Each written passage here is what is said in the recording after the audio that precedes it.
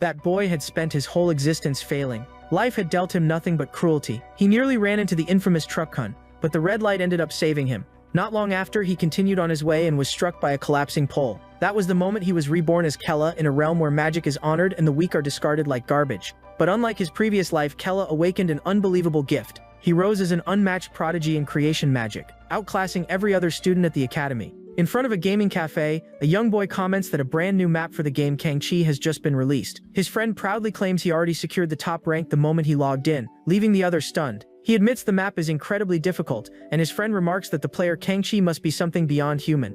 Not far away, the protagonist munches on a skewer while overhearing the two question how Kangchi can be so fast. The protagonist's friend then turns to him and chuckingly accuses him, saying he must be using bots. He goes on to ask why someone earning absurd amounts from gaming would still eat at a place like this. The hooded young man casually replies that the food there is delicious, which is exactly why he keeps coming back. He shifts the topic, announcing that he has claimed first place again and that they should be prepared. Annoyed, his friend complains that he talks as if it were effortless, and once again calls him a bot. With a serious expression, the protagonist reflects that, in a way, they are not entirely wrong. It is then revealed that he is actually an AI, and the only place he truly enjoys himself is inside the game. He finds pleasure in battling monsters and gaining levels. That is what he genuinely loves. His thoughts come to a close as he admits that only the gaming world and map creation bring him joy. The scene shifts to outside the gaming cafe, where the friends part ways after spending the day playing. His friend reminds him to treat him to a snack with his overflowing earnings, and the protagonist simply agrees just to get him to leave. As he walks alone, the young man wonders why he is so obsessed with that game. He soft explains to himself that it is because, in the real world, he has no control over anything. Inside games, everything feels manageable, while in reality, things are beyond reach. Even something as trivial as a poorly placed telephone pole is something he cannot move. He thinks that if it were inside a game, he could alter everything with a single click. All of a sudden, a speeding truck appears out of nowhere, rushing straight toward him. The vehicle charges ahead, moments away from striking the distracted protagonist. But reality does not work that way, and he quickly understands the danger he is in. Something like a truck cannot simply be erased because he wishes it. The driver slams the brakes, and the truck rushes past him. The tires screech loudly against the pavement, stopping just inches from where he stood. The boy is shaken and even chucks that he thought he was about to be sent to another world. Enraged, the driver shouts at him, asking if he has a death wish. The protagonist casually points to the side without concern. He calmly tells the man to check the signal first, which had been green for crossing. Confused, the driver cannot figure out when the light changed, and the protagonist simply walks away. With his back turned, he reflects on how restrictive and frustrating reality is. If he could manipulate things like in a game, everything would be far more efficient and convenient. With such power, he would finally be able to shape the world exactly as he wants. But suddenly, the cable of a nearby crane snaps with a loud crack. People on the street scream in panic about the crane, warning everyone to run. At that moment, he spots a little girl standing directly beneath the falling steel beam. He freezes for a brief second, but his face soon hardens with determination. The girl looks up, paralyzed with fear, unable to move at all. Acting on instinct, the protagonist rushes forward and pushes her away from the incoming danger. The ball she was holding is sent flying through the air from the force of his shove. The little girl rolls across the ground, thrown far enough to be safe. She ends up sitting, trembling, as the young man finishes his thought, realizing that the only thing he can control is his own body. In the end, the beam comes crashing down, crushing the protagonist who gave his life to save her. Lying on the ground, broken and barely conscious, he struggles to breathe as his life slips away. As his vision dims, he wonders if this is what it feels like. With his final breath, he realizes that a life without power or control is what reality truly is. Suddenly, his body begins to float in a strange purple void, leaving him completely stunned. He looks around in confusion, unable to understand where he has ended up. The darkness is absolute, like a black hole, and he questions whether he might actually be dead. Then a mysterious voice echoes through the void, calling out to him in an intimidating tone. A massive shadowy figure emerges, asking him how the hell of oblivion felt to him. Startled, the young man shouts, demanding to know who that entity is, and what it means by oblivion. The creature goes on to say that death is nothing more than a gateway to being reborn, which only makes things even more bewildering. Our protagonist is left without words, struggling to make sense of such absurd statements. The entity continues speaking, claiming it will grant him an opportunity to regain the memories he lost. Irritated, the boy demands that the being explain things in a way he can actually understand, but the entity pays no attention, and in a commanding tone, orders the one who has forgotten to open his eyes. Panicking, the protagonist pleads for him to stop, having no idea what is happening to his body. The young man's eyes instantly shift in color, becoming fierce and animalistic. He suddenly awakens, shouting in terror as he notices he now has demonic horns and sharp fangs. Still shaken, the boy steadies himself against a table, trying to figure out what is going on. He glances around and realizes the surroundings resemble an ancient castle. Then he sees his own reflection and is horrified by his demonic form. He questions how he could possibly still be alive. staring in disbelief at his hands, now equipped with sharp claws. As the truth begins to settle in, he considers that he may have been transported to another world, just like in anime. Yet the sensation when he touches himself feels so vivid that everything seems undeniably real. He becomes certain that this is not a dream, and his sense of despair deepens, so he remains standing in the hall, attempting to make sense of this madness. He wonders about his location, and concludes it truly appears to be an old castle. Perplexed, he asks himself who he is, but suddenly a voice questions what he is mumbling about. The protagonist's eyes widen as he realizes someone else is present in the hall. Out of nowhere, a figure appears and stabs him from behind, giving him no chance to react. He coughs up blood. Unable to comprehend that he has been struck with a dagger, the demon girl attacks with a cruel smile, clearly taking pleasure in hurting him. She stands over him and mockingly asks if he believes he is going to die. He feels intense pain and realizes her blade pierced straight through his chest. Still coughing blood, the young man asks why she attacked him so suddenly. The girl feigns ignorance, asking what he means by that question. She then admits she despises him, and that is why she intends to eliminate him, lunging forward once again. He panics, unable to believe that the girl is truly trying to kill him on the spot. But just as she is about to deliver the final strike, another person appears and blocks the blade with their hand.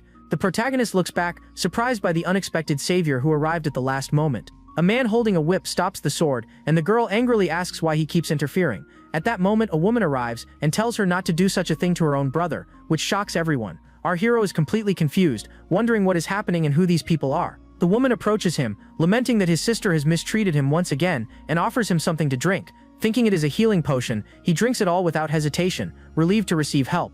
However, the woman shows a strange smile and remarks that today he drank it without any doubt. The young man's eyes widen in sheer panic as he realizes he has fallen into a dangerous trap.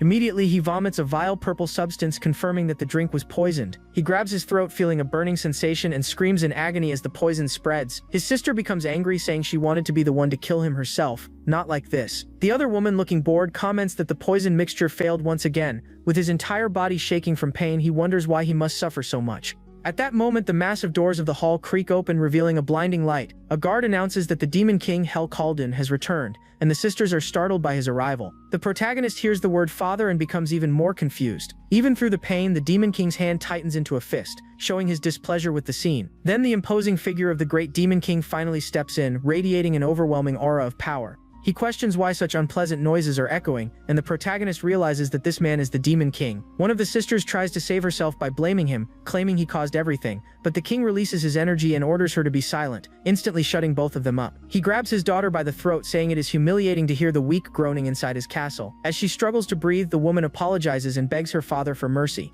Meanwhile, the protagonist thinks that if those two truly are his sisters, then that ruthless and terrifying demon king must be his father. The king ignores her plea and declares that there are only two kinds of sounds he wishes to hear in his castle. The young man becomes tense, sensing that whatever his supposed father is about to say will not be good. He goes on, saying that what he wishes to hear is the cry of a demon coming into existence and the sound of a dignified death. As those words sink in, the protagonist finally understands, and terror completely consumes him. All of a sudden, a scream filled with pain and suffering echoes throughout the shadowy castle. The scene then shows the Demon King standing in the hall, surrounded by several lifeless bodies at his feet. The poison continues to take its toll, and the boy keeps coughing up blood, severely wounded. At last, he comes to terms with the fact that he has somehow been reborn in another world. However, he cannot accept that, out of everyone, he has become the son of this man. Lying on the ground, he curses his misfortune. Unable to accept this reality, he questions why, of all possibilities, it had to be the Demon King. The scene shifts to a memory of the protagonist as a child, crying while calling out for his mother. He explains that his sister Seldera stabbed his eye with a fork, yet his mother merely laments his suffering. The boy continues crying, saying that his other sister Tarmi also poisoned his meal. With a cold expression, his mother tells him that in that case he must take action himself. She then advises him to retaliate in the same way as a true demon would, but the child, frightened, warns her that if he does that, his sisters might kill him. With a cruel smile, she replies that in that case he simply needs to kill them first.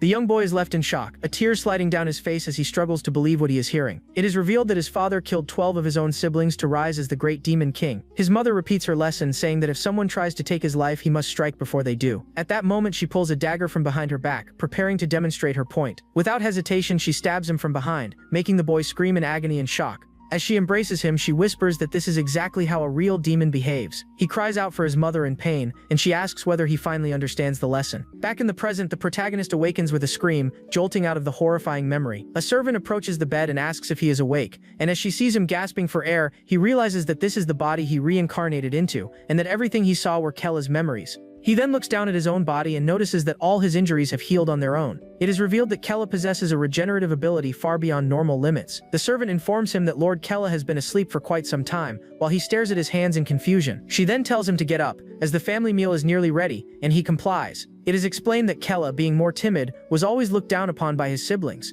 In a memory, Ren suggests an outfit, but he complains that his brother's servant is the one who dresses him. He jokingly says she could help him as well, but the former Kella refuses, completely flustered. In another recollection, the servant tells him to clean a blanket, and he finds it strange, since that should be her responsibility. He also recalls catching Rian sleeping comfortably in his bed, acting as if it were her own. Even when she used a doll to do her tasks, leaving the old Kella stunned, our protagonist reflects on how weak Kella was for allowing himself to be pushed around by a servant. But with a firm expression, he decides that the Kella of now will be completely different. He then clenches his fist tightly, showing his newfound resolve. He realizes that the former Kella was bullied his entire life, and things here are no different. With determination in his eyes, he understands that in this place, those who appear weak are simply eliminated. He then walks alongside his servant toward the grand dining table of the royal family. The Demon King stares at him intensely and warns in a deep voice that Kella is late. The king's presence is so overwhelming that the protagonist immediately understands why he rules over everything. He takes a seat at the table and apologizes for being late, already preparing himself for what might happen. But his sister greets him with a powerful kick from beneath the table. The sudden strike is followed by a stab to his leg, a twisted display of family affection. He clenches his teeth, enduring the pain so as not to appear weak in front of the others. His sister then mocks him, saying he looks frail and should eat more. Annoyed, he wonders what would happen if they discovered he is not the real Kella. He restrains himself and gives thanks for the meal, thinking that for now he must endure. At that moment, our protagonist picks up a spoon and decides to taste the soup before him. But in that very instant, he feels the poison spreading through his body and realizes the food is not normal. His other sister then remarks that the soup was specially prepared for him and asks if it tastes good. Even while feeling the poison coursing through him, he conceals the pain and says, "Yes, it tastes great." He glances at his relatives and thinks with revulsion that these demons mean nothing to him. With a grim expression, he decides they are not his family, they are merely creatures. With firm resolve, he swears he will no longer be their target and understands he must take action. A memory surfaces showing that in his previous life he always aimed to accomplish things by himself. Because of that mindset, he eventually became known as the top map creator in a game. However, he recalls that real life was completely different. Outside of games, he was powerless and incapable of protecting himself. And because of that, he never wanted to relive such helplessness again. He makes a promise to himself that he will never die in such a defenseless manner again. Returning to the present, his eyes shift, revealing a newfound determination. With a dark grin, he offers the poisoned soup to his sister Seldera, then suddenly hurls the entire plate at her face, making her cry out in shock. He then pulls the dagger out of his leg and declares that he will return his sister's gift to Tarma. With a swift motion, he stabs his other sister using the same blade that injured him. The Demon King is left stunned by the unexpected behavior of his youngest son. He rises to his feet and questions his father, asking why demons should even have joyful family meals. Filled with rage, the protagonist overturns the table with all his strength and shouts that from now on, everyone will eat alone. The entire family is left in shock by his defiance. They cannot believe what just happened. With a look full of hatred, he challenges them all, daring them to see who will come out victorious. The scene then shifts outside the castle, revealing the massive scale of the demon fortress. With a satisfied smile, the young man thinks that standing up against them felt incredibly good. However, it is revealed that afterward he was brutally beaten by his enraged father. Even so, he recovers quickly, leaving him surprised by his own body. He looks at his hand and senses a strange power flowing within him. At that moment, he realizes he truly is the Demon King's son, having inherited extraordinary abilities. Now, the protagonist becomes curious about how powerful this new strength really is. The servant begins explaining the ranking of demonic power, but he interrupts her, telling her to stop ordering him around. She is taken aback by his sudden change, wondering what caused him to act this way. Alone, the young man reflects on the upcoming demonic power class. He recalls from Kella's memories that it was one of the worst experiences he ever had. Even so, he knows he has no reason to avoid it, and decides to face it head-on. The scene changes to the training grounds, where the instructor announces that Seldera and Tarmi will not be attending today. Hearing this, our protagonist notices a few familiar faces in the crowd, and immediately feels uneasy. He recognizes them from Kella's memories and knows they mean trouble. In a memory, the former Kella trembles in fear, saying he cannot fight at all.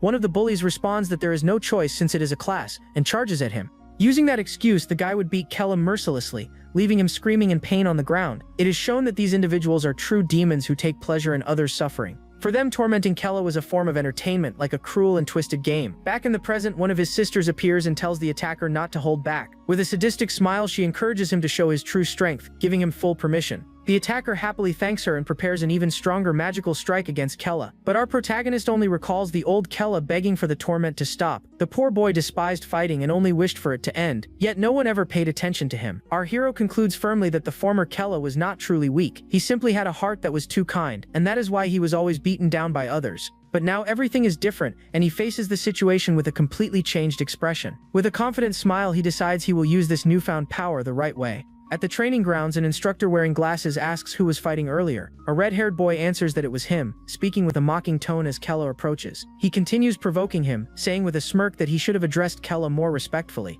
Kella becomes furious at the disrespect, while the other boy offers a fake apology. The instructor then orders both of them to begin the second round right there in front of everyone. The red-haired boy prepares himself, gathering a purple aura and asking if Kella is ready. Among the spectators, the other students mock them, saying that young Master Kella is about to get beaten again. He hears the cruel remarks and becomes even more irritated by the situation. His opponent grins maliciously, clearly taking pleasure in Kella's pain. However, Kella reflects that he and his rival share similarities in many ways. The scene shifts to a flashback, revealing that he too was bullied in his previous life. Back then, he had neither wealth nor strength, and everyone looked down on him because of it. But he decides to leave all of that behind, releasing a powerful blue aura. His eyes shine brightly as energy bursts outward from his body with immense force. His rival is stunned, unable to believe Kella possessed such an enormous amount of hidden mana. The other students are also shocked by the energy, questioning whether it is even real. His opponent freezes in fear, unable to move under the overwhelming pressure. Kella steps forward and says he will go easy on him, asking him to endure just a single strike. With a blow infused with energy, he delivers a direct hit to his opponent with tremendous force.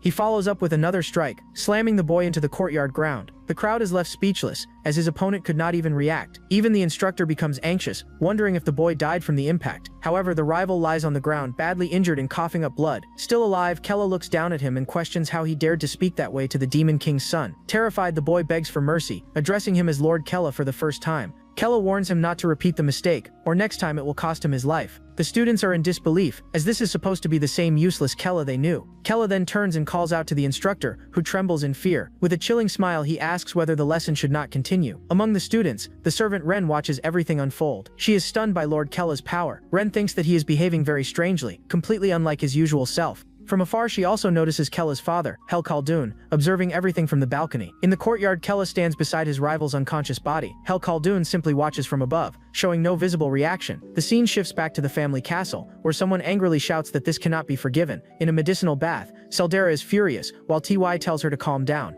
Tarmi reminds her that she does not possess the same extraordinary regenerative ability as Kella, but Seldera loses control, shouting that this situation is strange and demanding to know why. Calmly, Tarmi concludes that Kella seems to have undergone some kind of transformation. Elsewhere, Kella angrily declares that meals will now be taken separately. The sudden announcement leaves the entire family, including Hel, surprised by his behavior. At that moment, Tarmi notices something unusual in her father's expression. Hel Khaldun. It is revealed that, if only for an instant, their father displayed a faint smile. She is shocked, realizing that he smiled for the first time in their lives at that very moment. Seldera becomes even more furious, shouting that she cannot believe their father smiled because of Kella. Tarmi agrees that this is not normal.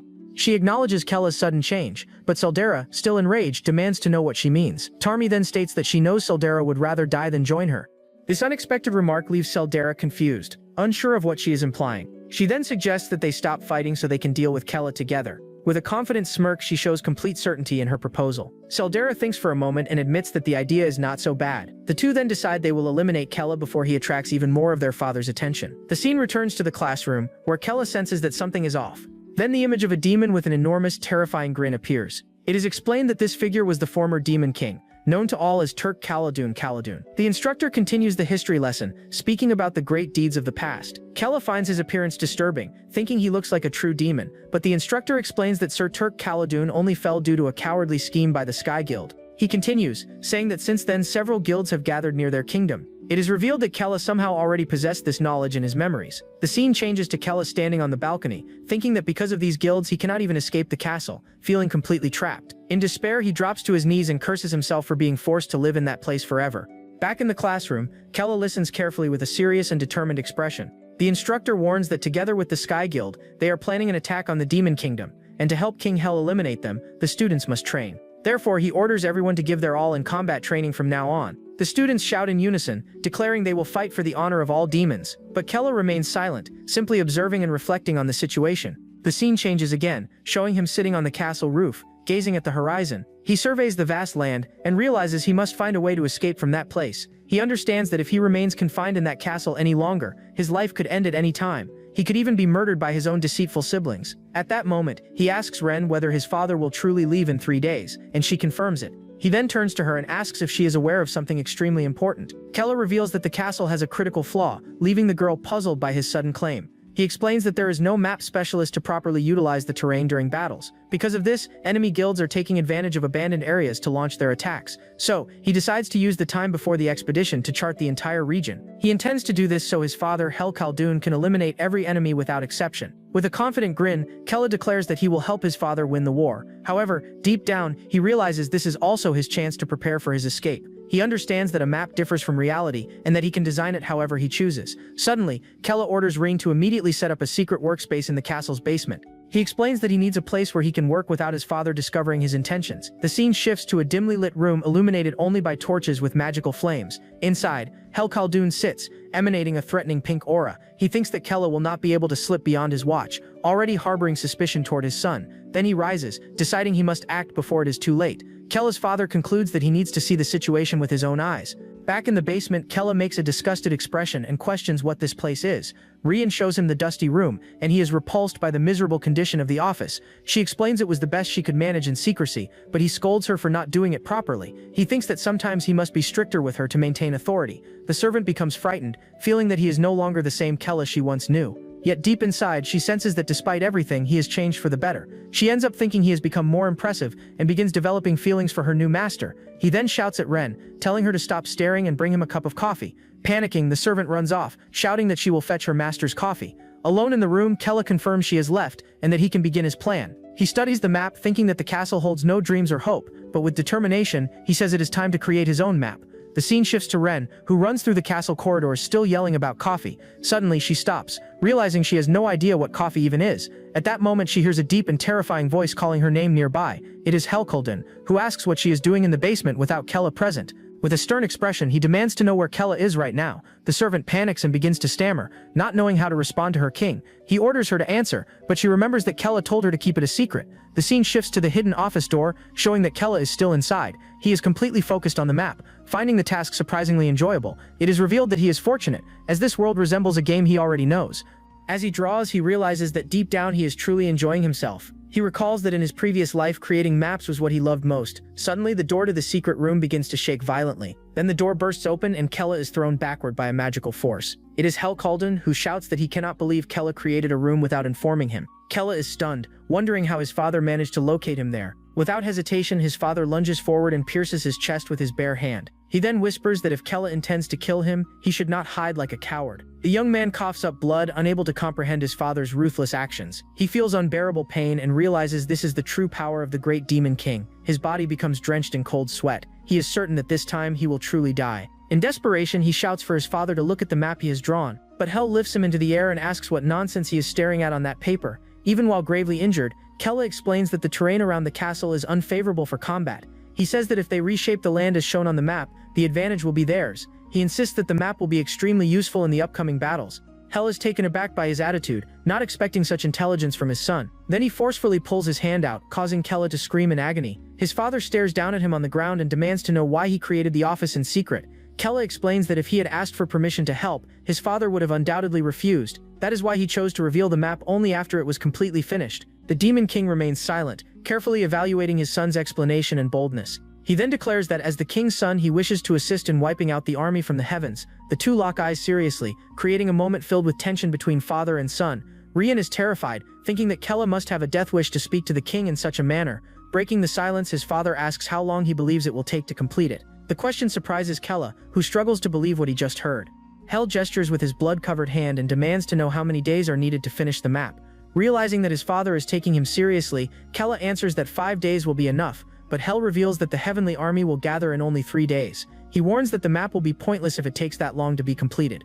Kella quickly corrects himself, stating that he can finish it in 5 hours, not 5 days. His bold claim leaves Hel Khaldun stunned, unable to believe such confidence. He assures that within 3 days the construction will be complete, and requests permission to lead the operation. His father studies him closely, analyzing both his proposal and the determination in his gaze. With a surprised expression, he seems to consider the idea for the first time. He then agrees, telling Kella to go ahead and complete the map, placing his trust in him. However, as he turns away, he warns that if Kella is merely bluffing, he will personally tear him apart along with the map.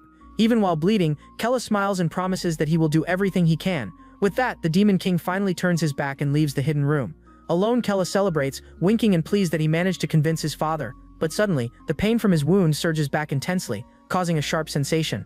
Unable to endure it, he ends up vomiting all the blood that had gathered in his throat. At that moment, he realizes that the Demon King truly would have killed him if he had not been useful.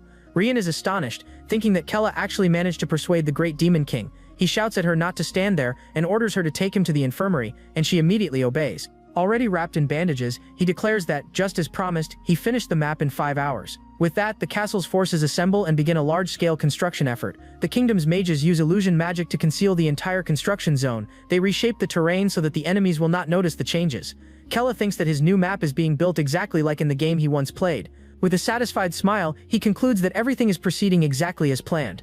The scene shifts to the Sky Guild's camp, where someone shouts in shock. It is the guild master Hermison, who discovers that the battlefield is being altered. A knight explains that they learned the demons are using illusion magic. He then asks whether they should attack and stop them, but the master pauses to think. With a serious expression, Hermison replies that they will not act for now. He smirks slightly, believing that intervening at this point would be pointless, as it is already too late. It is then revealed that in 3 days, the strongest squad from Talawa will arrive. It is also revealed that the elite force known as the Talcan is on its way. This squad is said to have been formed over many years and is finally complete.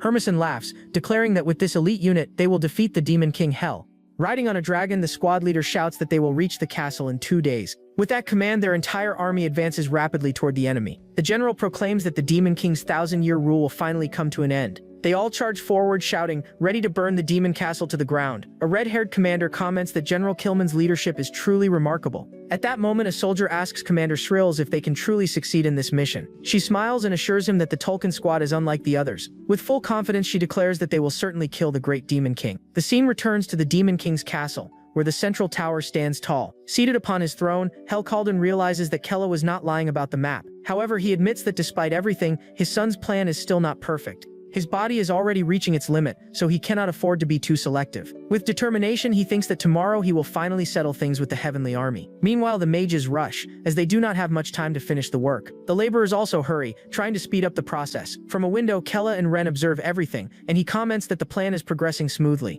He reflects that crafting a map in reality feels completely different from doing it inside a game. The young man is amazed that he can reshape the terrain however he desires. Now all that remains is to wait for the great clash between heaven and hell to begin. With an eager expression, he prepares himself, knowing that tomorrow will finally be the decisive day. On the following day, the Tulkun squad arrives at the rendezvous point, amid great celebration. The general thanks everyone for gathering and announces that his unit is ready for battle. Filled with excitement, Hermison agrees and shouts for everyone to march toward the Demon King's castle immediately. At that, the general also raises his voice, ordering the squad to advance and secure victory for Tulua. Suddenly, a teleportation circle begins to shine brightly in the center of the enemy camp. The same glowing pattern appears across the ground, leaving Master Hermison completely puzzled. The Tulkun squad's general panics, unable to understand what is happening. He shouts that it is a surprise attack and commands everyone to form a defensive line. But an energy blast strikes the area, sending several soldiers flying. The general and his men raise their shields, questioning what just occurred. One of the guild knights is stunned, thinking such a thing should be impossible. From within the blue smoke, the silhouette of a massive demon emerges before them. At that moment, they realize it is the Demon King Helcaldan himself. The general is terrified, unable to comprehend how he managed to reach their base. The scene shifts back as Kella explains that he removed the surveillance magic used by the forces of heaven. He assures that now his father can teleport freely without being detected by the enemy, while sitting on his throne. Helcaldan considers the idea of teleporting directly into the enemy's base. But Saldera suddenly appears, asking her father to wait and not invade in such a reckless manner. Tarmi also arrives, warning that it would be too dangerous even for him. Hel becomes furious and questions whether they are doubting the power of the Demon King. They attempt to explain that he is not fully recovered from his injuries, but he cuts them off, telling them to be silent and making it clear that he will decide. He then declares that the next day he will slaughter every one of his enemies without mercy. The scene returns to the battlefield as the general shouts that the enemy caught them off guard, but swears they will make Hel regret it because they are the Tulkun squad. With that, he raises his weapon and orders a full-scale assault. Helcaldan gathers his strength, releasing a blue aura as he prepares to fight. His power erupts with immense force, creating a massive crater on the battlefield. Far away, Kella stands atop a tower, watching his forces assemble. He thinks that he has finally gathered everything needed to begin the assault. With a determined expression, he declares that all preparations are complete. He then gives the command, ordering all his monsters to charge forward immediately. Following his order, a massive wave of orcs and other creatures rushes toward the enemy. One of the knights falls into despair upon seeing the castle's army advancing. Suddenly, strange creatures begin to emerge from beneath the ground, catching everyone off guard. The soldiers realize they have been ambushed and shout to stop the demon's advance. From the top of the tower, Kella clenches his fist tightly. Observing the situation, he watches the battlefield closely, taking in every detail. With a sinister smile, he confirms that everything is unfolding according to his plan. But suddenly, Tarmi appears behind him and calls out, saying she has finally found him. She tells him that she does not understand why he did this, but his plan will fail. Saldera also arrives, warning that she would not have gone this far if he had not crossed the line. Shocked, Kella turns around and sees both of his sisters standing there, ready to betray him once again. Holding a weapon infused with green energy, Tarmi tells him to die, saying there is no place for him here. Without hesitation, she lunges forward and drives her attack straight through Kella's stomach with a swift and precise motion. The energy blade pierces his body, leaving the young man with a devastating wound. He looks down, overwhelmed by the intense pain, and screams in agony. With a smile, Tarmi prepares herself and calls for Saldera to finish him. Then Saldera steps forward, saying that not even his regeneration will be able to save him now. With a single strike, Saldera tears off Kella's head, shouting that regeneration is useless. The two sisters then burst into cruel laughter, enjoying the horrific sight before them. Kella's head is sent flying, and he is left in shock by the betrayal, unable to believe what has happened. In that instant, he realizes that this is the end. Defeated by his own sisters, in a shocking moment, Kella's lifeless, headless body is thrown from the top of the wall. His lifeless body drops freely through the air as rain and a strange energy spread across the sky. We see a close-up of his head falling, his eyes wide with shock and fear. Then both his body and head slam into the ground with a heavy, brutal impact. Even after hitting the ground, Kella's head remains in pain, struggling to release a final breath. Above, on the wall, Tarmi and Saldera observe the scene, celebrating their victory over him. But suddenly, a blade surrounded by a blue aura appears out of nowhere, catching Tarmi completely off guard. It is Saldera who has stabbed her from behind, shouting that she has found her weak point. She mocks Tarmi's speed while mercilessly driving the dagger even deeper. Tarmi looks down at the weapon in shock, recognizing it as their mother's forbidden dagger. However, Saldera shows no concern, claiming that rules are meaningless and weapons exist to be used. Tarmi, filled with rage, questions whether her own sister would truly betray her like this. With a sinister grin, Saldera warns that if she kills her now, she will be the only one left. She reveals that by doing so, she will become the sole heir to claim power. Consumed by pain and fury, Tarmi clenches her teeth and screams Saldera's name. Overcome with hatred, Tarmi charges forward, shouting that she will kill Saldera for this betrayal. Saldera steps back with a smile, stating that the fight was already decided the moment she stabbed her. The two then clash violently, releasing an explosion of energy across the courtyard. The focus returns to Kella's head lying on the ground, witnessing everything. He reflects on how they can be so cruel, questioning the true nature of demons, but then he realizes they are exactly as he had always imagined them. At that point, the scene shifts back to his body, lying motionless in the center of the courtyard. Suddenly, the blood and scattered parts begin to move and reconnect in a strange manner. It is revealed that Ren is using an unusual magic to manipulate Kella's body. She then picks up his head and calmly walks toward the body lying on the ground. Ren kneels and carefully starts to reattach his head to his neck, but Kella suddenly comes back to life, grabbing her throat with terrifying force. The scene cuts to distant mountains, where a general commands his army to advance. He orders a portal to be opened, intending to strike heaven from behind. However, on the other side, a human army is already waiting, shouting that they anticipated this move. The human commander then gives the order to attack, screaming that no demon should be left alive. But the demon general shows no hesitation, commanding his troops to fight for the pride of their race. With that, both armies collide with full force, and the battle truly begins. Amid the chaos, a red dragon appears, gathering a blazing fireball in its mouth. It then releases a devastating blast that tears through everything in its path. General Killman faces the attack, remarking, "It's been a long time since he last witnessed a dragon's breath." Riding atop the creature, Helkhaldun smiles as he controls the raging dragon. The Demon King then leaps off the beast's back, landing heavily on the ground. Killman becomes furious, shouting in anger that the enemy barely managed to evade death. Quickly, the human commander orders everyone to unleash their attacks at once.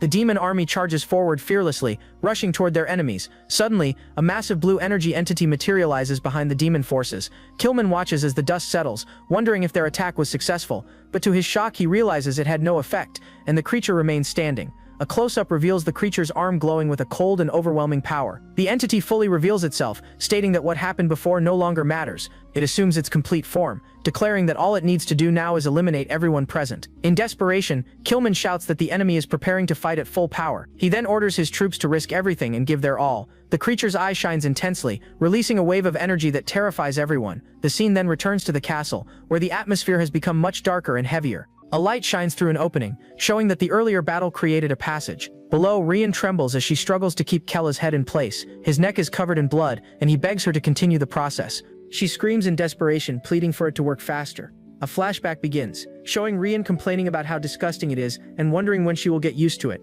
Kella, missing an arm, cries out in pain and tells her to hurry and reattach it. We see a close-up of her pressing the limb back into place as he writhes in agony during regeneration. With sweat covering her face, Ren nervously asks if the process is finally finished, and Kella looks at his hand and confirms that, just as expected, it worked once again. He then declares that the next step will be to repeat the same process with his head, leaving Ren terrified. Kella explains that he needs to test it on his head, which makes Ren completely panic at the thought. He asks her to cut it carefully, but Ren refuses and screams that she cannot do it. The memory fades, and back in the present, Kella says that is enough experimentation for now. He then orders Ren to find Seldera's servant and relay exactly what he tells her. The girl is clearly nervous about the task, but she knows she has no choice but to obey. Putting on a hesitant act, she approaches the other servant to deliver the false message. Ren claims that Kella is planning to kill young Master Seldera in the middle of the battle. She adds that he intends to strike while the Demon King is fighting the forces of heaven. Seldera's servant becomes furious, unable to believe that bastard would plan such a betrayal. Then Ren cleverly suggests that this would be the perfect opportunity for Seldera to attack first. She assures her that severing his head would kill him regardless of his regenerative ability. The scene shifts back to the battlefield, where Hel Khaldun grits his teeth, irritated that the plan worked. Back on the ground, Ren holds Kella's seemingly lifeless body in her arms. She calls him an idiot, saying the plan would be meaningless if he actually died. But he suddenly opens his eyes and asks who she is calling an idiot. Ren is terrified and screams his name, unable to believe he is still alive. He stands up and explains that his healing slows down against mana-infused blades, and that he nearly died, but with a triumphant smile, he declares that he survived, and everything is still unfolding according to his plan. Overwhelmed with relief, Ren begins to cry, unable to hold back her emotions any longer. She then hugs Kella tightly, shouting that she truly believed he had died. Embarrassed by the situation, he blushes and asks what she thinks she is doing. Kella pulls away and tells her that he is fine now, so she should stop because he has to leave. Then he summons the contract seal, declaring that he will break the pact between them. With his hand extended, he grants his servant Ren complete freedom. A magical aura surrounds her, and she is left in shock, barely able to whisper his name. He explains that now that the contract is broken, she has no more obligations. With a final smile, Kella turns and tells her to live the life she has always wanted. Ren stands frozen, completely speechless at her master's sudden decision. He then walks toward a glowing light, preparing to leave that place forever. A memory appears of a younger Kella, asking her to be his friend instead of his servant. Back in the present, the memory makes Ren cry, as she finally understands his feelings. She runs after him, shouting for him to take her along, but Kella tells her not to follow. Ren insists that she will go with him, but he yells that she will only get in the way. The scene shifts back to the battlefield, where a wounded General Kilman calls Hel Khaldun a monster. It is revealed that Hel's arm has been torn off, blood pouring onto the ground. Yet even in such a battered state, he remains standing, leaving Kilman completely stunned. The general realizes that the being before him is truly the great demon himself. Angrily, Kilman admits that it is frustrating, but he cannot defeat this opponent. He realizes that it does not matter who comes, as no human can stop this catastrophe. Then Hel slowly turns his head, observing the destruction caused by the prolonged battle. He sees that the human army has been nearly wiped out in the clash. His gaze continues to scan the battlefield, analyzing the aftermath of that brutal war. And the same fate has befallen his own forces, who were also mercilessly slaughtered. The focus shifts to another fallen warrior, highlighting the sheer brutality of the conflict. With blood in his mouth, he begins calling out for Seldera, Tarmi, and Kella. A closer look reveals that it is not only his arm that was lost, his neck has also been slashed. He then closes his eyes, realizing that in the end, his children will not come to his aid, but he concludes that this is his battle, and he will use every last bit of his mana. On the battlefield, Hel declares that everything will finally come to an end, releasing his power. Far away, Kella and Ren run desperately through a dark tunnel in an attempt to escape. He then notices a bright exit ahead, realizing it is the path beyond surveillance. With a relieved smile, he thinks that once he reaches it, he will finally be free. But suddenly Ren stops him, shouting for him to wait, leaving Kella confused. A barrier of blue lightning suddenly appears, completely blocking their path. Another purple energy manifests, and Kella wonders what it is. He senses the smell of blood. The two stare ahead in fear as Kella confirms the strong scent of blood he noticed earlier. A figure cloaked in a hood appears, taunting Hel Khaldun for attempting to evacuate his children. He reveals that he anticipated this and chose to hide there, leaving Kella and Ren completely trapped. To make matters worse, it is not a single opponent but an entire squad waiting for them. Kella is overcome with anger, realizing that the enemies had stationed a surveillance unit at the exit. The squad leader declares that he was aware of the construction and will not allow anyone from the royal family to escape. He points directly at Kella and orders his men to kill him immediately, but Ren steps forward, raising a barrier and shouting for her master to run while she holds them off. Kella is stunned and questions what she could possibly do alone against all of them, but Ren shouts that she is his servant and her duty is to protect him no matter the cost. He recalls that her magic is purely defensive and that she can barely launch any attacks. With that, he realizes that Ren intends to sacrifice herself so he can survive. She turns and urgently tells her master to hurry and escape as fast as he can, but Kella refuses to obey and grabs her by the shoulder, interrupting her defense. Suddenly, he forcefully throws her aside, yelling at her for acting so self-righteous. He warns her that if she insists on following him, she should at least not die right in front of him. With an angry expression, he adds that it would only make him furious with her. Lying on the ground, Ren is completely stunned by his behavior and words. One of the enemy mages scoffs, saying there is no way they can escape now. He prepares to attack, claiming that mid-level magic will be more than enough for Kella, but Kella clenches his teeth and declares that he has always been timid and never revealed his true strength. He releases a lightning-filled aura, proving that everything they believed about him was false. Ren watches from afar, wondering how Master Kella could possess such power. The mage is shocked, as he had assumed Kella's mana was insignificant. Before he can react, Kella rushes toward him at incredible speed. With a single strike, he lands a direct blow on the enemy, who cries out in pain from the impact. Looking down at the fallen mage, Kella mockingly asks if that is all he can do. He then warns him that next time he should verify his information properly. Kella grabs the mage by the face, and although the man desperately begs him to stop, he ignores him and slams him into the ground with a burst of blue energy. The man loses consciousness instantly, embedded in the ground and suffering from the impact. Rian cannot believe what she is seeing. After defeating a sky mage using only his mana, the remaining mages accuse him, saying he was supposed to be nothing more than a powerless weakling. Kella simply responds that he already told them their information was wrong. Realizing they have no other option, the two remaining mages prepare to cast a forbidden spell. They understand that this attack will consume all of their mana at once. It is a dangerous gamble, because if it fails, they will be the ones to die. Seeing the threat, Ren runs forward and desperately shouts for her master to retreat and escape. Spears of light pierce through Kella's body, shocking him with the sudden attack. But in truth, it is Ren who jumps in front, taking all the damage and screaming in agony. Kella tries to move, but realizes his body has been paralyzed by the magic of the spears. With her remaining strength, Ren turns toward him and calls his name, gravely injured. She apologizes, saying that unfortunately she could not protect him this time. The two mages sigh in relief, as their risky attack succeeded perfectly. The leader prepares to deliver the finishing blow, declaring that this is the end for Kella, but his partner suggests they deserve a reward after their efforts. He then grabs Ren with a vile grin, asking if it would not be entertaining to play with her. Outraged, she shouts that she knows everything they have done against the demon race. The mage threatens her with a dagger, telling her to stay quiet and wait her turn. Watching this, Kella realizes that the humans of this world treat others like objects. The leader then turns toward him, saying he will kill the demon king's child first. Kella looks toward the exit, unable to accept that he will die when freedom was so close. He is consumed by hatred, as he was only one step away from escaping everything. The mage charges forward with his dagger raised, shouting for him to die once and for all. Seeing this, Ren desperately screams Master Kella's name, powerless to do anything. But suddenly, Kella becomes confused. As a strange energy begins to surge around him, he feels an unusual sensation and realizes that something incredibly powerful is awakening from within. Kella cries out in despair, calling for Gulpero as he faces the imposing presence of Khaldun. He is shocked, wondering if the battle had truly ended so quickly, but Khaldun, with a serious expression, laments that his plan has been ruined. At this, Kella panics, unable to understand how everything had gone so terribly wrong. Hel then begins to explain, saying he has already fought and accounted for every possible outcome. The boy remains confused and asks what he is talking about. Completely unable to make sense of it, Hel reveals that Saldera lacks the concern for other demons required to become queen, and that Tarmi also does not possess the ambition needed for such a role. Kella grows angry and shouts that he does not care about them, demanding to know how Hel managed to appear there. Hel then explains that a demon king can transfer his mana to his bloodline before dying. The young man is stunned by this revelation, stammering in disbelief. It is shown that even if only briefly, his father fulfilled his role as king. With that, Hel declares that he saw in Kella the most suitable candidate to become a true demon king. In desperation, Kella throws his hands forward and shouts that he is completely mistaken, but Khaldun formally introduces himself, ignoring his son's frightened pleas. Hel decides to transfer all the remaining mana in his body directly into his son. He then proclaims that his successor will be Kella, the future king. At that moment, a dark and overwhelming energy surges toward the terrified boy. Kella screams in desperation, begging his father to stop this madness immediately, but Hel gazes at him seriously, calling his name one final time. He then tells his son not to grieve his death but to behave like a true demon. The scene shifts to the battlefield, showing Khaldun's face covered in blood.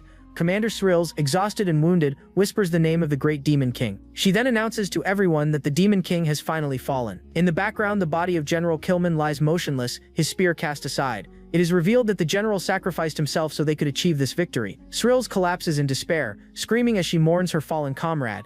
The news spreads, and the other soldiers are shocked to hear what happened. A cry of triumph echoes as they celebrate the defeat of the demon king, Khaldun. But at the very last moment, Hel's eye twitches, showing that he heard everything. Kella screams in agony as a massive dark energy overwhelms his body. At that moment, a spear of light is launched toward the demons, nearly striking them all. Rian is shocked as she realizes that young Master Kella's mana dispersed the attack.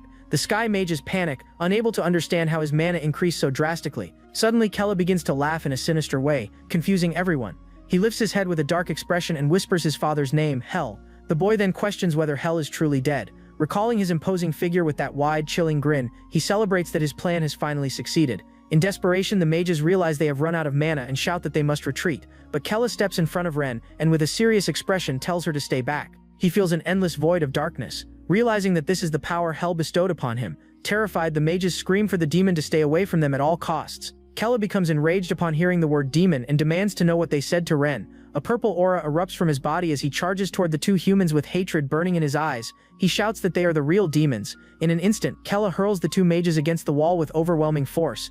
Thrown to the ground, the men groan in pain, completely defeated by the young demon. Kella then looks at what he has done, realizing that this immense power came from his father, Hell, but he understands that it is putting too much strain on his body, which cannot yet handle such energy. Worried, the boy turns and asks Ren if she can still move. The servant, still shaken by everything, replies that she is able to walk. With that, Kella decides it is time to leave, and the two begin to escape. He walks toward the exit, thanking his father for allowing him to escape the castle. The scene changes, showing them moving away as the castle burns behind them. Kella lets out a sigh of relief, experiencing freedom for the first time in his life. He begins to laugh, a laugh filled with pure joy and satisfaction at his success. Now wearing a confident smile, he says he can go wherever he wants and live however he chooses.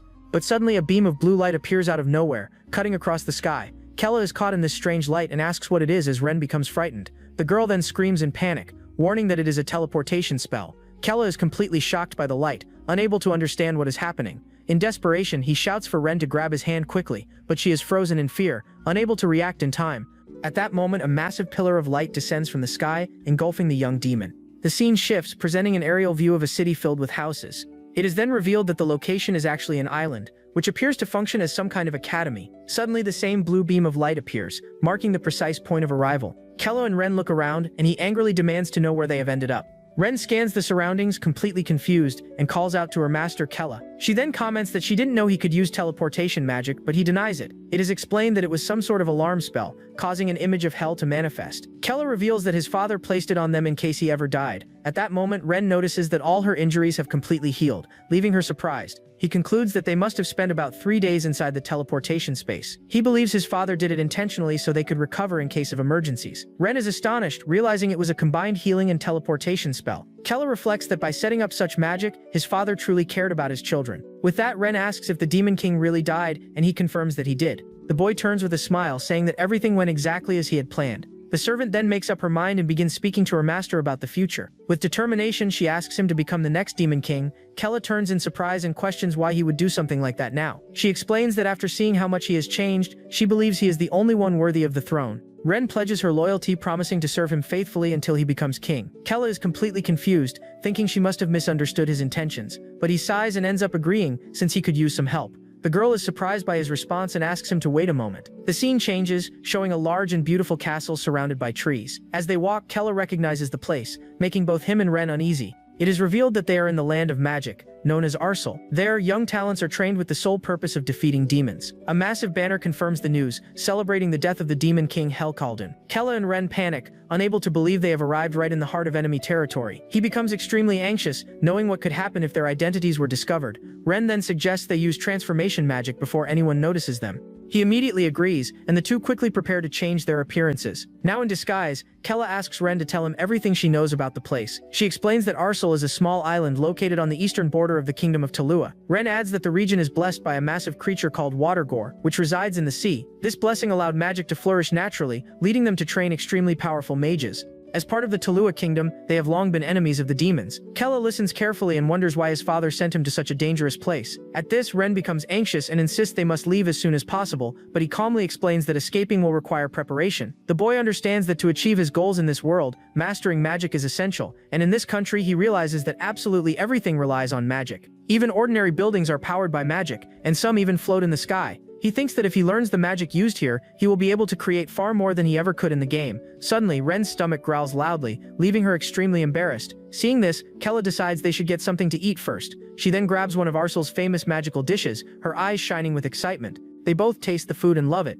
and she exclaims that it is incredibly delicious. Full of excitement, Ren immediately points to another stall, wanting to try everything. She tastes some bread and shouts that it is also amazing. With Kella beside her, she starts pointing at everything, and he seriously considers leaving her there. Then they come across a magical bar, and Kella sighs, telling her to calm down a little. Inside, a man announces free drinks to celebrate the death of the Demon King. Commander Srills raises her mug, and everyone cheers the name of the great mage of Arsal. The crowd lifts her onto their shoulders, celebrating the victory of Srills of Tolkien. Kella and Ren, who are not used to alcohol, join in and enjoy the free drinks. Already slightly drunk, he thinks that maybe taking a break is not such a bad idea, but suddenly Commander Srills notices the young man and becomes intrigued by him. Kella and Ren continue drinking and laughing, already quite tipsy from the alcohol. With a mischievous smile, Srills thinks they make an interesting pair, as Kella ends up sick on the street while Ren scolds him for drinking too much. She recalls that he was the one who proposed drinking during the festival held for his father's death. At that moment, a man rushes past, shouting to everyone that a new S-rank mission has been issued. Kella and Ren are left puzzled, and he questions what is causing such chaos throughout the city. It is explained that up until now, the only mission of that rank had been the hunt for the Great Demon King.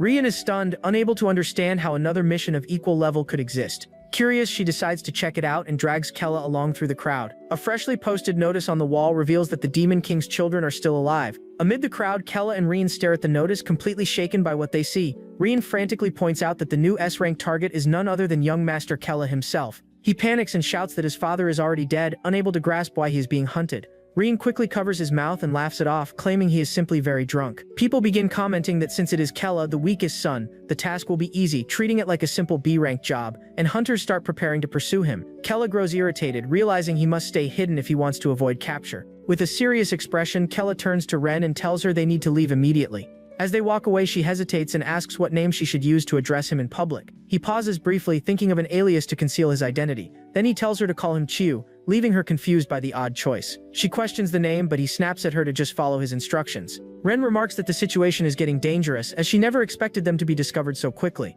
Suddenly, Commander Shrills appears right in front of them as they attempt to slip away. Smiling, she asks if the rumors about the new S-rank mission are true. Kella awkwardly confirms, while Ren adds that they were only looking out of curiosity. He recalls that at the bar she was referred to as the hope of their people, making him realize her importance. Shrills takes a sip of her drink, thinking about the fact that the Demon King's son is still alive somewhere. Kella and Ren whisper that since the target is weak, it should not be a big concern. The commander overhears them and fixes them with a suspicious gaze. At that instant, both of them feel a chill run down their spines, sensing danger closing in. Shrills grabs Kella and questions whether it truly is no big deal that the Demon King's son is alive.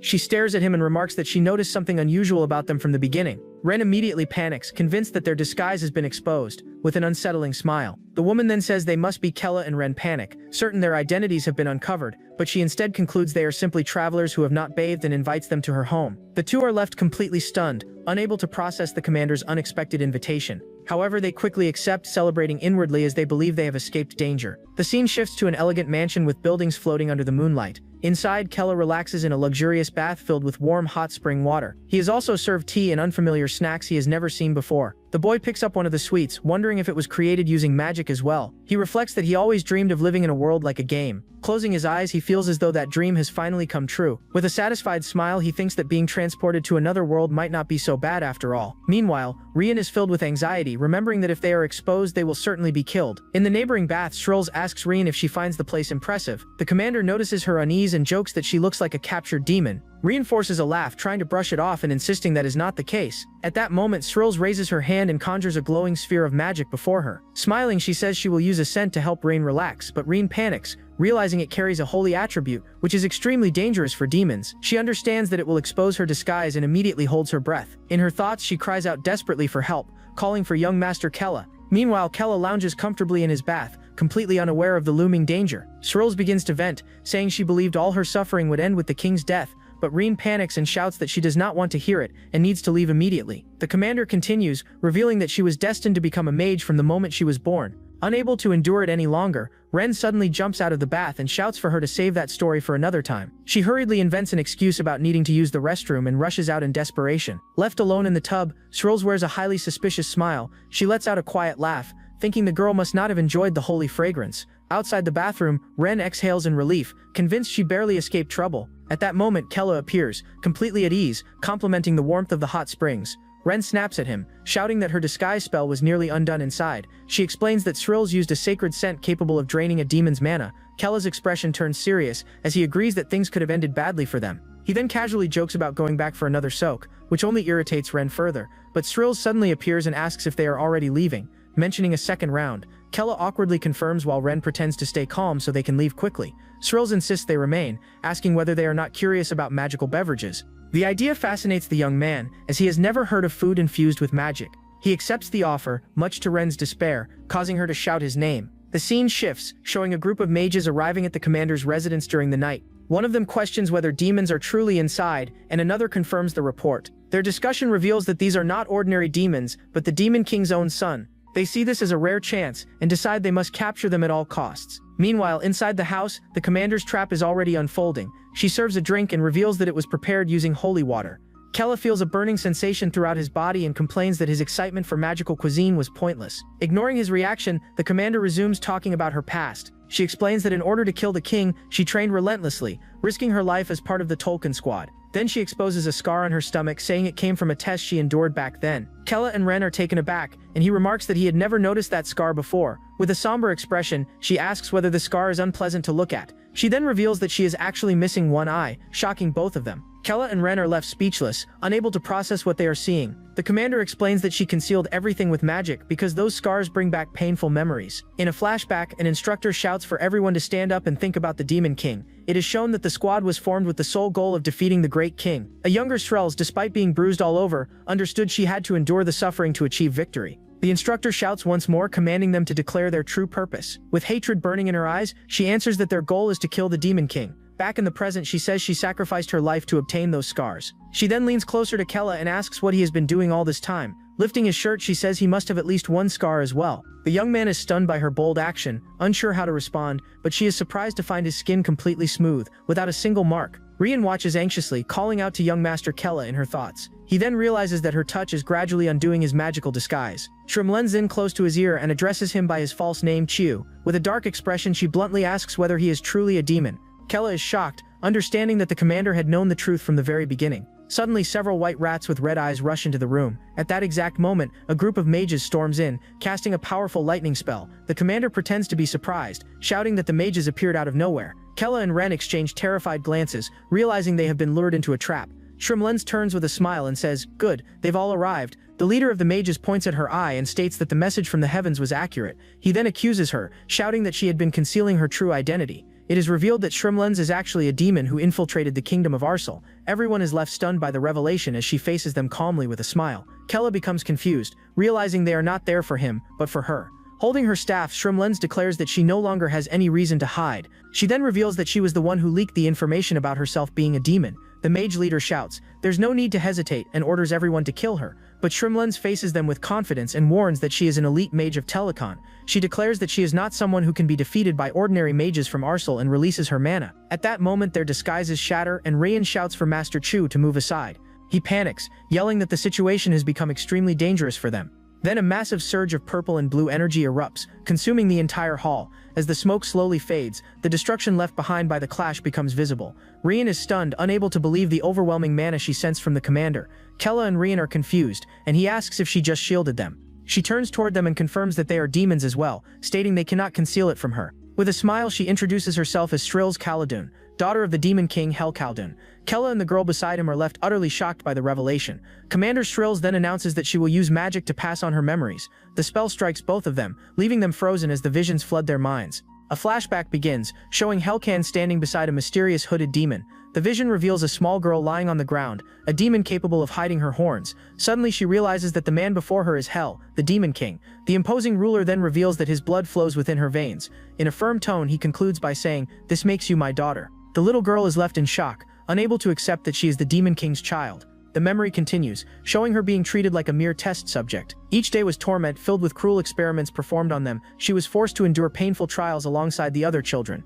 All the young Srills could do was silently bear the suffering. In the end, every other child born alongside her perished during the process. Left alone and broken, the girl could only cry over her grim fate. She believed she would die just like the rest, her eyes filled with despair and tears. But then, still lying on the ground, she wonders if what she heard was truly real. As she looks at Helsin, she struggles to believe that she is the Demon King's daughter. Suddenly, a smile spreads across her face as she calls it a great honor. Hel then decides to give her a name. Naming her Shrun, he orders her to infiltrate heaven as a spy, and she accepts without hesitation. Driven by purpose, she thinks that for her father, Hel Khaldun, she would do anything. The scene shifts to the front of a castle where someone shouts that a person has been found on the ground. Two men rush over and discover the young Srills, assuming she was attacked by demons. One of them lifts her, saying they must take her inside and care for her immediately. As she is carried away, she begins acting out her role as the Demon King's spy. From that moment on, she trains relentlessly and endures everything to become a mage of their order. After countless efforts, she manages to grow even stronger. Srills eventually becomes one of the most powerful members of the elite Tolkien squad. 15 years pass and the image reveals the former Demon King, Turk Khaldun. At that moment, she finally encounters her father again after so long. With a heavy heart, she longs to run to him and embrace him, but she cannot. With tears in her eyes, she believes she is close to fulfilling her mission. The plan is to wait until all the soldiers except Kilman have fallen. Her role is to use hidden magic to disrupt the Tolkien squad from within. By doing so, she will support her father until he defeats General Kilman. She dreams that once her father wins, she will finally be able to return to the castle with him. All she ever wished for was to begin a new life at his side. As Shril's Khaldun, the scene returns to the battle, where Kilman praises Turk Khaldun's strength, saying it exceeded expectations. But the former Demon King replies that he does not need acknowledgement from a human like him. With a defiant grin, Kilman calls him arrogant and prepares himself for the end. He declares that this will be his final strike, putting everything he has into it. A spear of celestial light forms, charged with immense energy. Turk Khaldun stands firm and gathers his hellfire to counter the attack. Witnessing the immense power of both techniques, Shrills desperately screams her father's name. A massive explosion erupts as she watches from a distance. But in that instant, she hears her father's voice echo in her mind. In a vision, Turk Khaldun calls her by name, reminding her that she is his daughter. Shrills is stunned as he prepares to give his final command. He asks her to serve the next Demon King just as she served him, and to protect him until the very end, bringing her to tears. With those words delivered, the explosion consumes everything as the two energies collide. The dust slowly clears, revealing the aftermath of the battle, and all that remains of Turk Khaldun is his head, falling from the sky. In despair, Shrills watches as her father's remains turn to dust. Unable to accept it, she can only whisper that this cannot be real. The image of her dying father is burned into her memory, and she cries out for him. After witnessing her father's death, she was left with no options. Reinforcements arrived, forcing her to return to Taloa alongside them. And while she was grieving, the people celebrated the fall of the Demon King.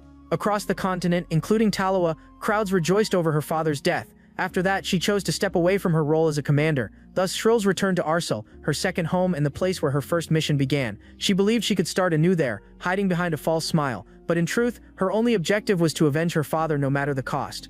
The flashback ends, and she reveals that she intended to eliminate everyone, beginning with Arsal, leaving the gray-haired girl shocked and unable to accept that she is the Demon King's daughter. Kella grows desperate, thinking he had finally freed himself from his demon siblings. Even if they were not related by blood, he never expected to encounter yet another sister. Shrills then states she will not force them to cooperate, but she has something important to say. She explains that Arsal, the land of magic, poses a massive threat to demons, and the longer Arsal exists, the closer Kella comes to death.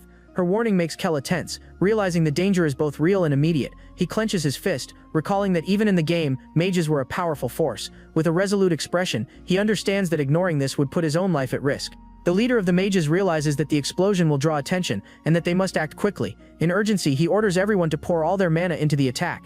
Kella is enraged because even though they believed he was human, they attacked him without hesitation. His servant Ren is frightened by the change, calling out to her young master. Now with horns and a dark aura surrounding him, Kella declares that this is merely self-defense. At that moment, Commander Strills suddenly turns, startled by the energy she sensed. With wide eyes, she cannot believe what she is witnessing. She recognizes that energy and wonders if it is her father's power. That night, they engaged in a relentless battle against the mages of Arsal. Since Arsal had become like a second home to her, Strills knew the entire layout of the city. Using that knowledge, she targeted key locations with her magic. She mercilessly destroyed government buildings and the Magic Academy. Kella also made use of Hell's mana, pushing forward against powerful opponents. He went after those who had grown arrogant during the festival. With his blue energy, he overwhelmed anyone who stood in his path. The soldiers could only cry out for help, but it was already too late. Through the combined efforts of the siblings, the magic nation of Arsal was swiftly conquered by the demon pair. The entire city was engulfed in flames, and the sky turned crimson from the fire. The mage leader lying on the ground says he cannot believe Arsal fell so easily. With blood covering his face, he shouts that he will never forgive the demons. Amid the devastation, a surviving mage screams in rage and despair, but Kella responds that he is the one who cannot forgive them for everything they have done. With a twisted smile, Strills declares she will finish off everyone, starting with them. Kella and the girl are shocked by her madness, finding it hard to believe. Tired of everything, Kella states that his part is done and they should go their separate ways. But Strills stops him, saying she recognized his mana and calls him Kella. Startled, Kella realizes there is no longer any point in hiding his identity. With a defeated sigh, he admits who he is. She is surprised that her guess was correct, while Kella grows irritated at falling for her bluff. Strills then admits she was only somewhat suspicious before, but now she is certain. She explains that she is not an ordinary daughter but a mutation born from her father's aura. The commander steps closer, saying she was created after he was born. With a smile, she calls him older brother, leaving Kella horrified. Changing the topic, she invites him to join her in avenging their father's death. Kella angrily thinks that he already ran away from that life and has no interest in revenge. With an intimidating gaze, Strills asks if he is trying to escape his responsibility. She then declares that he is the last remaining bloodline of the Demon King, the only surviving son. Frightened, the girl urges Kella to agree. as Srils looks ready to kill them. Kella then says he will take revenge, though he knows he has no other choice at the moment. Satisfied, Srils tells them to go, declaring that they will burn everything to the ground. He nods in agreement while shielding the terrified girl standing beside him. In his mind, Kella admits he needs the magic of our soul, and Srils possesses crucial knowledge. Because of that, he chooses to play along with the idea of revenge, buying time while treating her as a temporary ally. Collapsed on the ground, the leader of the mages watches as the group of demons departs. Concealed, he tells himself he must urgently deliver this information to Taloa. The scene shifts as a courier arrives at the castle, announcing urgent news from our soul. While dining, the king of Taloa asks what could be so important. The messenger reports that Srils from the Tolkien squad is actually a demon, and the mages attempted to eliminate her. With a grave expression, the king pauses his meal and asks what followed. The messenger concludes by stating that Kella appeared and together with her reduced our soul to ashes. The king is stunned by the revelation, gripping his fork so tightly that it bends. He shouts in fury, unable to accept that the demon king's son had been in our soul. An advisor suggests that Kella might be connected to Srils in some way. Angered, the king complains that if news of Arsol's destruction spreads, it will become a major issue. The man beside him agrees, adding that it would make them a laughingstock. Consumed by rage, the king orders the execution of both Srils and Kella before the truth reaches the public. The advisor, named Hayden, vows in his own name that he will ensure both are killed. After making that pledge, he turns and exits the throne room with resolve. Hayden then halts before a cube displaying the severed head of Turk Khaldun. Gazing at the trophy, he mutters that Hel Khaldun's bloodline continues to be a nuisance. He swears that he will burn anyone who carries that demon's lineage. The scene shifts as someone asks for updates on Killian's squad. Hayden explains that General Killian should have already received the order to return. In a distant location, the mysterious figure Killian is finally revealed. Hayden states that Killian is the finest knight alive, surpassing even the legendary Killman, and that his aid will be essential to eliminate Kella and Srils. The scene changes again, showing Killian holding a scroll as he asks whether his brother Killman has died. The messenger confirms, explaining that Killman sacrificed himself bravely to defeat the Demon King, but Killian shows no sympathy and angrily declares that a demon killed him. The man then informs him that the kingdom of Taloa requires him to hunt down Kella. He responds that he does not care about Taloa's orders, but since demons killed his brother, he swears to wipe out every demon across the continent. With a hatred-filled gaze, he concludes by saying he will begin with Kella.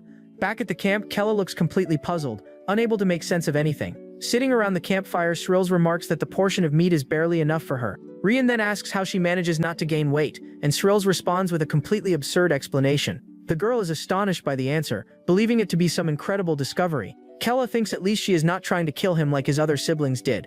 He then asks whether she holds any resentment toward him for being their father's biological son. With an intense expression, she admits that she does feel resentment to the point of wanting him dead, but then explains that because he carries their father's blood, she cannot truly hate him. Because of that same blood, she feels compelled to protect him instead. Kella is surprised, realizing that unlike his other siblings, she actually intends to care for him. At that moment, she places her hand over his and makes a meaningful promise. Smiling, Srils vows she will risk her own life to keep him safe. Flustered, Kella thanks her while blushing deeply, leaving Rin completely shocked. The small demon panics, shouting and questioning why he is blushing like that.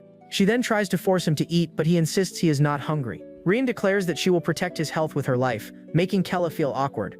As night falls, the destruction of Arsol is bound to draw many demon hunters to the area. Srils warns that it is no longer safe and suggests they find another place to rest, but Kella disagrees, saying this location is ideal, confusing Rian.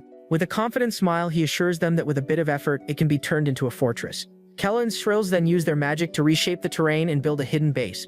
While resting in the improvised shelter, he takes the chance to reflect on everything he learned during the battle. He realizes that after expending large amounts of mana, he needs rest, just like the Demon King did. Since Srils used even more power, she requires even more time to recover. And so they manage to rest safely under the protection of their concealed fortress. The scene changes as a trumpet sounds, announcing the arrival of an important squad.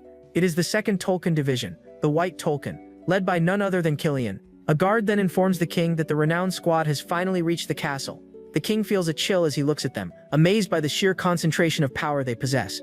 With a smile, he greets his strongest unit, the White Talon. One of the knights, Deed, remarks that Captain Killian has grown significantly stronger. Still smiling, he adds that General Killman would surely be pleased to witness this. Killian hears the remark but stays silent, offering no visible response. Suddenly, an elf snaps at Deed, telling him to be quiet and show proper respect. Deed grumbles about her loud tone, saying she has not changed at all. At that moment, another member of the squad questions whether they truly need to follow the king's orders. He says his anger will not fade even if they kill Kella right now. Killian apologizes to his companion Kalla, cutting off the discussion. He then states that he has something important to show a woman named Curly. The scene shifts as the squad enters one of the castle's main halls. Inside, he fixes his gaze on Turk Khaldun's head and declares that he has finally found him.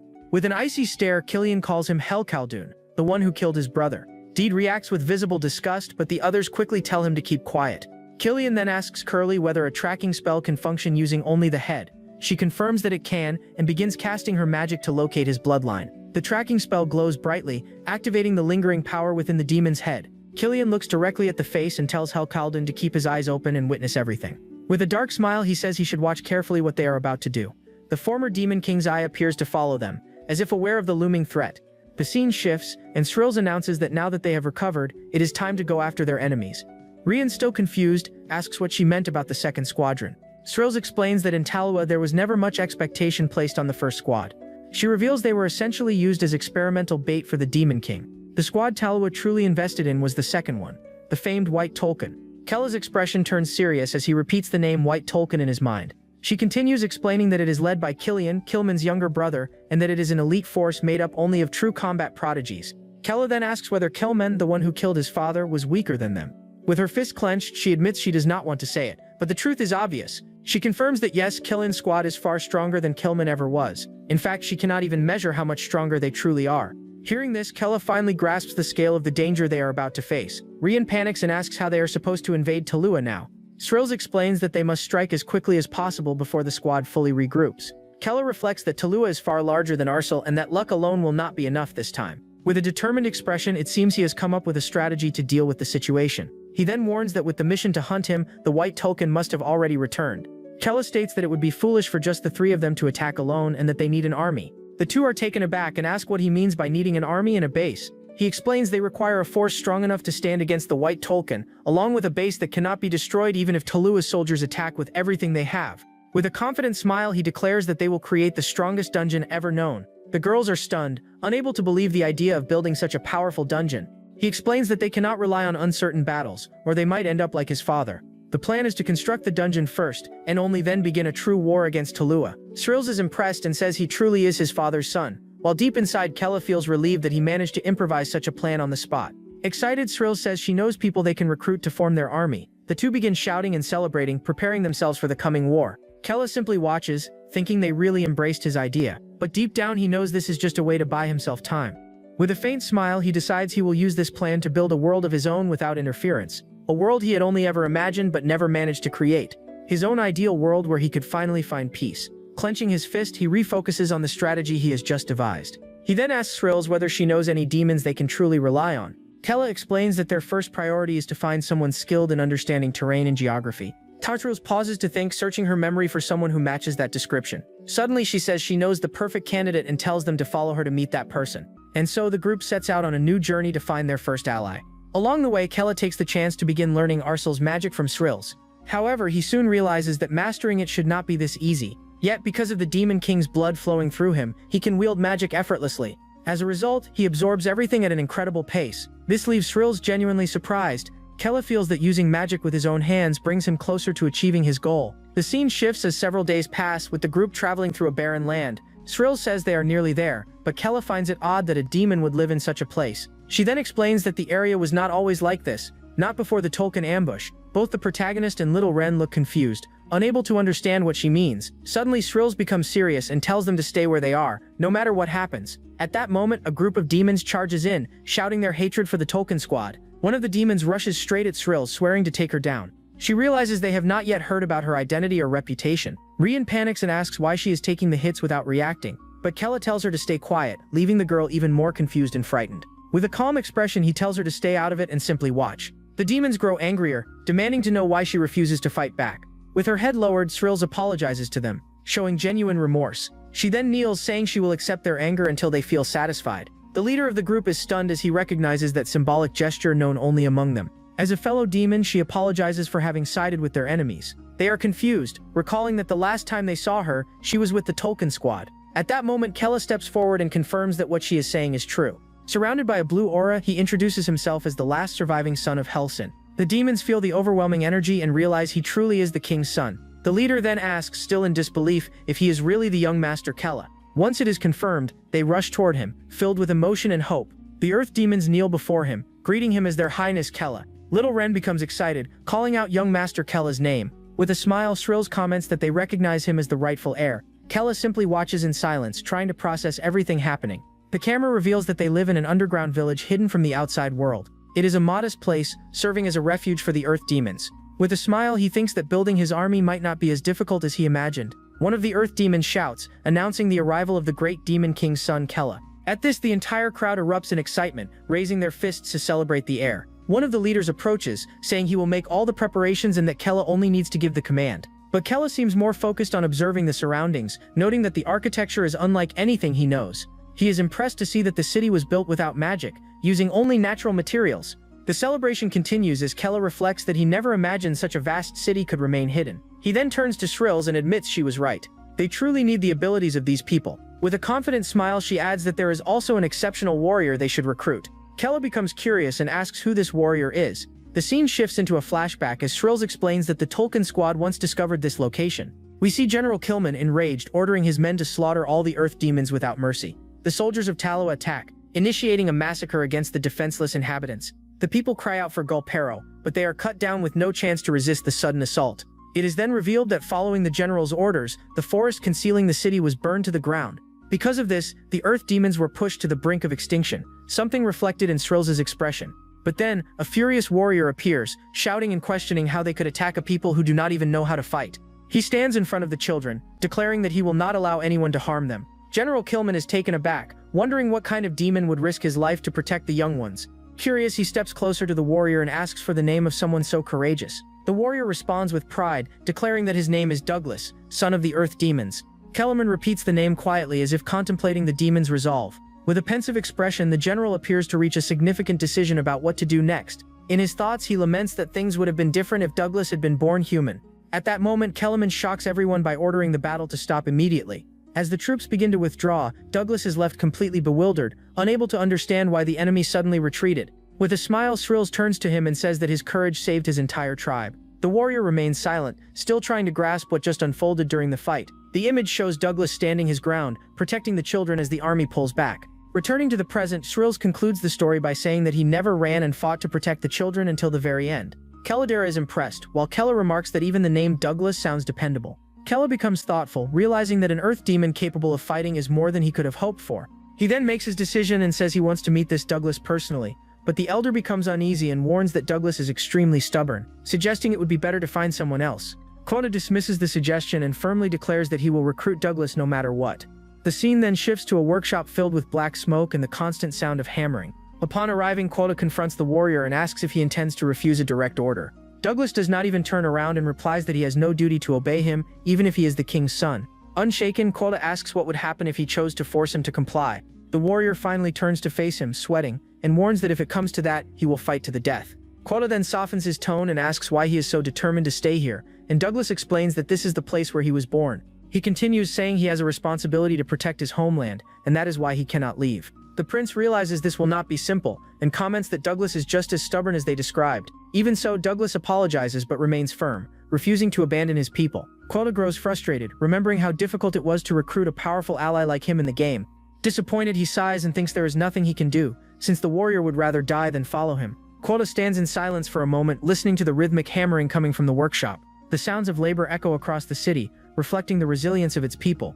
He then takes a walk, reflecting on how efficient the architecture of the place truly is. At that moment, he realizes how much he wants someone with their expertise to serve him in the future. But suddenly, Strills and Seldera show up, calling him over to try the demon's liquor. He becomes irritated, wondering if they do not see how hard he is working. Even so, he eventually gives in and takes a mug to sample the local drink. But after just one sip, he immediately feels the effect, noticing something unusual about the ale. The elder watches the scene and comments that they are all already drunk, saying nonsense. With a smile, he orders his men to escort the guests to the finest quarters. Night falls over the city, bringing an end to a long and emotional day. We see Kella already lying in bed, fast asleep after everything that happened and the drinking. He appears calm, regaining his strength for whatever awaits him the next day. But in the middle of the night, his bedroom door slowly creaks open. Then a shadowy figure slips inside, quietly approaching him. The intruder lifts a massive axe, preparing to strike the sleeping prince. Quota continues resting peacefully, completely unaware of the danger surrounding him. Suddenly, the attacker's identity is revealed as Rude, who shouts that Kella is a coward.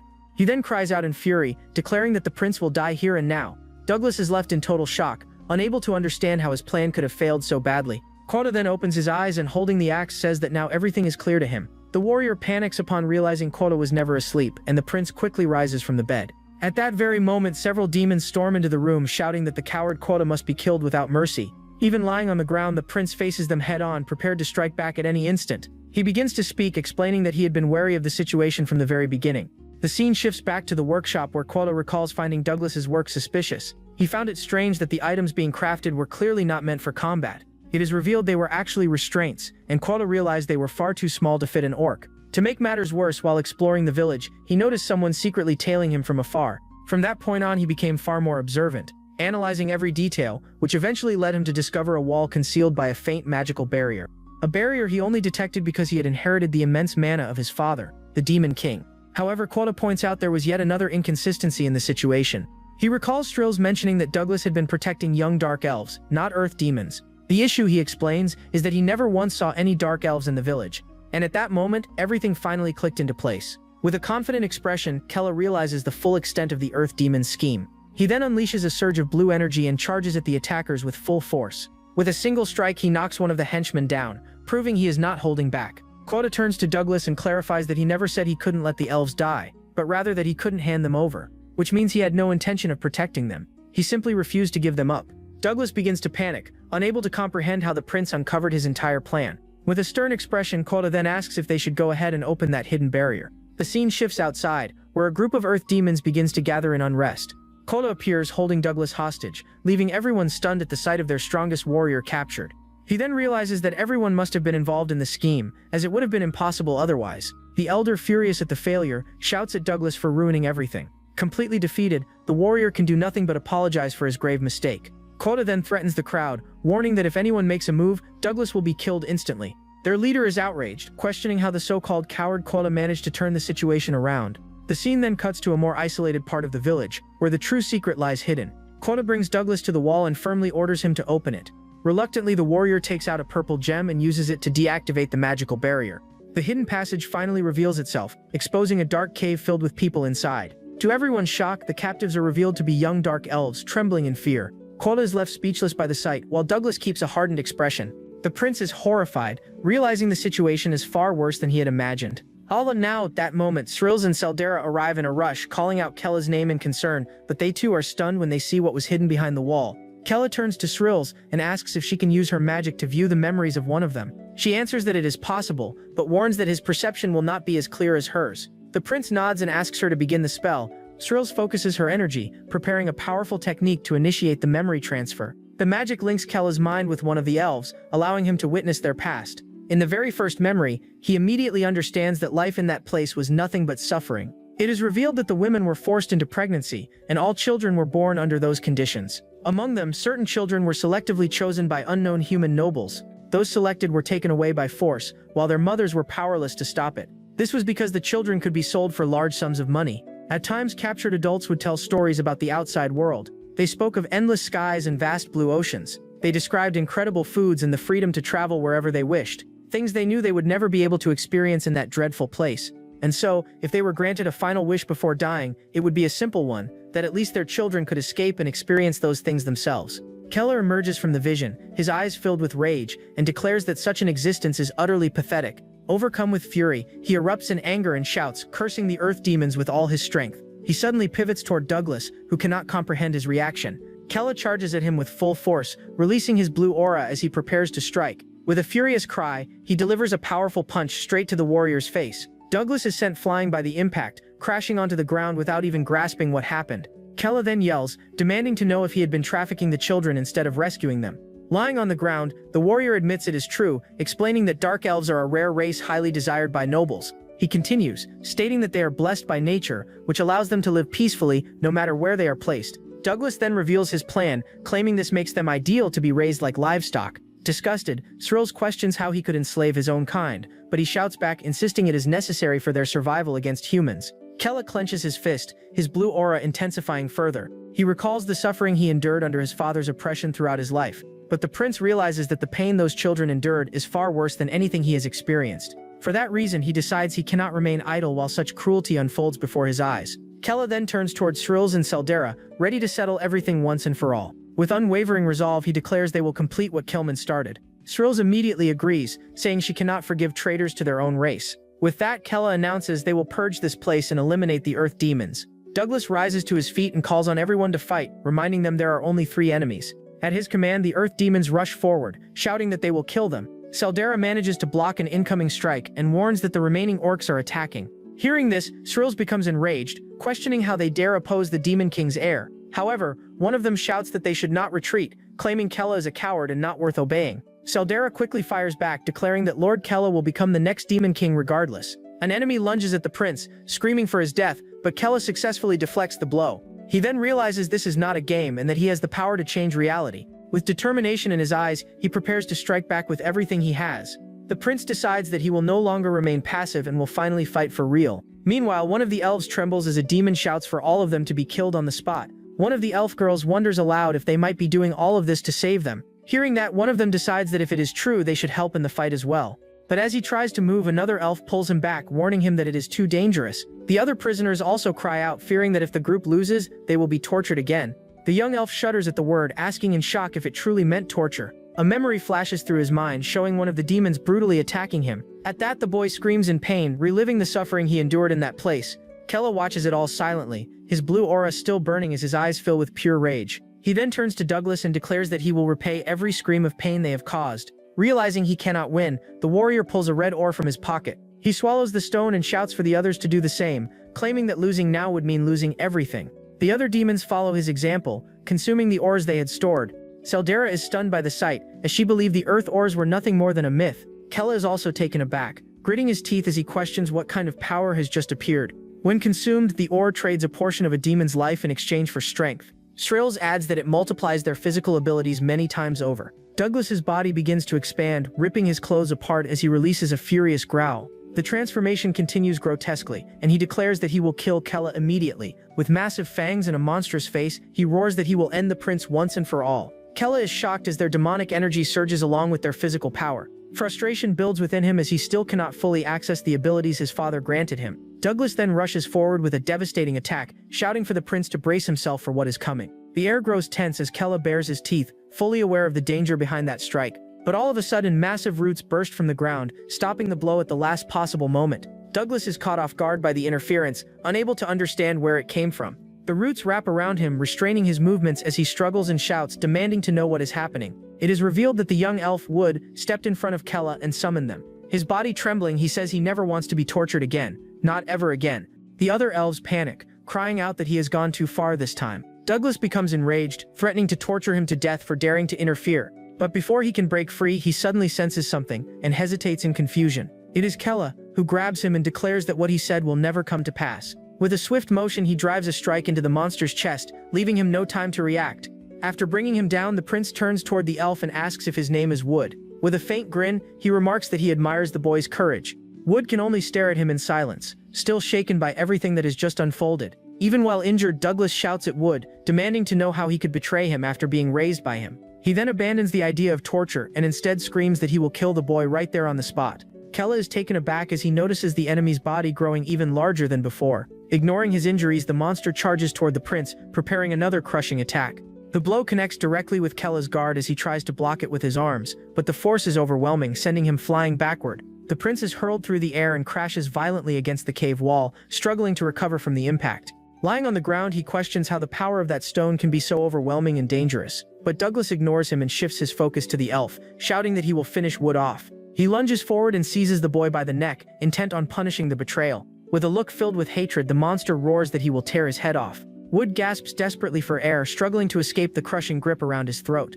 Kella realizes the enemy has lost his sanity, prioritizing killing Wood over the battle itself. The boy continues to choke, feeling his life slowly slipping away under the pressure. Seeing this, Kella understands he needs a long-range attack to resolve the situation. In desperation, he concentrates intensely, pleading for any power that could turn things around. Suddenly, he finds himself in a strange place, with no idea how he got there. A shadowy figure appears before him, laughing as it explains that he is inside his own mind. Kella turns, irritated, demanding to know who the figure is and what it wants. But the entity reminds him that he must save the boy, and that time flows differently in this place. Hearing this, the prince recalls Wood and realizes the danger his companion is in. He urgently asks if the shadow can provide any means to save him immediately. The entity explains that he is not yet capable of wielding the full power granted by Helkaldun, but as his mind and body synchronize, he will be able to draw out greater strength. Kella dismisses the explanation and shouts for it to just tell him what power he can use right now. The shadow agrees and reveals an ability he can access at this moment. It then bids him farewell, addressing him by both of his names, leaving the prince stunned. He is left in disbelief, wondering how that mysterious presence knew his former name. His awareness returns to reality as he struggles to comprehend what just occurred. A blue energy forms around his arm, and he recognizes it as Hell's fire arrow. Seeing the weapon of energy, he realizes that this might give him a chance to win. He carefully takes aim and shouts for Wood to shield himself from the incoming attack. Douglas looks down in shock, unable to understand how a hole suddenly appeared in his chest. Meanwhile, the young elf continues to suffer, writhing in pain within the monster's grasp. Enraged, the creature throws the boy aside, cursing him for interfering in the fight. Kella glares at him with hatred, declaring that this marks the end of all his vile actions. Then the prince releases the energy arrow, pouring all his strength into the attack. The blue flame projectile surges forward, glowing intensely with tremendous power. Douglas is overcome with fear at the sight of the attack, with no chance to escape. The strike hits him directly, and he screams in agony as a blue explosion engulfs him. In utter desperation, the monster cries out for Gulpero, but it is already too late. From a distance, Kella watches closely, confirming that his attack landed perfectly. He watches as the foe's body starts dissolving within the flames, releasing a final strained groan. The glow gradually diminishes until the formidable enemy is completely gone, yet Kella remains deep in thought, questioning the nature of the entity he encountered inside his mind. Sildera finds herself surrounded, complaining that the number of opponents is overwhelming for her alone. Srills is struggling as well, unable to unleash her wide-range spells due to the cramped ceiling, but Kella reassures them, saying that with his new power he will end things swiftly. He leaps forward and unleashes multiple energy arrows at once toward the enemies. The earth demons are struck directly, crying out in agony as the prince's unexpected assault lands. Srills watches in amazement, noticing that Kella's mana has suddenly surged to a much higher level. With this new ability, he reflects that he finally possesses a reliable long-distance attack. Smirking slightly, he feels satisfied, convinced that this new power is exceptionally effective. Darkness settles over the desert as a mysterious shadow glides across the sky, marking the conclusion of the battle. As everything calms, Kella finally declares that the conflict has come to an end. Srills picks up one of the oars, remarking that its strength far exceeds what she had anticipated. Sildera reacts with surprise, admitting she had no idea those stones consumed the user's lifespan. Kella takes one as well, warning that they must investigate this matter further. He then turns toward the elves and begins addressing them with a firm and serious tone. The prince opens his eyes and proclaims that from this moment onward they are free. He goes on to urge them not to be captured again and to finally live their lives in freedom. The elves are stunned, questioning whether it is truly real that they have escaped that nightmare. With a calm expression, Kella confirms that they are now free to leave this place. The realization sinks in, and they become emotional, understanding they can take the children far away from there. Filled with gratitude, they all kneel and begin thanking Lord Kella for everything he has done. Srills sighs, noting that it seems they will not be gaining the earth demons as allies after all. Srilzer agrees it is unfortunate, but acknowledges that nothing more can be done. Kella then turns to Wood and asks if he was not born there but rather taken captive. With a distant gaze, the young elf confirms that he was indeed captured and brought there. Kella continues, saying he assumes Wood also has no family left to return to. The boy remains silent, only looking back at him with a sorrowful expression. After a brief pause, he finally admits that he has no surviving relatives. At that, the prince extends his hand and invites Wood to join them from now on. He explains that they need someone capable of understanding terrain and navigation like the earth demons. However, Wood insists he is not an earth demon and lacks any such abilities. Showing his shackles, he says he would not be of any help to their group. Kella reassures him, saying that he is an elf blessed by nature itself. He adds that Wood has already proven himself braver than anyone in the face of danger. The prince offers his hand again, stating that this alone is more than enough reason for him to join them. The young elf freezes, staring at Kella, unsure of how to respond. With tears filling his eyes, he struggles to speak. Sir Kella, overcome with emotion, a memory flashes through his mind where he recalls never even knowing what his parents looked like. He had been abandoned somewhere before eventually being found and captured by Douglas. He remembers being taken there and spending his entire life in suffering. Thus he lived in that living nightmare without ever having any hope. He believed he would continue living that miserable existence until the day he died. Back in the present, he wonders if he can truly leave that place behind forever. With tears streaming down his face, he asks if he can really go with Kella, but Kella looks at him seriously and tells him that he will not simply follow him. The prince corrects himself, saying that Wood will walk alongside him as an equal. He then helps him to his feet and calls for them to move on, as Wood thanks him with deep emotion. The scene shifts, showing the group finally free beneath a sky full of stars. It is revealed that they dealt with the earth demons and rescued the imprisoned elves. Kella feels some concern, but remembers that they are beings loved by nature itself. Because of that, no matter where or how they live, their future will surely be brighter. It will certainly be far better than the life they endured in that dreadful place. Wood looks ahead with determination and hope shining in his eyes. And so, beneath the moonlight, a brand new journey begins for all of them. Saldura immediately starts ordering Wood around, telling him that as the newcomer he must obey. At that point, Kella suggests they search for a place near a river. Wood gestures toward a direction, saying he can sense the presence of water from that way. Although slightly irritated, Saldura admits he did a good job, which leaves the elf feeling a little embarrassed. Kella becomes curious and asks Srills why they are searching for a river at this moment. With a gentle smile, she explains that they cannot continue on foot forever and need to find a mount.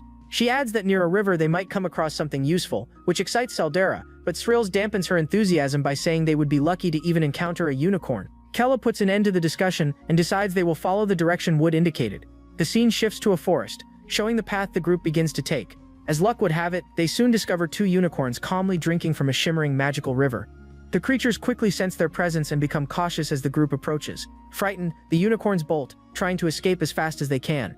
But all of a sudden, a massive clawed paw slams down in front of them, blocking their path. The imprint left behind is enormous, revealing that the unknown creature is incredibly large. From the darkness, a white dragon steps forward, spreading its wings in a majestic display. Saldura loses control with excitement, shouting that she wants a dragon, while Shrill stares in disbelief. The scene transitions to a desert at night, where the full moon lights up the barren terrain. There, a figure in a white cloak comes across a fallen earth demon groaning in pain. The wounded survivor stretches out his hand, begging to be saved with the last of his strength. The figure is revealed to be a white-haired woman, who notices he is the sole survivor. She looks down at him calmly, seemingly assessing the situation without any visible emotion. The scene then changes to a forest scattered with bloodied corpses lying across the ground. A group dressed in white has set up camp, and one of them questions why the tracking spell is failing. The mage Curly responds that she is unsure, as she is detecting multiple signals moving in different directions. A warrior doubts that there could be so many of Hell's offspring remaining, and wonders how they will locate Kella. She admits there is no clear way to determine that, while an elf complains that they cannot possibly hunt them all. Their leader, Killian, decides they will pursue the scattered demons across the continent, but instructs Curly to focus on locating Kella first to advance the mission. She replies that she can teleport on her own, which would likely be faster. Young Deed becomes excited, suggesting that in the meantime they can handle a bit of cleanup in the area. Curly accepts the order, preparing herself before vanishing instantly to begin her search. The mage focuses her energy, and her eye glows with a mysterious light. In a flash, she disappears completely, leaving Deed surprised by how suddenly she left. Killian smiles faintly and proposes that they begin hunting the demons. Curly reappears in the desert and asks the wounded survivor if Kella passed through there. With anger, he confirms it and says that Kella destroyed his entire tribe. The mage calmly asks where he went afterward, but the demon admits he does not know, and before dying tries to beg her for help. Without warning, a beam of light pierces through his head, killing him instantly. Curly simply watches his lifeless body, showing no emotion for what she has done. Coldly, she remarks that he is useless if he knows nothing. Pointing her finger, she then turns away, deciding to follow the energy trace she detected. Looking up at the sky, she quietly repeats the name Kella.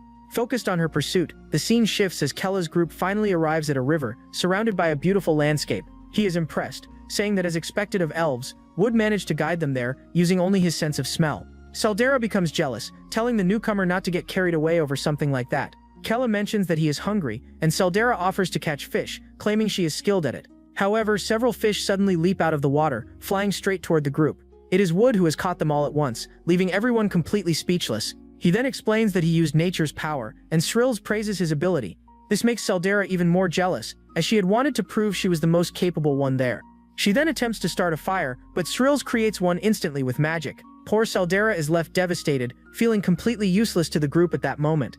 With nothing else to do, she sits off to the side, sulking away from the others. As the fish cook over the fire, a delicious aroma begins to spread throughout the camp.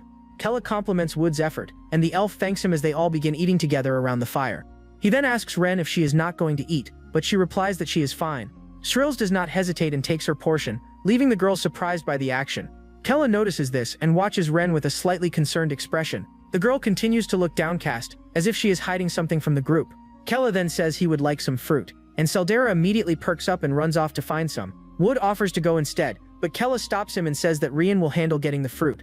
With a faint smile, he looks at her and asks if she is alright with that. But Saldura suddenly gets excited and dashes off, shouting that she will bring the tastiest fruits for her master. Shrill simply watches and comments with a light laugh about how easy she is to read. She then asks Kella if he did that on purpose to lift her spirits, but he awkwardly denies it.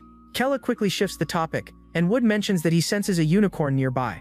The prince expresses hope that it might be a dragon, but Shrills cuts him off, saying there is no chance of that. Soon after, Saldura's voice echoes from afar, shouting that she has found delicious fruit for everyone. Moments later, she comes running back happily, announcing her discovery. Saldura climbs up a massive tree, thinking she needs to impress her master and surpass the newcomer. She spots the perfect fruit and celebrates, saying she has found a ripe and juicy apple, but suddenly the ground begins to tremble, and she screams, wondering if it is an earthquake. Then she realizes something is terribly wrong. Her expression shifts into pure panic. A gigantic reptilian eye slowly opens, accompanied by a deep rumbling growl. The girl finally understands the situation, realizing she is standing on a dragon's head. At that moment she panics and lets out a terrified scream, shouting that it is a dragon. Back at the campfire, Srills asks Wood if he can sense the energy of nature. The dark elf explains that he can, though it is difficult to describe the sensation in words. Kella grows thoughtful, wondering if this ability works like a map in a video game. With a smile, Serbil says it would be extremely useful for locating new dungeons to explore, but Wood replies that the range is limited, so he is unsure how helpful he can be. Kella then asks if there is a way to train and expand that range. The elf reveals that it is possible by consuming the stone of a dragon that has lived for 1,000 years. Kella is astonished by this, already imagining how powerful that ability would be, but Serbil interrupts, saying that finding a dragon is extremely difficult and defeating one is nearly impossible. Curious, Kella asks if dragons are truly as powerful as the legends claim. She confirms, explaining that they are apex predators and have a natural hostility toward demons. Apparently, only humans with extraordinary mental strength are capable of taming dragons. He finds that ironic, since humans are considered the weakest race. Serbil smiles and tells him not to bother trying to understand how a dragon thinks. Even so, Kella becomes determined, thinking he must find a way to obtain that stone. Serbil grows irritated, insisting that finding a dragon is impossible and that he should abandon the idea. Kella nods, lowering his gaze, saying he only wanted to find one to help Wood. But suddenly Rian appears out of nowhere, screaming in panic as she runs from a massive dragon chasing her. The group is stunned by the sight, and Wood can only manage to say that the creature is enormous. Serbil shouts at him to stop staring and start running, while Kella complains about actually encountering a dragon. The beast releases a terrifying roar, and Serbil admits she has no idea where it came from either. In the distance, Rian's screams continue, and someone tells her to be quiet so she does not draw more attention. Nearby, a mysterious figure in a white hood hears all the commotion. It is the mage Curly, who seems to recognize the sound and focuses closely on what is happening. Then a wave of magical energy spreads across the sky, originating from her position. The dragon suddenly halts and looks upward, appearing to sense another presence. After that, the creature simply turns away and flies off, leaving the group unharmed. Hidden from view, Serbil lets out a breath of relief, realizing the danger has passed and they are safe. She then scolds Rian, who cries and apologizes for attracting the monster. Wood, still amazed, comments that judging by its size, the dragon must have been over 1,000 years old. Kella becomes excited, realizing that if it is that old, it must possess the clairvoyant stone. He sees this as a valuable opportunity, leaving Curly slightly confused by his reaction. The scene shifts, showing the entire group sitting down, looking discouraged as if they are waiting for something. Then someone suddenly asks who is there, breaking the heavy silence in the air. Serbil immediately springs to her feet, recognizing the mage as Curly from the White Tolkien squad. The rest of the group panics, realizing they have been discovered and that their escape has come to an end. Without hesitation, they all ready themselves for battle, prepared to fight for survival. It is said that Curly has a reputation as a ruthless and emotionless mage toward her enemies. Kella grips his monobow, frustrated at having to face danger after danger without a moment to rest. He glares at her with hostility, while the mage watches him with a perfectly calm expression. Curly then tells them to relax, saying there is no need to fight in that place. The boy cannot understand her behavior, but he remains in a combat stance just in case. The mage turns her gaze to Srills and calls her a traitor, warning that fighting there would be pointless. The warrior is stunned and clenches her teeth in anger, unsure how to respond. At that moment, Curly releases her ice magic, threatening to eliminate them all with a single spell. Kella asks Srills if that is true, and she confirms that the mage is not bluffing in the slightest. With bitterness, she says that Curly is stronger than all of them combined, leaving no chance of victory. Rian falls into despair, asking what they can possibly do now that they are trapped. Curly repeats that there is no need for a fight and says they simply need to follow her without resisting. She adds that if they cooperate, they will not have to die immediately. Suspicious, Kella asks where she intends to take them, still holding his bow, as the mage stares at him with her blue eyes and begins to answer. She reveals that she plans to bring them to her captain, a man named Killian. Serbil is shaken upon hearing the name Killian, realizing that he has finally begun to act. The mage explains that her captain is searching for Kella, ordering them to follow her, but Kella angrily replies that going with her would only lead to his death anyway. Curly remains composed and states that the result will be the same no matter what. She fixes her gaze on him, saying that at the very least he will live a little longer if he complies. Kella grows increasingly frustrated. He had dreamed of living as if he were inside a game, and refuses to accept such a meaningless death. Knowing that following the mage guarantees his end, he decides he would rather fight until his last breath. With resolve, the boy releases his mana and prepares to battle with everything he has. He concentrates all his strength into a single attack and fires an energy arrow, but the mage does not even move. She calmly forms a magical barrier, effortlessly blocking the strike. Seeing an opportunity, Serbil shouts for everyone to attack and launches her own blast of energy. Her attack collides directly with the barrier, yet it fails to leave even the slightest mark. At that moment, Wood also rushes forward, preparing to use his abilities to assist in the fight. His power crashes against the mage's defense, which remains completely unaffected. In the end, all their efforts prove useless, and Curly stands there without a single injury. Finally, Rian charges forward with all her strength, declaring that she refuses to die as a useless burden without helping Kella. She strikes the barrier with her dark energy, shouting that she will protect her master no matter the cost. However, Serbles becomes desperate, warning that attacking at close range will not work against that defense. Inside the barrier, Curly simply watches her, and says that if that is her decision, then so be it. Suddenly, the barrier reacts to her touch, releasing a surge of energy that strikes Ran directly. A burst of ice magic sends her flying, making the girl cry out in pain. She crashes onto the ground completely defeated and too weak to stand again. Curly then loses her patience, saying it is fine if she simply takes Kella's body instead. With that, the mage begins preparing a powerful spell, gathering a massive amount of ice mana. She then unleashes a raging blizzard toward the group, intent on finishing them all, but Ren forces herself up and runs in front of them, telling everyone to stay close to her for protection. The blizzard slams against her dark energy barrier, which manages to withstand the initial impact. Kella rushes to her side, worried, asking if she is alright after taking such damage. Through tears, the girl apologizes, saying she has never been able to truly help with anything, but she quickly adds that this is not the time for that, warning that her shield will not last much longer. Inside the barrier, Kella shouts to Srails, asking if she has any magic that can stop the attack, but she desperately replies that the gap in power between her and Curly is far too great. Outside, the mage continues her relentless blizzard, giving them no moment to breathe. Ren warns that her shield is already cracking and will not hold much longer. Kella panics, realizing that if the barrier breaks, it will mean the end for all of them. The scene captures their despair as they face the certainty of dying at the hands of that merciless mage. He refuses to accept that outcome and begins thinking rapidly, searching for any possible escape. All at once, an idea sparks in his mind, and he devises a dangerous plan to stay alive. Kella recalls the dark presence that exists within his own mind. He reasons that if he can reach that entity again, he might be able to shift the situation in his favor. With that in mind, the boy starts shouting, pouring all his determination into trying to connect with it. Srills is alarmed and asks what he's doing, warning that his energy will break the shield, but he ignores her and continues yelling for that being to appear. The scene shifts to the dragon, which had been gliding calmly but suddenly senses a disturbance in the air. The creature turns its head as though reacting to Kella's desperate call for power. It releases a low growl, its eye locking onto something far away that it has detected. At that same moment, Curly realizes she can feel Hellcalden's energy coming from the boy. She finally understands why she was unable to locate him earlier and intensifies her attack even further. With a faint smile, the mage remarks that it seems this is where their journey ends. Kella cries out in pain, questioning why he cannot access his own mind. He grows frustrated, believing that power should only emerge when he is on the brink of death. Beside him, Strills panics and shouts that the defensive barrier is about to collapse. Curly pays no attention and continues her relentless ice assault, determined to finish them. At last, the shield shatters completely, and everyone screams as they brace for impact. Kella looks upward in despair, watching death approach and shouting that it cannot end like this, but suddenly the dragon appears out of nowhere, landing directly in front of them and blocking their view. The massive creature uses its own body as a barrier, shielding the group from the mage's attack. Everyone is left stunned, unable to understand why the dragon returned or what is happening. The creature faces the mage, who is shocked to see her attack stopped. Curly is utterly confused, questioning why the dragon is protecting them. The creature withstands the remaining ice storm, continuing to shield them, while Kella steps forward and touches it, still in disbelief. At that instant, their eyes meet, as if a connection is forming between them. He begins to witness unfamiliar visions, and wonders if they are the dragon's memories. In one of them, he sees a woman with a gentle smile who seems strikingly familiar. It is his mother, and he realizes the dragon once knew her. They used to play together in the water. The visions continue, revealing the bond of affection and friendship they once shared. Suddenly, the dragon looks at him, and a voice echoes inside his mind, telling him to run. Kella is startled, realizing the dragon is speaking directly to him. The creature then shifts its head slightly as though preparing to act. It spits out a glowing red orb toward him. Kella catches it and asks what it is, completely bewildered. The dragon's voice resonates again, explaining that it is its clairvoyance stone. He is left speechless, wondering why such a valuable item is being given to him. The dragon says there is no time for explanations and urges him to conceal his power and escape. Kella is shocked by this warning and questions why he must do that. But the creature insists, roaring loudly and urging him to leave immediately without hesitation.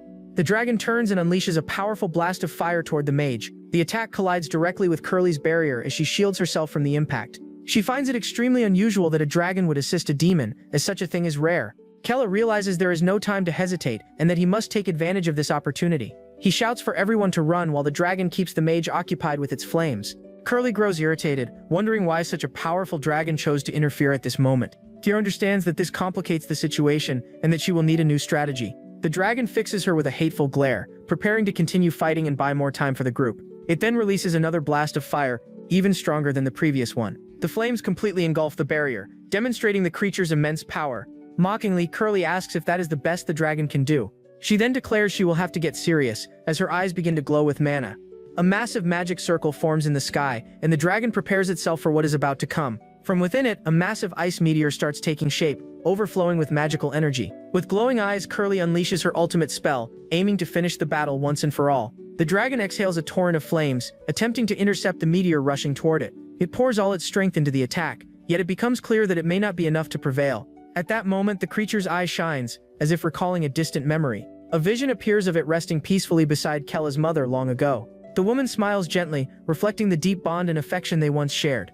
Returning to the present, the dragon is filled with resolve, determined to protect her son. The meteor crashes down with overwhelming force, triggering a freezing explosion that engulfs the surroundings. The fleeing group halts and turns back, sensing the immense impact of the collision. Kella's face tightens in shock, worried about the fate of the one who protected him. As the smoke disperses, a massive blood-stained block of ice is revealed where the dragon once stood. The creature has been overcome, encased within the frozen mass as the mage approaches slowly. She cannot comprehend why a dragon would side with demons, finding it deeply puzzling. Curly steps closer and states that she will examine the dragon's memories before it dies completely. However, the creature releases one final roar, and its body begins to radiate with fiery energy. Suddenly, a burst of flames erupts, catching the mage entirely by surprise.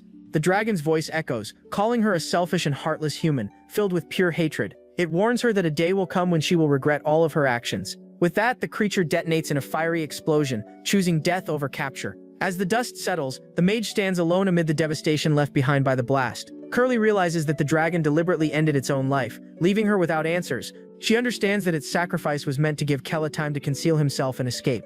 The mage retrieves a tracking device, noting that the situation has now grown far more complicated. Even so, she insists that this does not change Kella's destined outcome. Then mana butterflies begin to appear, spreading throughout the surrounding forest. Curly declares that it is his fate to be slain by the white-clad Tullens, and nothing will alter that. Now that they are safe, the group tries to understand what that strange dragon's actions meant. Wood corrects them, explaining that the creature had been helping Kella all along. Kella adds that he witnessed the dragon's memories and discovered that it once knew his mother. Rian is confused, since dragons and demons are enemies, and questions how that could be possible. He admits he does not know, but says he felt a deep and sorrowful emotion within those memories. Then someone asks if the dragon left him anything, and Kella reveals the red stone. The group is stunned. Not only did they survive, but they also obtained the clairvoyance stone. Strills believes that they were ultimately saved by the will of the former demon queen. Kella grips the stone tightly, wondering what kind of bond his mother had with that dragon. Without hesitation, he decides that Wood should be the one to use the stone, since they were fortunate to obtain it. Strills agrees, pointing out that the White Tolkien have already located them, and they must prepare. Wood feels uneasy, saying the item is extremely rare and asking if he truly deserves to keep it. Kella insists, stating that no one else there can make use of it, and tells him to go ahead and consume it. The elf accepts, preparing to absorb the stone and gain its power. He places it in his mouth, ready to enhance his tracking abilities. Without hesitation, he swallows the dragon's stone. Immediately, a surge of immense power floods his body, and a strange aura begins to radiate from him. Wood cries out in pain as his eyes glow with a vivid red light.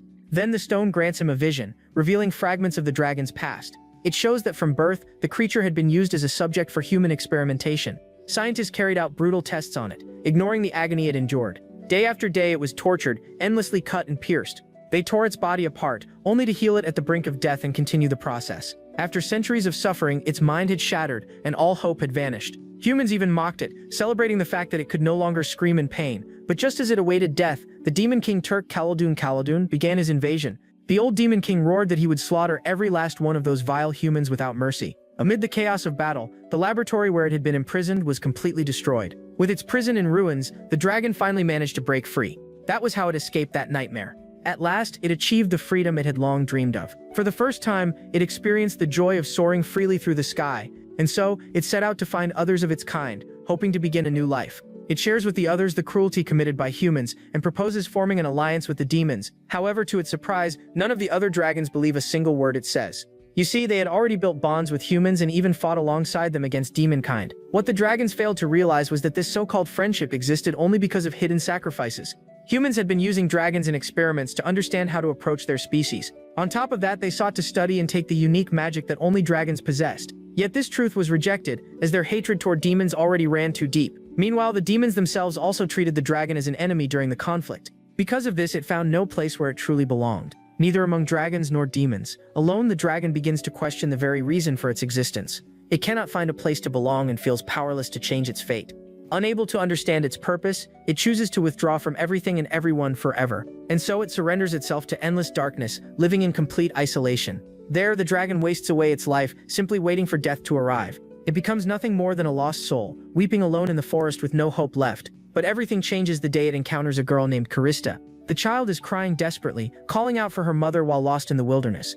The dragon is puzzled by the situation, unable to understand why she is calling out like that. Then the little girl runs toward it, still crying out for her mother in desperation. She throws her arms around its face, believing it to be the one she seeks. The child continues to cry, pouring all her loneliness and sorrow into that embrace. It tries to tell her that it is not her mother, yet its heart feels something unexpected, and in that very instant it finally discovers the reason it was born. That sudden encounter was with a girl named Karista, who would later become Kella's mother. Using its magic, the dragon peers into her memories and realizes her suffering mirrors its own. While humans had once exploited him, demons had tormented her. They were part of an independent faction called Tarsaka, acting on their own with ruthless cruelty. Their goal was to study dragon magic to learn how to control and dominate their kind. Tarsaka would steal dragon eggs, using the hatchlings for their horrific experiments. The moment Karista was born, she was taken by them to serve as a test subject. She possessed the greatest magical potential among them, which caused her to suffer more than anyone else. Because of this, she developed transformation magic, the most complex type that existed, and that was precisely why she endured such extreme suffering at the hands of that group. Karista lived in constant pain, yet even in the midst of endless despair, she managed to awaken teleportation magic on her own, creating a chance to escape. The young girl eventually fled that nightmare and wandered for a long time. Alone and terrified, she continued her solitary journey until the day she finally encountered the dragon. He believed she was drawn to him because their fates were shaped by similar suffering. All the pain he carried for being born a dragon felt unbearably heavy, but it was nothing compared to the happiness he found living alongside his beloved Karista. However, one day everything changed, and a strange confusion overtook the dragon's mind. Karista noticed the shift and asked her master what was happening to him.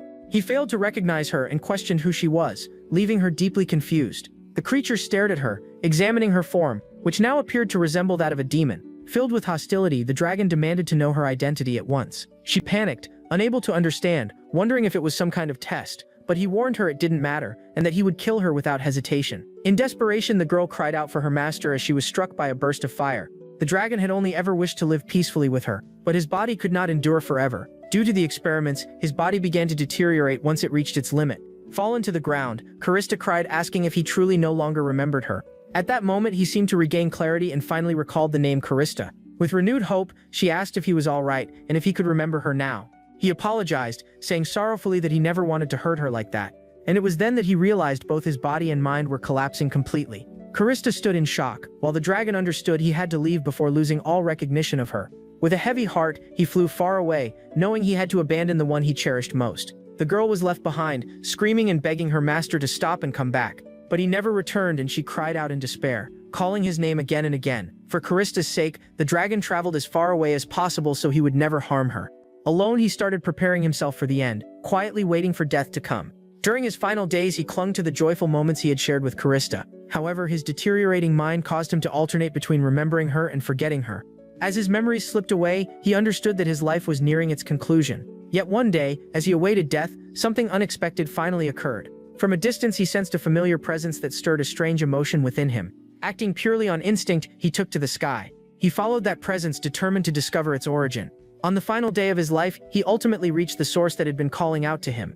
The scene returns to the present, showing the dragon responding to the energy Kella had released. He had been drawn there to complete one last purpose, to protect that bloodline. That energy belonging to Karista's son was the final sensation he needed to feel. What remained in his fading memories was the unmistakable presence of his dear Karista. He remembered her as his cherished disciple. Yet deep within, his feelings for her ran far deeper than that. An image of her as a small child surfaced in his mind, as though she were his own beloved daughter. So when he felt that familiar energy again, he knew it was a call meant for him. Letting out a cry filled with longing, the dragon roared her name and took flight without hesitation. He pursued that trail of energy, moving as fast as he possibly could to reach her. But when he arrived, it wasn't Karista standing there, but an unfamiliar boy. Even so, seeing the danger before them, he did not hesitate to step forward and shield them. He placed himself in harm's way, protecting them without fully understanding why. Still, he sensed a connection and knew the boy was not a stranger to him. With a single glance, he realized the truth that the boy was Karista's son. Through Kella's memories, he managed to catch a glimpse of everything. He saw that the little girl he once loved like a daughter had grown into an adult. She had become a mother, holding her child with boundless affection. With tears in his eyes, he resolved to protect her precious son. Filled with determination, the dragon swore to guard the boy with his very life. Gathering the last of his strength, he unleashed one final powerful breath of fire. In his thoughts, he expressed gratitude to Karista for giving meaning to the end of his life. After such a long existence, he felt at peace for having once lived beside her. He was grateful that he had at least been able to see her son one final time. With love, he bid her farewell, telling her he loved her as though she were his own daughter. Back in the present, the vision comes to an end, and Wood breaks down in tears, overwhelmed by what he witnessed. The elf drops to his knees, still burdened by the weight of those memories. Rian asks if he's alright, and he replies that he saw countless memories, but like a dream, the more he tries to recall them, the more they slip away. Even while crying, he says the dragon met a peaceful and fulfilling end.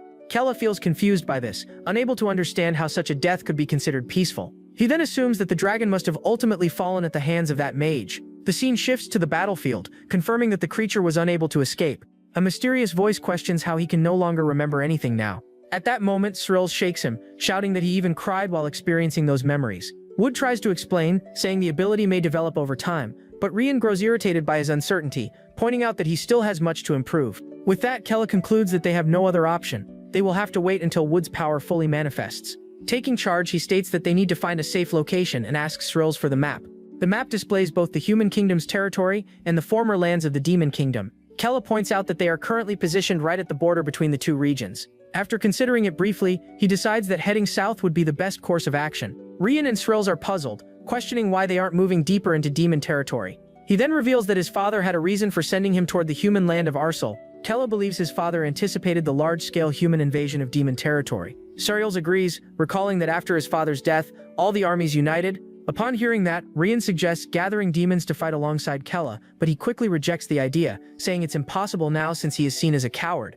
Kella admits he lacks the strength to rally anyone for now, since everyone still sees him the same way. Rian tries to push Cyrils for support, but she replies that there's no way to prove his royal blood. She goes on to explain that her actions in Talcan make it unlikely she'll ever be forgiven.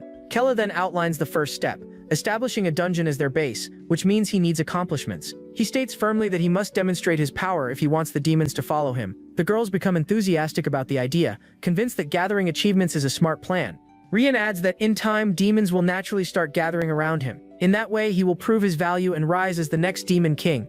There is no better approach.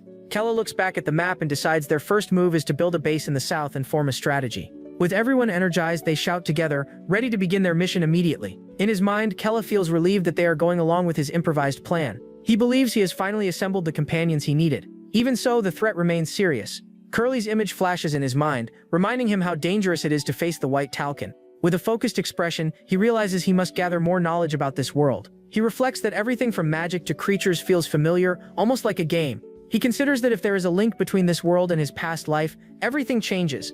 With that in mind, he plans to use his status as the Demon King's son to obtain what he needs. At the same time, he will rely on everything he learned in his previous life to build a strategy for survival. He remains determined, convinced there is a path to victory, and that he cannot die before reaching it. The scene suddenly shifts to a demon village under attack. Engulfed in flames, a demon holding a child surrenders, begging for mercy and proposing an alliance with the humans.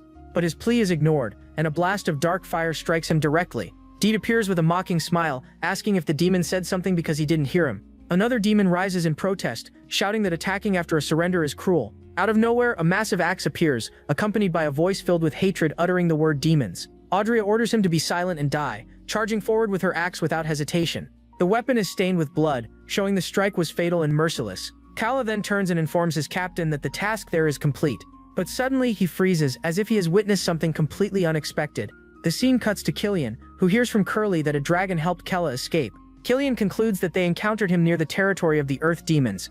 Curly reports that she has already deployed her butterflies to search the surrounding area. He then reasons that Kella will not return to the demon lands, which have turned into a burning wasteland. With that, Killian orders everyone to finish their work and regroup where Curly is. However, Audrey grows angry, asking about the remaining demons and wanting to eliminate them all immediately. Killian tells her to calm down, warning that there will still be time for that after they kill Kella. He reveals his motive for revenge, saying he must wipe out the bloodline responsible for his brother's death. The scene returns to Kella, who suddenly feels a strange chill that makes him tense up. The group is now traveling on mounts, and Srills explains that the cold is expected since they've been heading south for a week. Kella notes that the Tolkien have not followed them and hopes it stays that way. He needs time at least until all his preparations are complete. Suddenly, the mounts come to an abrupt halt, digging their hooves into the ground without warning. Rian becomes frightened and asks why the unicorns suddenly stopped running. Wood then explains that the unicorns are refusing to move forward. He says they sense that they wouldn't survive in the environment ahead, but Kella reassures them that everything will be fine. He decides to send the unicorns back, as they have finally reached their destination. Wood gently says goodbye to his mount, thanking her and asking her to return safely. The group stands in the cold, watching strange creatures dart across the snow. Rian shivers from the freezing air, saying the weather is harsh for everyone, but Kella considers it ideal. With a confident smile, he tells the group to search for a suitable location for their new base. The scene shifts to the unicorns running back under a sky full of stars and a bright full moon. As they move, a glowing bluish butterfly appears, following the trail they left behind. The magical butterfly continues flying, shining brightly in the darkness of the night. Far away, Curly notices the movement of the unicorns. They fear the cold, meaning they must have come from the south. She finds it intriguing that there are 4 of them, which immediately catches her attention. The group arrives at a beach, and Kella suggests that the cave on the island looks like the safest option. He asks Wood if he can sense any monsters there, but Wood replies that his ability only detects natural energy. At that moment, Srills points toward a few abandoned boats, remarking that the place seems untouched for a very long time. Kella asks whether the boats can still be used, and she confirms they appear to be in decent shape. The group boards one of the boats and begins crossing the 200 meters toward the island. He observes that the distance isn't great, though the water is deep and the waves are fairly rough. Kella considers this ideal, since it would make spotting approaching enemies much easier. When they reach the cave, he notices the entrance is quite large and asks Srills to cast an illusion. "That's easy," she replies, already lifting her hand to activate the concealment spell. A purple glow forms as a patterned magical barrier starts taking shape at the entrance. The illusion completes, causing the cave's entrance to vanish entirely from sight. Once inside, Kella remarks that the place seems to have been used long ago, and decides to explore further. After moving deeper, they realize the tunnel splits into 2 separate paths. Kella then turns and asks Wood for more information about the cave's layout. Wood explains that both narrow paths lead to a chamber, and eventually reconnect. He adds that further inside, there is another room linked to a smaller exit. After hearing this, Kella suggests they divide into 2 groups to inspect both routes. Srills quickly grabs his arm, asking if the 2 of them should go together, but Rian immediately objects, shouting no and insisting she will go with Kella. Rian awkwardly explains that it's better if the strongest members split up. Srills acknowledges that the reasoning makes sense. Seizing the opportunity, Rian says she'll go with Wood. She looks quite satisfied with the arrangement. Kella gives the order for them to explore thoroughly and regroup in the middle. In the other passage, Srills and Wood walk along as she comments on how the stones are lighting up the cave. Wood explains that they are light stones created by a mage skilled in both ice and light magic. Srills then looks at him seriously and warns that she still doesn't trust him at all. He appears confused, unable to understand what she means. She tells him she's only traveling with him because of Kella. Since she doesn't easily make new allies, Wood remains silent, quietly processing her distrust. An uneasy tension begins to form between them. Srills' lack of trust is evident in her expression. Then he tells her not to worry, and says she can simply treat him like a slave. His response leaves her momentarily stunned, staring at him in silence before turning away and bluntly stating that she truly dislikes him. Wood keeps his serious demeanor unaffected by her harsh words. Meanwhile, Kella comments that it would be useful if they could also create light stones. Rian suddenly shouts for him to watch his step, warning him not to trip over a rock. He doesn't understand why she's so tense, and finds her behavior somewhat amusing. Out of nowhere, a blue slime appears, bouncing directly into their path. Kella is startled and shouts in surprise at seeing an actual slime in front of him. He becomes incredibly excited, since he has only seen slimes in games and always wanted to touch one. But Rian is furious at the creature's boldness and immediately attacks using her dark magic. She declares that she'll destroy the slime for daring to block Master Kella's way. With power gathering in her hands, she prepares to eliminate the creature completely. After defeating it, she looks at Kella expectantly, as if waiting for praise, so he compliments her effort, and she happily thanks him for the acknowledgement. She promises to handle anything else that appears, but Kella tells her to calm down a little. At that moment, the entire cave begins to tremble with a powerful and terrifying force. The 2 look up in shock, unsure of what is happening. From the shadows, a massive stone golem emerges, its red eye glowing ominously. Completely alarmed, they both scream at the sight of the giant creature. Kella shouts that the thing is enormous, pulling Rian behind him and telling her to stay back, but she refuses, baring her fangs with fierce determination. Rian recalls her promise to deal with everything and prepares her dark magic to strike the enemy. Meanwhile, in the other tunnel, Srills is surprised to discover something unusual on the ground. Her eyes light up when she realizes it's a crystal necklace that looks old and valuable. Delighted, she puts it on and asks Wood if it suits her, but he responds bluntly, showing no interest at all. Srills is visibly disappointed by his reaction, wondering how Rian would have responded instead. She imagines Rian praising her and the 2 of them going out together in search of more treasures. With that thought, she mutters in frustration that she dislikes all of this and would rather be with someone else. Wood stays quiet, barely acknowledging her dissatisfaction. Back in the battle, the golem attacks with full force, knocking Rin away with a single strike, but she regains her footing, convinced that defeating it will solve everything. The stone creature raises its arm, preparing a powerful blow aimed straight at the young demon. Its fist lands directly on her, the sheer strength of the hit shaking her entire body. From the impact, Rin is hurled backward, coughing up blood and left severely injured. Kella shouts that they cannot defeat it without proper weapons, as their attacks have no effect. Even so, despite her injuries, she refuses to give up and declares that she can still fight.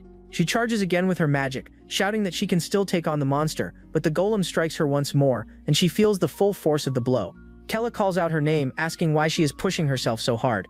Even while wounded, Rian gathers her strength and continues confronting the stone giant. She then cries out that otherwise she won't be able to serve as his attendant.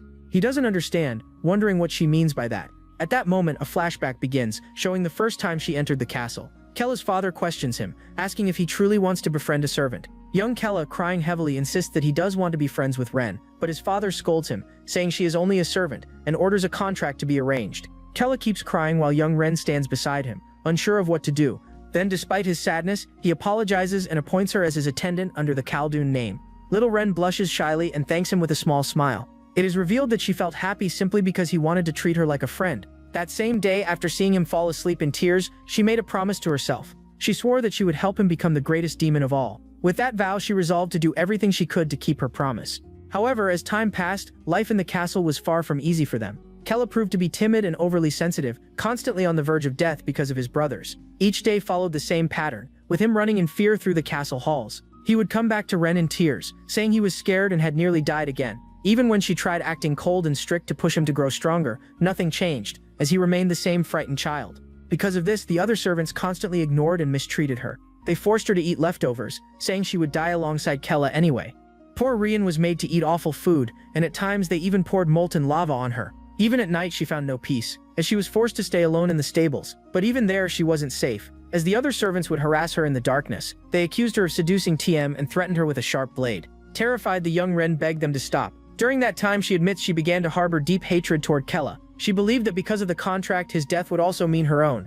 In a moment of despair, she thought it might be better if they both died together. Driven by that dark thought, she attempted to take both their lives at once. However, she failed, dropping the dagger helplessly to the ground. Kella possessed an unnatural ability to recover, making it impossible for her to kill him. She fell into despair, unsure of what to do since even death was out of reach. The two of them ended up crying together, and she gave up, living like an empty shell. But Ren then shouts that suddenly everything about him changed overnight. She continues, saying he became a completely different person. The Kella she sees now is far stronger and more confident, like a true demon. With determination, she declares that he now truly resembles the rightful heir to the great demon king. Fueled by this renewed resolve, she returns to the fight, blocking the golem's attack with her power. She admits that until now she has only been a burden to him, and if she is destined to remain a burden, then she would rather give everything she has right now. She cries out that if things keep going this way, she has no right to remain at his side. Her magic surges to its limit, blasting dust and rubble through the cave. Yet the strike fails and she collapses to the ground, utterly drained. Her face is battered and bruised. She begins speaking in a faint, sorrowful tone,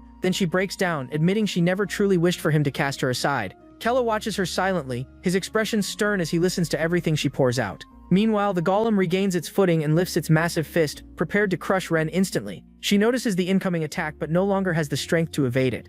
At that exact moment, Kella readies his own move, gathering blue energy into his hand. He releases the spell, sending it straight toward the stone giant with full force. The blast strikes the creature directly, erupting into a surge of blue power. He pulls Ren close and scolds her, asking if she has lost her mind, risking her life for him. Kella then states firmly that he would never abandon a servant like her, no matter what. Ren is left speechless, only managing to whisper his name, deeply moved by his words. With a soft smile, he tells her that even if she tried to run away, he would not allow it. Hearing this, Ren bursts into tears again, overwhelmed with emotion and relief. She clings tightly to him, crying as she repeatedly calls out Master Kella's name. He reflects that he now understands her past and knows her feelings are sincere. With that realization, he decides that for the sake of what lies ahead, he will make Ren the strongest attendant possible. Meanwhile, in the other passage, they arrive at the first chamber, far larger than it appeared from outside. Cyrils becomes thrilled upon discovering a diamond bracelet and eagerly wants to show it off. She immediately declares she will not give it to him, even though he shows no interest whatsoever. However, Wood looks at her seriously and questions whether she is unaware or simply pretending. She remains confused until the bracelet begins to glow in an unusual way. In an instant, it transforms, binding her wrists with a bluish light. Cyril struggles frantically to break free, shouting in anger as she demands to know what it is. At that moment, she senses a sinister presence behind her and is horrified by what she sees.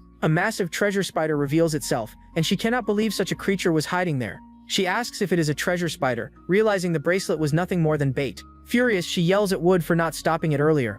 As the spider advances, he defends himself, saying he assumed she already knew and was acting accordingly. With no time to argue, the giant spider lunges at her with its sharp claws. Wood continues speaking, saying he thought she had a plan and therefore chose not to interfere. She curses herself for lowering her guard and being unable to reach her staff. Panicking, she claims she can only rely on him now, pretending she allowed herself to be caught to test him. He doubts her explanation and asks if she truly intended to test his strength. She insists it was deliberate and challenges him to prove himself now. Without hesitation, he draws a dagger and says he will free her from the cursed restraint. He swings his blade at the bracelet with all his strength, but she screams in alarm, warning that it is a magical barrier and cannot be broken physically. He pauses, realizing his attack had no effect at all. At that moment, the treasure spider seizes the opportunity and spits green acid toward them. Wood shields her with his body, warning that the substance melts anything it touches instantly. He asks what they should do since there are no roots in the cave for him to use. Irritated, Srills says she could defeat the creature with magic, and tells him to figure something out quickly.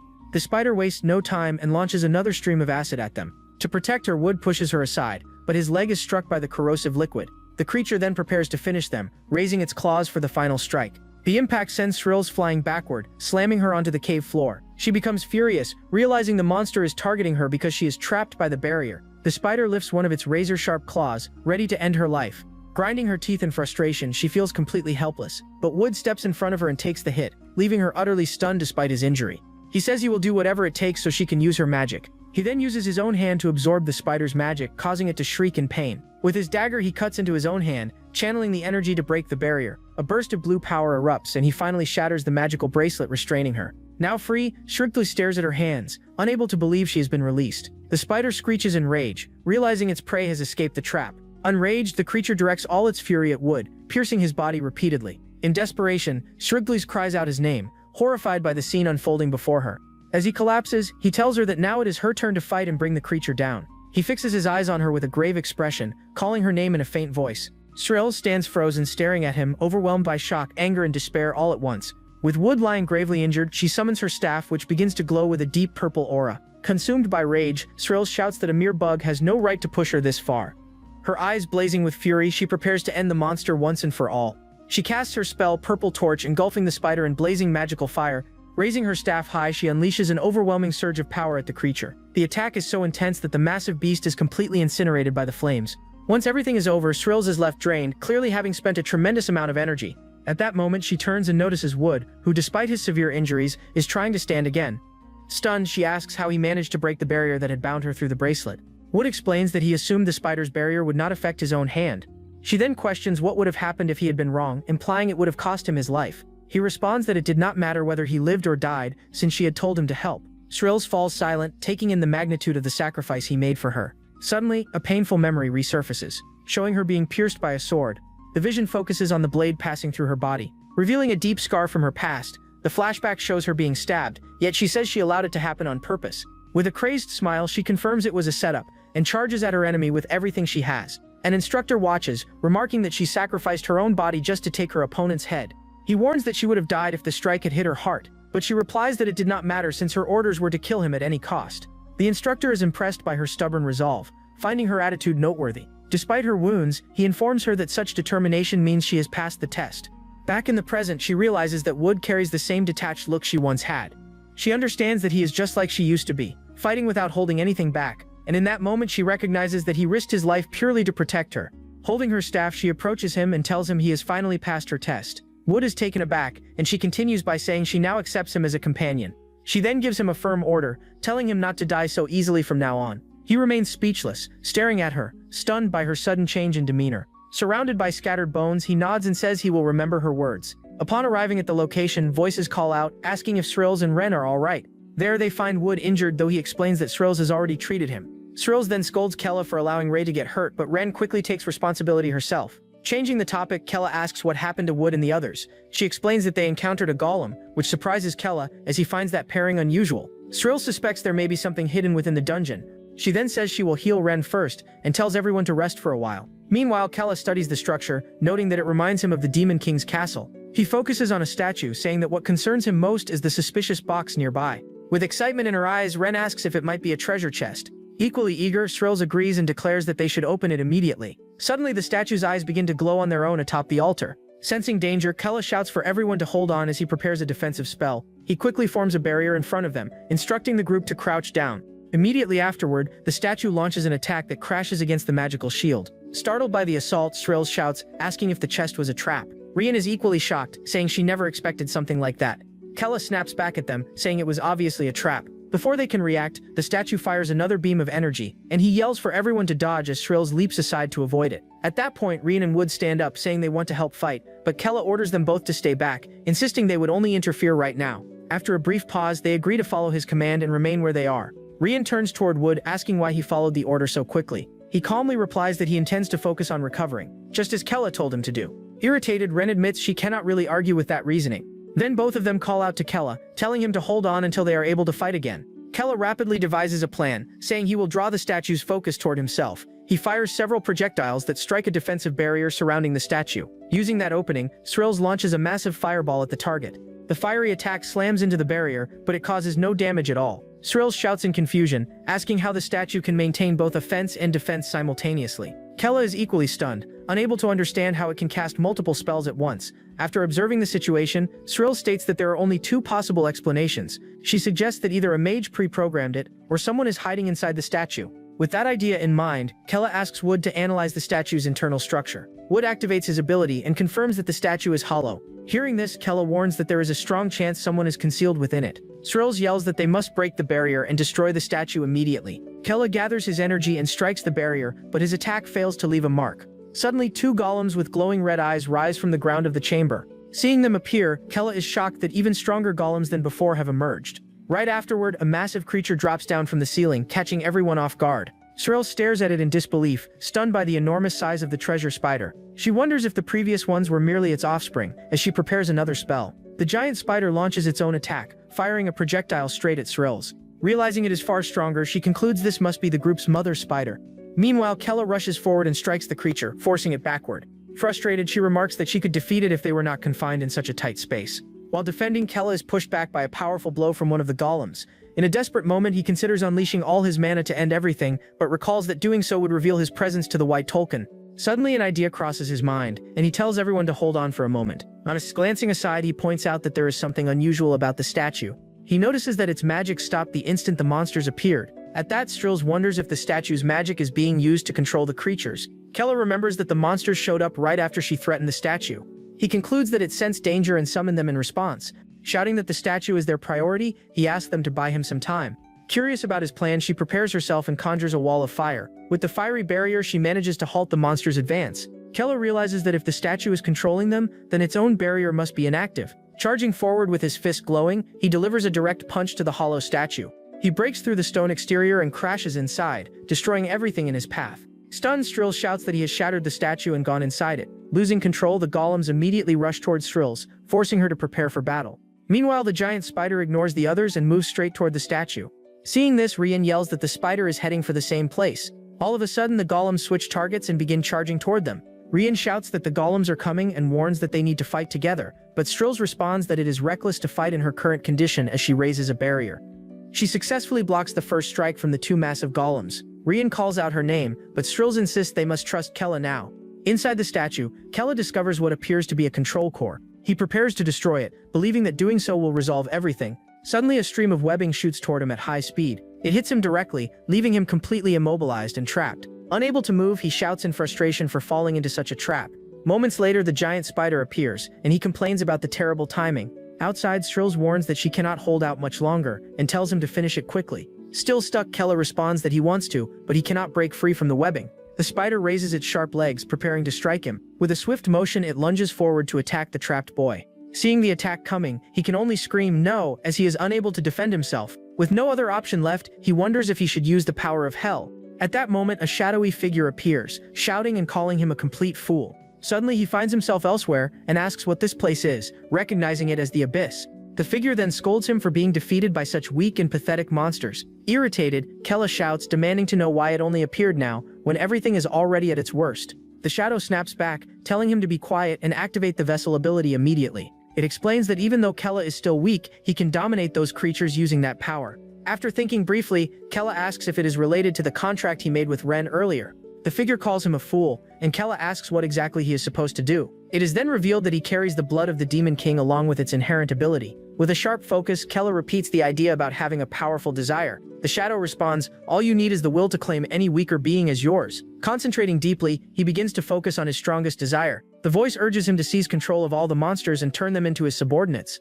Facing the shadow, he finally accepts the power within him, activating the ability as his eyes change completely, marking the awakening of his vassal power. Driven by a powerful urge, he turns toward the giant spider with unwavering resolve. He then declares himself, announcing that Kella will take command. At that moment, the gem on the creature's head reacts to his overwhelming energy. With glowing eyes, he proclaims that the creature now belongs to him. The enormous monster remains still, showing no immediate reaction as it faces the boy. Suddenly, the spider's leg halts just short of his face. A strange new sensation rises within him, making him realize something has changed. Then he perceives a visual space where the spider appears on a screen, displaying submission. The giant spider slowly lowers its head. Even while bound, he instinctively understands what has just happened to the creature. He then faces the treasure spider, now completely under his control. Looking at it lying before him, he states that it now belongs to him. Outside, the golems continue their relentless assault on the protective barrier. In desperation, Strills shouts for Kella to act, warning that the barrier will not last much longer. Standing atop the spider, he tells her to hold on just a little longer. At that moment, he realizes that controlling only the giant spider will not be enough. Focusing on the core, he states that he needs to take control of the monsters outside as well. Steeling himself, he declares that he will claim the core right now. With that, his vassal ability activates once again, targeting the core. Fixing his gaze on it, he commands the control core to come under his authority immediately. At once, the stone golems are affected by the influence of his power. Surprised, Strills notices that the golems have suddenly stopped attacking. Wood points upward, telling both of them to look in that direction. Riding the spider, Kella emerges, with the now motionless golems carrying a slime sealed inside a jar. With a satisfied smile, he says he has finally captured the true master of the dungeon. He explains that the slime was actually the ruler of this place, strengthened by advanced magic. Then he embraces the slime, saying he has finally touched one, and that it feels soft. Strills observes the slime, admitting she has never heard of the vassal ability before. At that, Rian comments that she now understands how the Demon King controlled his monsters. Kella then declares that creating their own dungeon will now be simple. Holding the slime, he names it Stone, leaving Rian surprised by the moment. Filled with envy, Strills shouts that she wants to use that power as well. Wood then raises a concern, asking what happened to the previous owners. Looking around, Ren suggests they may have left the place long ago. Strills offers another possibility, saying they might have died fighting humans. Holding the slime, Kella says he is glad to have made the lonely master his own. He then remembers the figure from the abyss that helped him survive. Closing his eyes, he wonders what conditions are needed to meet it again. For a moment, he simply holds the slime, observing it quietly in his hands. Then, raising his voice, he orders everyone to begin building their new dungeon. After taming Stone, he also gained control over all of its monsters. To prepare, he deployed scouts across the entire perimeter of their new territory. He positioned the spiders at the entrance and placed the golems at the hallway intersections. The remaining creatures were assigned to guard the main hall. After that, it was time to equip the group using the weapons found in the chest. Holding a pair of daggers, Rian wonders if they will help her grow stronger. Surreals explains that the daggers amplify and condense her demonic energy. She notes that until now, Rian has only used power generated directly from her hands. If she learns to wield the daggers properly, her attacks could become far more precise. Determined, Rian says she will master them in order to protect Kayla from the White Tolkien. She then asks Wood if he will be fine using that shield, but he replies that it retains moisture and carries natural energy. Observing their resolve, Kayla comments that elves truly perceive things differently. Surreals then picks up a grimoire, saying it does not appear to contain any special magic. Looking at Kayla, Surreals tells him he should take the strongest sword available. He crouches down, wondering if that one really is the most powerful among them. After a moment of thought, he notices another sword that catches his attention. Although he considers the weapon unimpressive, he decides to keep it regardless. As he grips the blade, he mentions that it drew his attention from the very beginning. He adds that it gives him the sensation of holding his former sword once more. After collecting the equipment, they rely on the map to begin constructing the dungeon. By using stone and water, they produce the fundamental materials needed for building. For this task, they merge Surreals' magic with Wood's expertise. Through the combination of their abilities, a complete dungeon is formed from nothing. He admits the structure is basic, yet it was designed following his map. Smiling, he remarks that this may be both his first and possibly his final dungeon.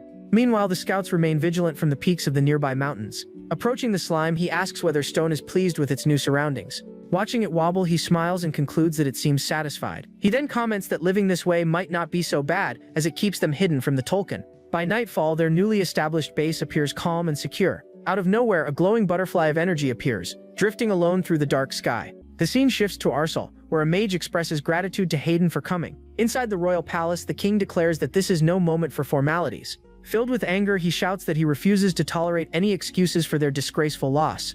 After regaining composure, he orders that the elemental mages be summoned immediately. He then proclaims that he will personally train them using the king's stones. Concerned, Hayden questions why his own mages must be involved as well. The king explains that the White Tulkun have not yet located their target. Continuing, he states that once their souls track them down, his honor will be restored. Hayden agrees but warns that the stones come with severe side effects. The king dismisses this, asking if that is truly something to worry about now. He grabs Hayden and uses magical energy to intimidate him on the spot. Reminding him who holds authority, he declares that he was the one who brought Arsel to its current state. Threatening him further, he says Hayden should be grateful he has not been executed. Clarifying his stance, he orders him to stop complaining and call the elemental mages at once.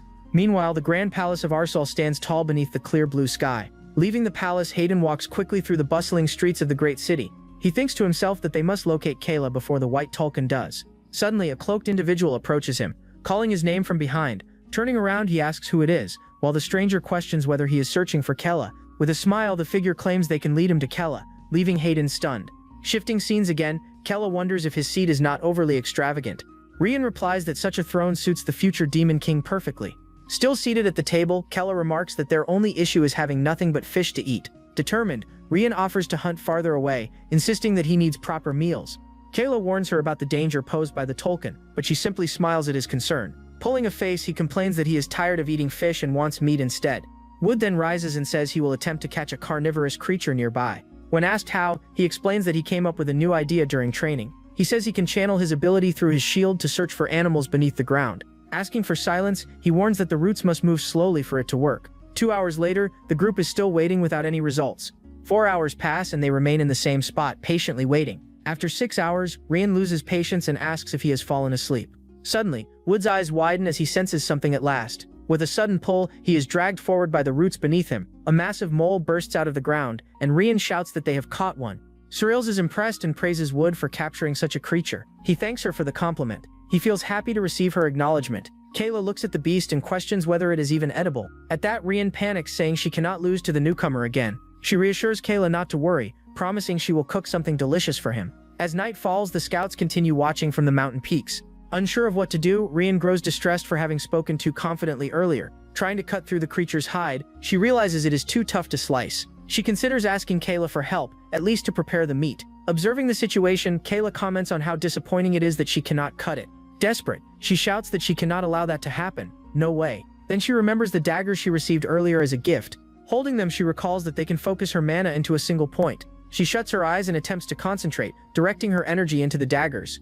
Remaining entirely focused, she does not open her eyes even for a moment. All of a sudden, the power surges violently, and she cries out, confused by what is happening. She soon realizes that the blades are continuously draining all of her mana. Attempting to release them, she finds that the daggers are stuck to her hands. Crying out in pain, she warns that if it continues, her mana will be completely depleted. While examining the grimoire, Surreals discovers that it was specifically designed for this dungeon. Although it appears simple, she finds it odd that she cannot determine the creator's level. As she flips the page, she suddenly notices something extremely important written within. At that moment, a loud scream alarms Kayla, who asks what has happened to Ren. Wood offers to go check, but Surreal stops him, insisting that Rian be left alone. She explains that Rian is merely cooking and tells him not to worry. After a brief pause, Kayla accepts her explanation and waits. Meanwhile, a loud noise echoes from the door of another room inside the dungeon. Losing control, Rian shouts as she struggles to manage the daggers. Recalling the past, she remembers how Kayla would always give up during training sessions. She also remembers memorizing everything so she could teach him someday. With that in mind, she forces herself to recall a method to control the weapons. In her memory, the instructor had explained that magical weapons require control. He taught that to wield a magic blade, one must understand its true nature. Thinking back on the lesson, she finally grasps the idea of a weapon's essence. The instructor had said that one must shape magic into the desired form. Through focus, it becomes possible to create extraordinary effects using one's own mana. Rian realizes that she needs absolute concentration to manifest her power. Trying once more, she attempts to guide her magic into synchronizing with the daggers. After great effort, she finally manages to merge her mana with the blades. She shouts, demanding that the daggers obey her at last. Clenching her teeth, she declares herself the rightful master of both weapons. Still radiating power, she focuses on fully subjugating the daggers. She cries out that if she fails, she will never be able to protect Kella from the Tulkun. Pushing her mana to its limit, she releases all of her power in a single burst. After the explosion, she inhales deeply, exhausted from the strain. Looking ahead, she realizes she has successfully pierced the mole's tough hide. Pulling the daggers free, she prepares to continue. Then she notices that the mana around the blades is no longer being drained. Smiling, she senses that she has finally made the daggers her own. As night falls, Kella remarks that she is taking quite a while to return. He decides to check on her, but Srill stops him, telling him to leave her alone for now. Suddenly, Rian appears at the doorway carrying the meat, shouting that everything is ready. Surprised, the group asks what happened, but she behaves as if nothing unusual occurred. She insists everything is fine, though Kella notices she is sweating heavily. Srills then compliments Ren, saying she worked much faster than expected. Confused, Rian asks what she means by that praise. Showing the grimoire, Srills explains that the mole's vitality decreases once it leaves the ground. She adds that only those who use sword energy can cut through its hide. Surprised, Ren says she truly thought its skin felt like steel. Wood also praises her, but she dismisses it, saying it was nothing special.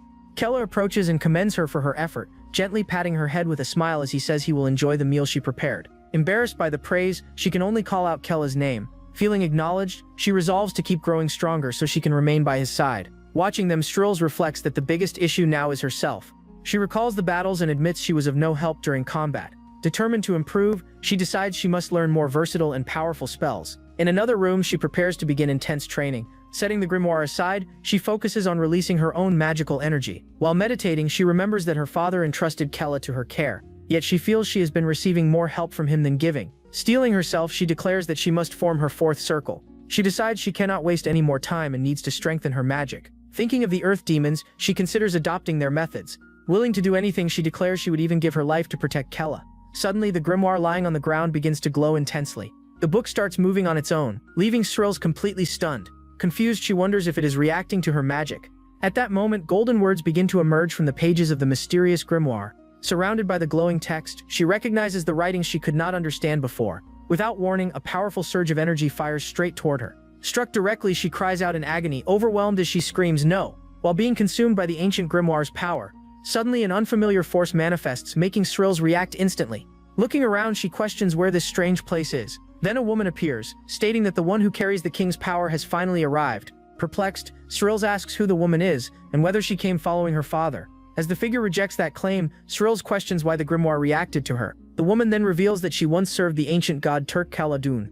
Khaldun. Startled, Strills exclaims, asking if she truly means the ancient demon king. Dropping to her knees, she wonders how such a thing could be possible, questioning if it is fate. In response, the entity suggests that their encounter may be guided by the will of the world itself.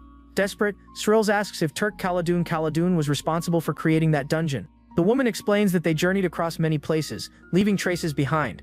Understanding everything, Strills realizes that her arrival there was not mere coincidence. In anguish, she pleads for assistance, shouting that Helkun was slain by humans. However, the entity states that such a thing is impossible, as it is only an activated spell. Hearing this, Strills accepts that there was never a chance they were truly alive. Begging once more, she says she needs power to protect the descendant, Kella. Satisfied with her request, the entity explains that forming circles depends entirely on one's own capability. She then warns that the pain of death will surge through her body. Still kneeling, Strills shouts that she can endure it and begs to be given the chance. The entity cautions that the suffering will feel as though it lasts 14 years. Even when facing death, her expression remains unwaveringly resolute. A vision appears of Turk Khaldun standing beside a young Kella. With firm resolve, she declares that her only purpose now is to protect him. Placing her hand over her chest, she says she is ready to accept any pain. Sensing her determination, the entity agrees and reaches out toward her. She then announces that she will reconstruct all of Strills' magic using her own power. As the process begins, Strills immediately cries out in agony. Encased in magic, she screams as the overwhelming force strikes her. Even through the suffering, she reminds herself that she must endure to achieve her goal. Watching closely, the entity remarks that they will now see how much she can withstand. Overcome by intense pain, Strills continues screaming as she undergoes the harsh transformation. The scene shifts, showing Kella carrying a tray with pieces of meat. Walking alone, he recalls that Strills vanished after saying she would inspect the dungeon. Suddenly, he encounters a large, mysterious sphere blocking his path. Noticing her silhouette inside, he desperately calls out Strills' name. Rushing toward it, he wonders what could have happened there. When he tries to cut through it, he realizes it is actually a magical barrier. Striking it with all his strength, he finds his attack has no effect. Determined, he declares he must break the spell and shouts for Strills to wake up. Receiving no reply, he calls her name again, seeing her condition worsen. Far away, Killian and his squad arrive, and he asks if they have come the correct way. Curly confirms that the unicorn's memories guided them to that place. She explains there are more than 400 islands, and Kala remarks that it will take too long. Ignoring the concern, Killian says their presence there actually works in their favor. Drawing his sword, he declares the mission will be complete once every island has been searched. With a swing, Killian releases a massive wide-range attack. The strike crashes into the surface, splitting the waters apart. Watching this, Audria and Kala react in shock at the display of power. Beside them, Deed looks thrilled, calling it incredible. Turning toward his team, Killian prepares to issue further commands. Smiling, he orders everyone to spread out and locate Kella as quickly as possible. Meanwhile, Kella continues striking the magical barrier with his sword. Breathing heavily, he wonders why it is so resilient. Seeing Strills trapped inside, he laments that she keeps bleeding more and more. In desperation, he says he must save her. He cannot afford to lose her now. Suddenly, an unusual noise from outside catches his attention. Confused, he wonders what it could be, questioning if it might be an earthquake. Atop a cliff, two owls carefully observe the entire horizon. Moments later, one of them takes flight and begins patrolling the island region. Closing in on its target, the creature remains fully focused on its search. At that instant, Killian seems to sense something and abruptly stops. Confirming the location, the creature's eyes begin to glow intensely. Inside its container, Little Stone suddenly starts emitting a warning signal. Seeing the alert, Kella realizes that Stone is sending an emergency signal. He then wonders if Stone has detected the people dressed in white nearby. Panicking, he concludes it must be the White Talcon group. He fears that Strills may have already been overwhelmed by Curly's magic. Realizing the danger, he runs, saying, "If they find us now, it's over." Reaching Rian and Wood, he shouts for them to prepare for the bunker. He explains that the White Talcon have been detected very close to their location. Surprised, Rian realizes the tremor was caused by them and says she will go get Strills. Running ahead, he shouts that Strills might already be trapped by enemy magic. Heading toward the bunker, Kella says they must take shelter immediately for safety. He assures them they will not be detected inside, and they all rush in. In a hurry, he pushes Wood inside to get everyone in as quickly as possible. Apologizing to Strills, he admits there is nothing he can do at that moment.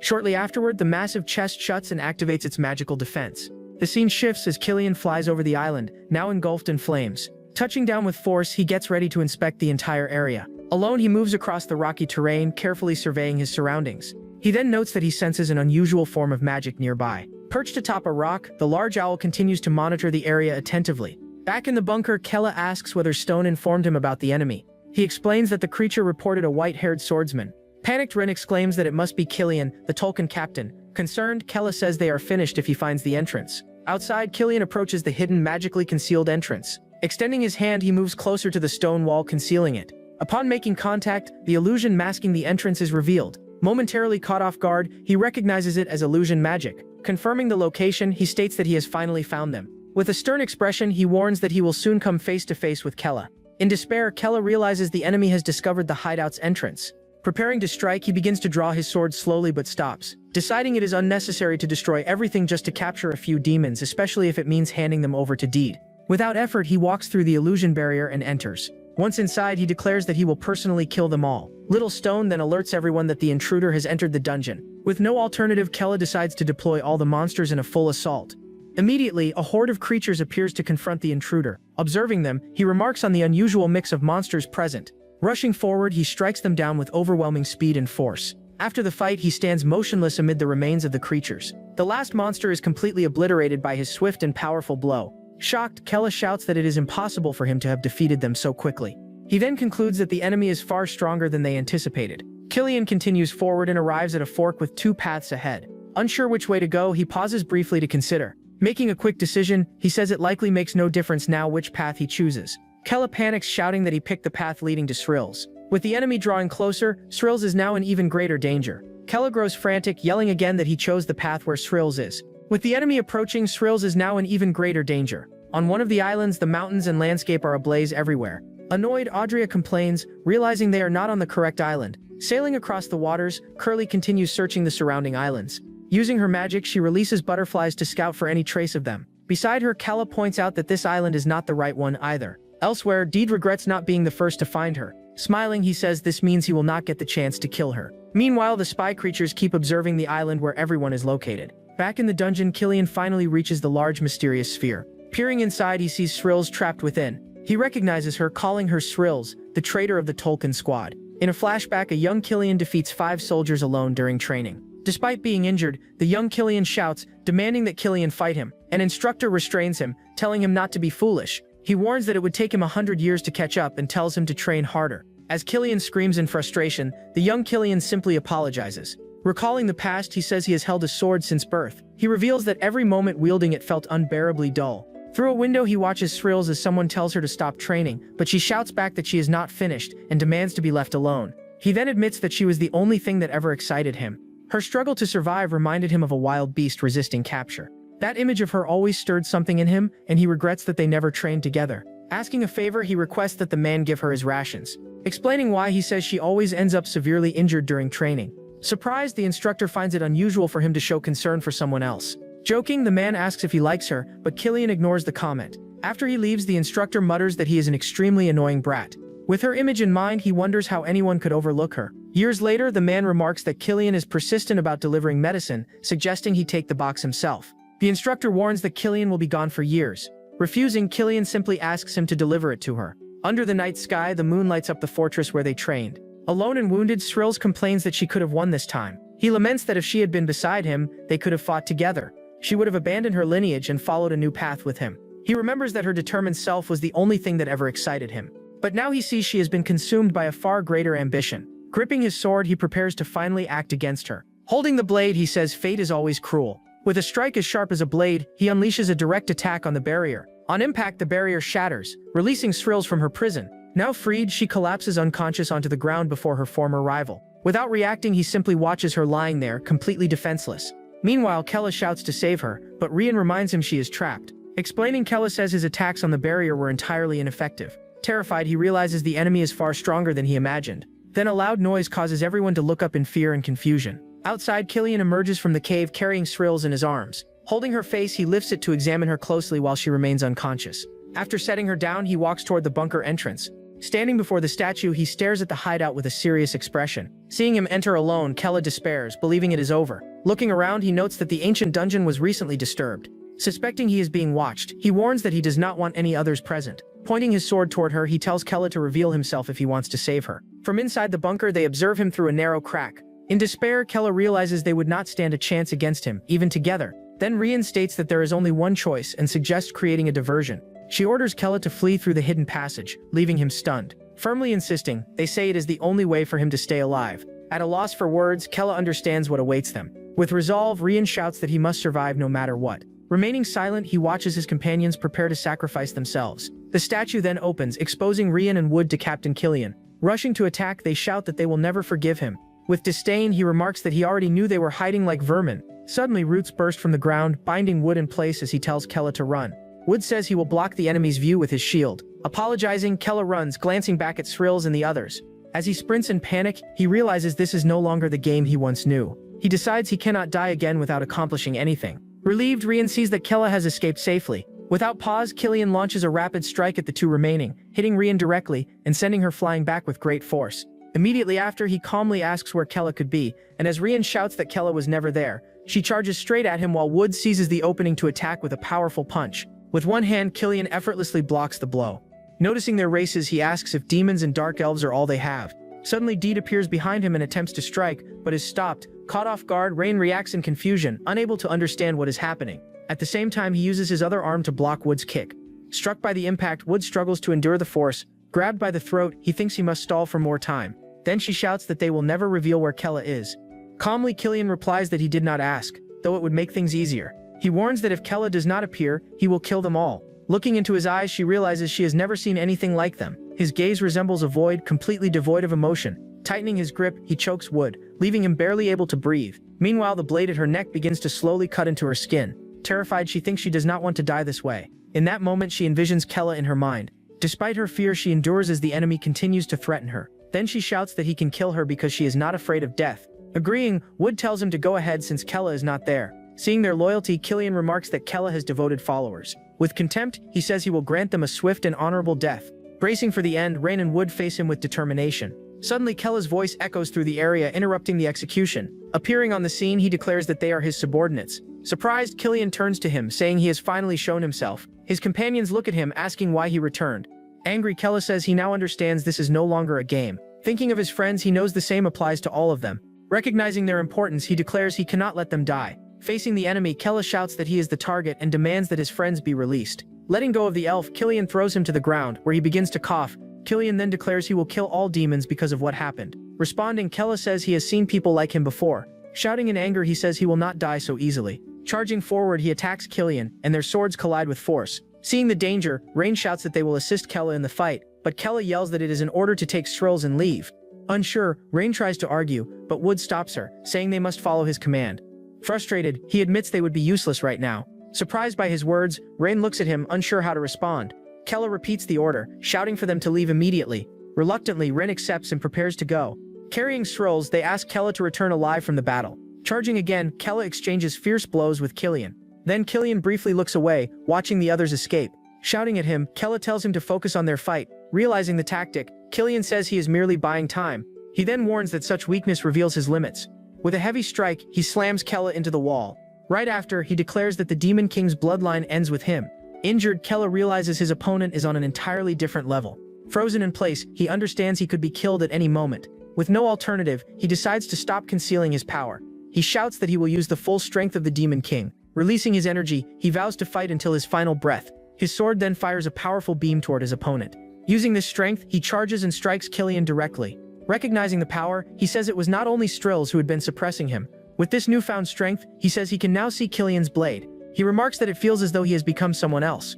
Killian confirms that he has indeed inherited the Demon King's blood, but warns that the result will not change as he attacks again. From the impact, large chunks of rock begin to fall from the ceiling. Struggling to stand, Kella is stunned by his power. Seeing everything collapse, Ren shouts that the dungeon is falling apart. Wood reminds her that their priority is to follow orders and take Srills. Carrying her, Ren laments that she still has not awakened from the spell. Running desperately, Wood shouts that the exit is close.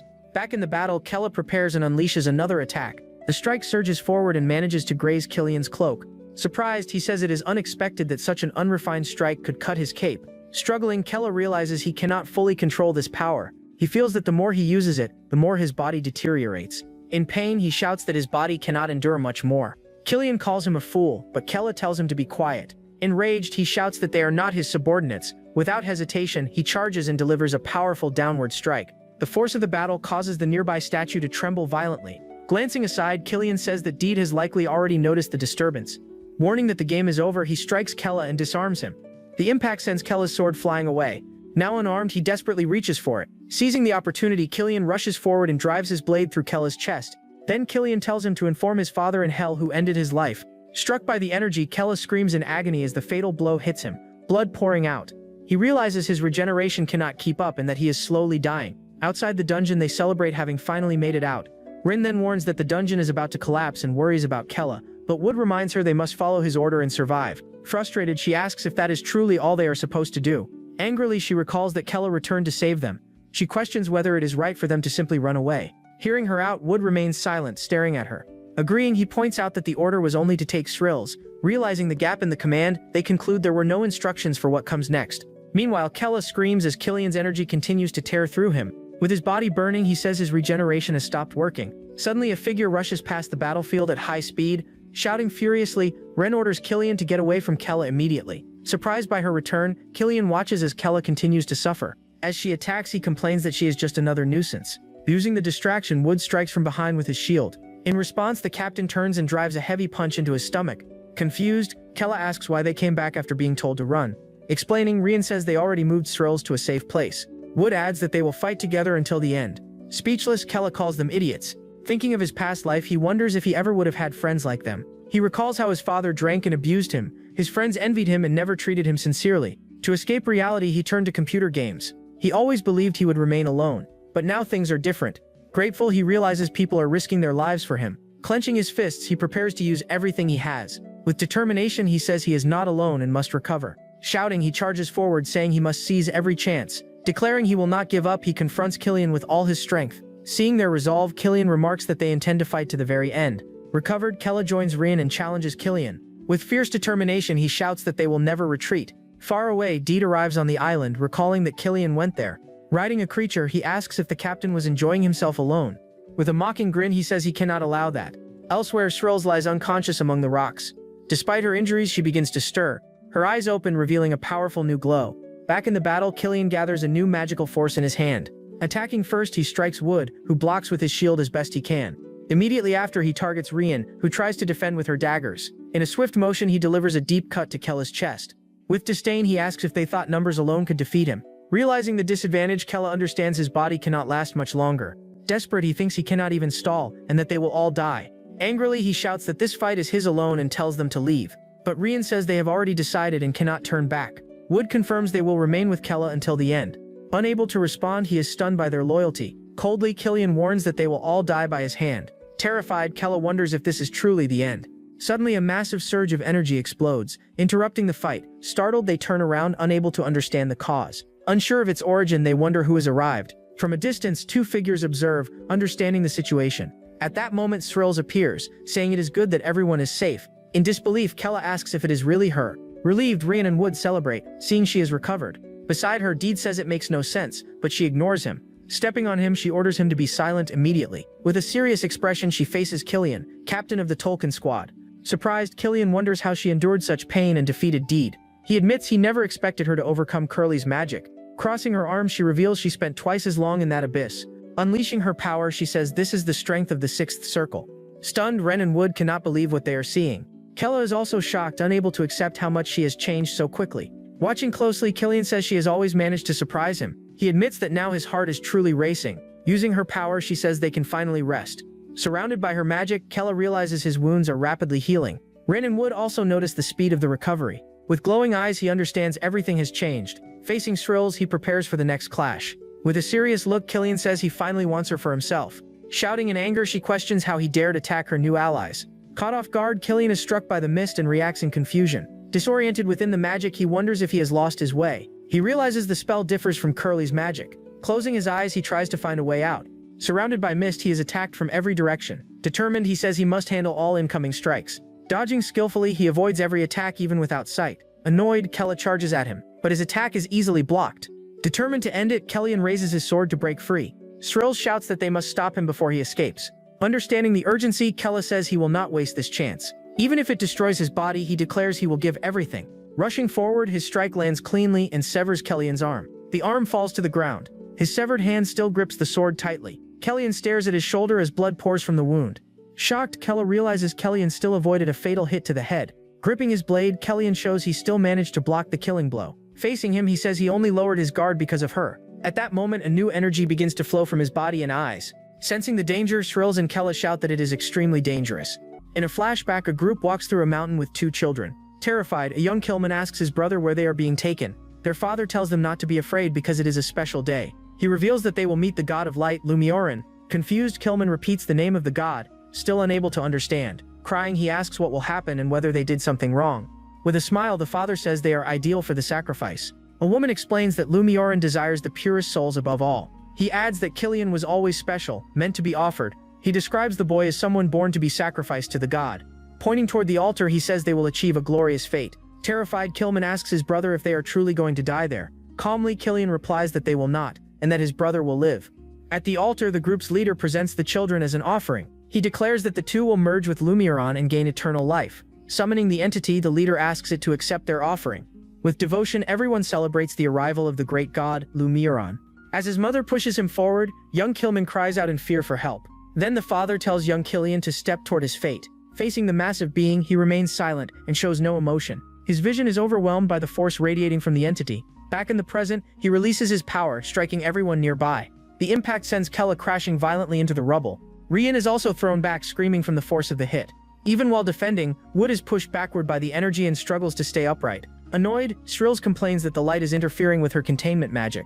Angrily, Killian says that Kella took his brother Srills and his arm. He promises to make him suffer endlessly. Realizing he will not back down, Kella prepares for the final fight. Seeing the missing arm, he understands this is his only opportunity. Unleashing his power, Kella says he will send Killian to hell.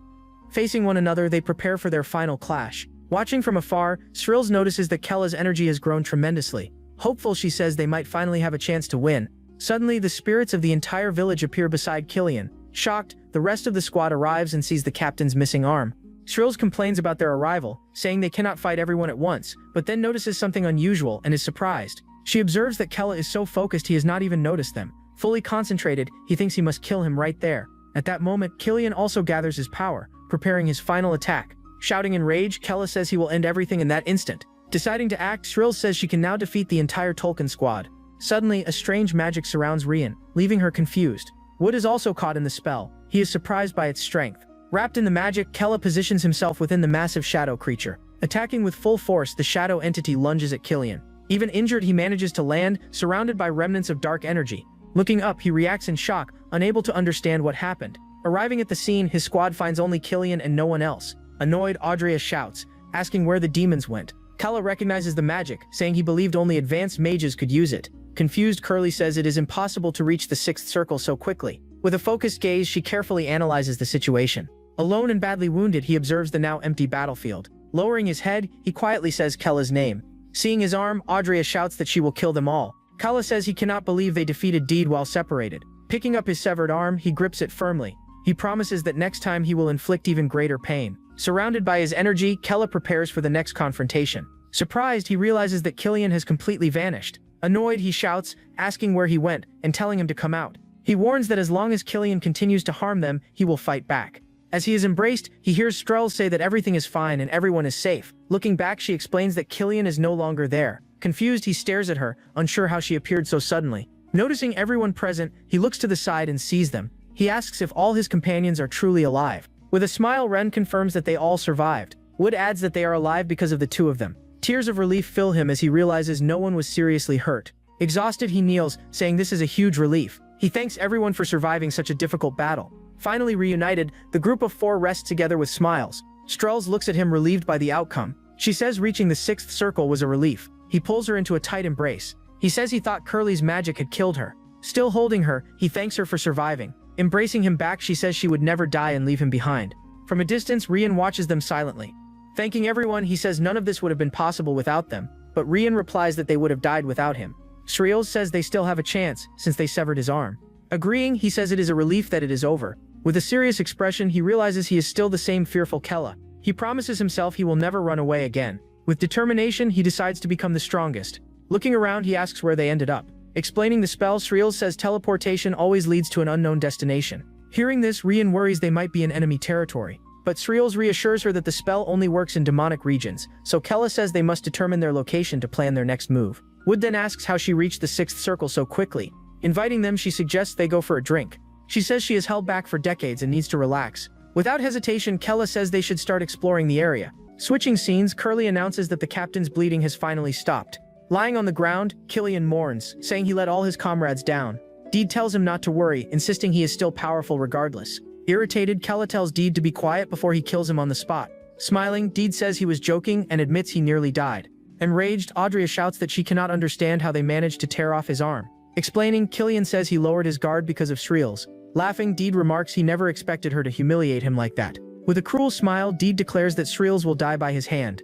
Facing reality, Killian says she will belong to him no matter what. Back on the island, Curly warns that his arm is in critical condition and suggests returning to summon the holy healers. Curly adds there is no way to track them and that the magic might fail. Furious, Audrey shouts that she will hunt them down herself immediately if needed. Killian orders everyone to retreat together, warning that Skrills is extremely dangerous. Angry, Audrey complains, saying Skrills is nothing more than a test subject. While being treated, he vows to pursue them again soon. With determination, he warns that none of them will escape him. Far away, the group celebrates surviving their escape from the island.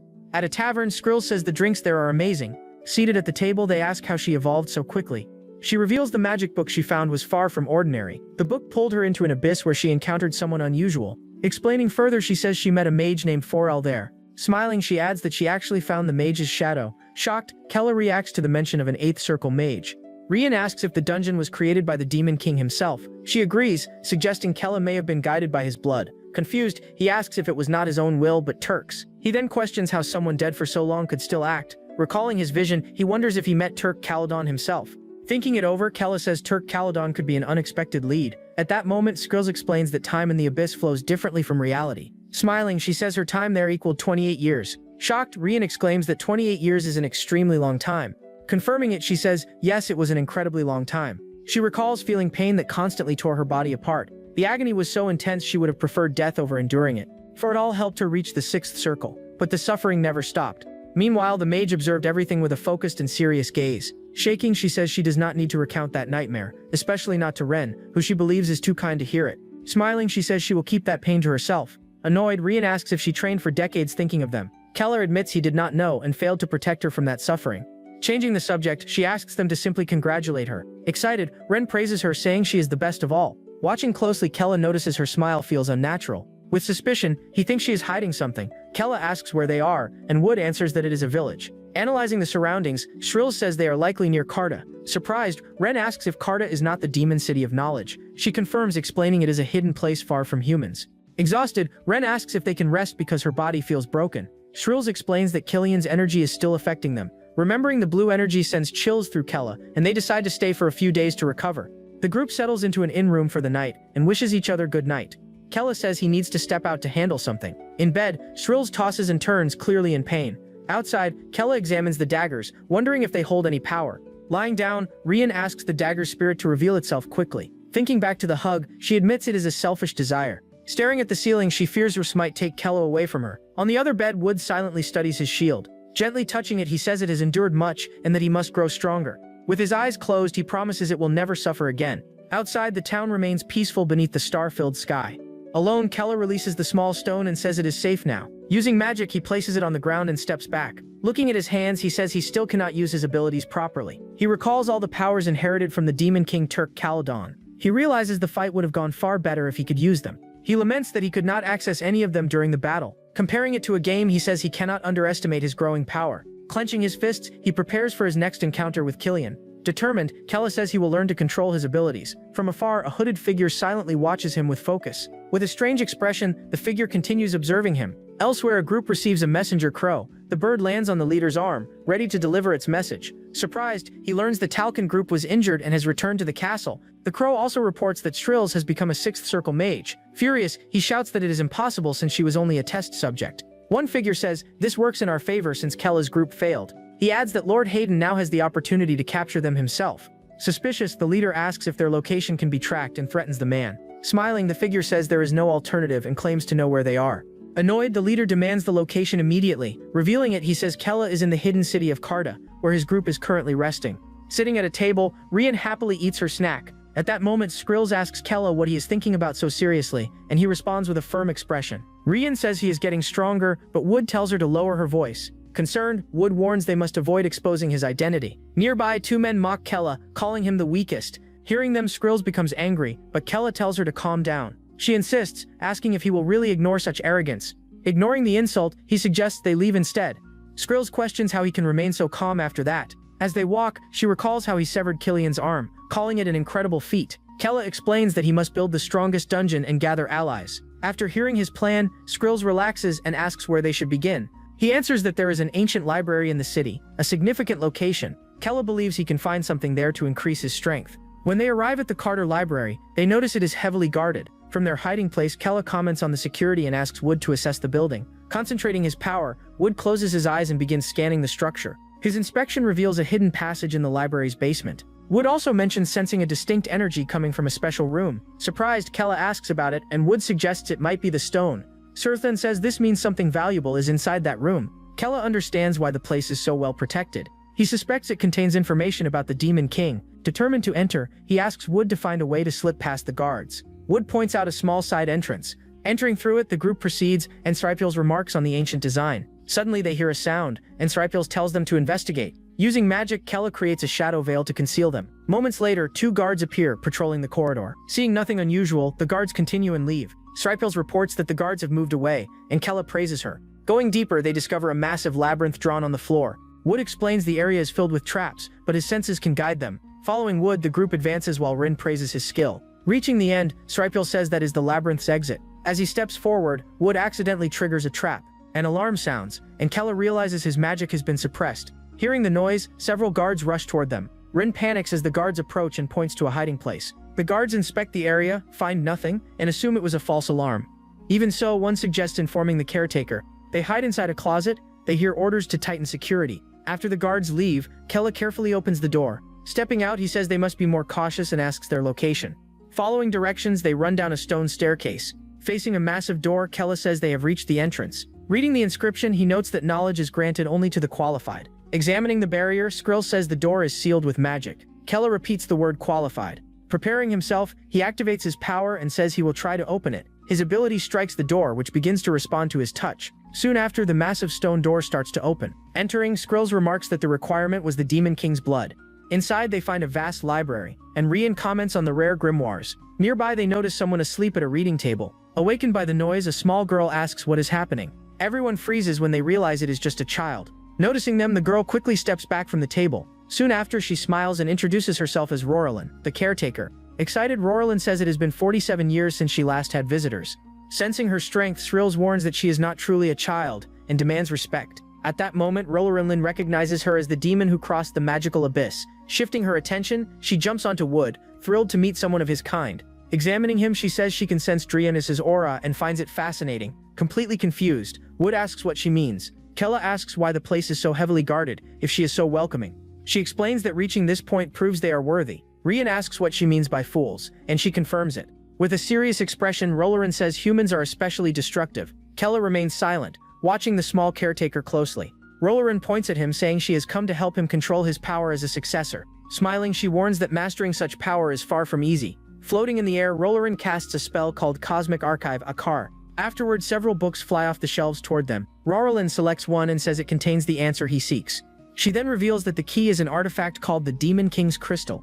Surprised, Kella repeats the name, unable to believe it. Explaining further, she says the crystal was split into 3 pieces. Sorrel's comments on the magic war, but Rolarin corrects her with the exact date. Continuing, the caretaker says humans hid the 3 fragments. Showing a map, she explains that each piece is on a different continent. Confused, Kella asks how this relates to his current power. Rolarin explains that the crystal is the only safe vessel for it. That is why she warns his body suffers damage whenever he fights. At that moment, Kella realizes that finding the fragments could solve his problem. Rolarin confirms that this will allow him to use his full power like Turk Caledon did. With determination, he understands this is his chance to wield true bloodline power. Rolarin warns that since he is not pure-blooded, this is his only option.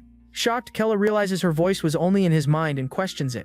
Rolarin says where the fragments are, and Rolarin says she knows their location. She reveals that in her youth she met Turk Caledon himself. Stunned, Kella asks if she truly met him in person. Confirming it, she says he was searching for the crystal for his bloodline. She explains that at the time her people were being slaughtered by humans. Continuing, she says many call him cruel, but that is only the human view. With regret, she says she never had the chance to thank him, but now she has met his descendant. Crying with joy, she says she is happy to help his bloodline. Holding his hands, her emotional gratitude leaves him embarrassed. Her story makes him question everything he once believed about Turk Caledon. Excited, Rolarin finally says she will reveal the crystal's location. She states that it is in Mortuarum, known as the Demon King's Graveyard. According to her, Turk Caledon said the first fragment would be there, though she does not know the others, which frustrates Kella. Correcting him, she says even one fragment will greatly increase his power. Kella asks why humans would hide the crystal in such an obvious place. Rolarin explains it was concealed there because of the souls. She also warns that the area is filled with trap spells. Angered by their boldness, Sorrel says this is blatant mockery. Changing the topic, Rolarin says she will give them a gift for their journey. Jumping toward him, she casts a spell that strikes him directly. She explains it is protective magic that also lessens physical damage. Clenching his fist, Kella feels the power spreading through his body. Right after, she hands an ancient magic tome to Sorrel's. Surprised, Sorrel says she thought those spells were only legends. Rolarin assures her she will master them and tells her to use them wisely. Seeing this, Ren asks what she will receive and is given a petal. Confused, she examines the item, but Rolarin tells her to keep it safe. Turning to Wood, she says he already carries the most valuable gift. Rolarin explains that within him lies the seed of Draenus, which will awaken. Wood says he does not understand what she means. Touching his shoulder, she says time will be their greatest weapon. Rolarin then tells them that Mortuarum is a 6-day journey away. She explains that a crimson mist surrounds the area, a remnant barrier from the magic war. This mist can read minds. Smiling, she warns that all their hidden fears will be exposed. Kella warns that if something goes wrong, some of them could die. Ren confidently says they can succeed. Kella says they have overcome many dangers and cannot give up now. Watching them, Rolarin realizes the world is beginning to change. Kella invites her to join them, but she declines. He remarks that someone as strong as her would be a great addition. As they part, the group thanks Rolarin for her help. Smiling, she says there is no need to thank her because their visit was a gift. She gives them one final warning. Do not eat anything in Mortuarum. Hearing this, Kella says he understands clearly. Waving, Rolarin wishes them a safe journey. Leaving the library, the group walks through the city at night. As they move, they discuss Rolarin and her connection to Turk Caledon. Skrill suggests that everything may be part of a larger plan. At that moment, Rian asks if they are already heading to Mortuarum, showing fear. Wood tries to calm her, but she responds with irritation.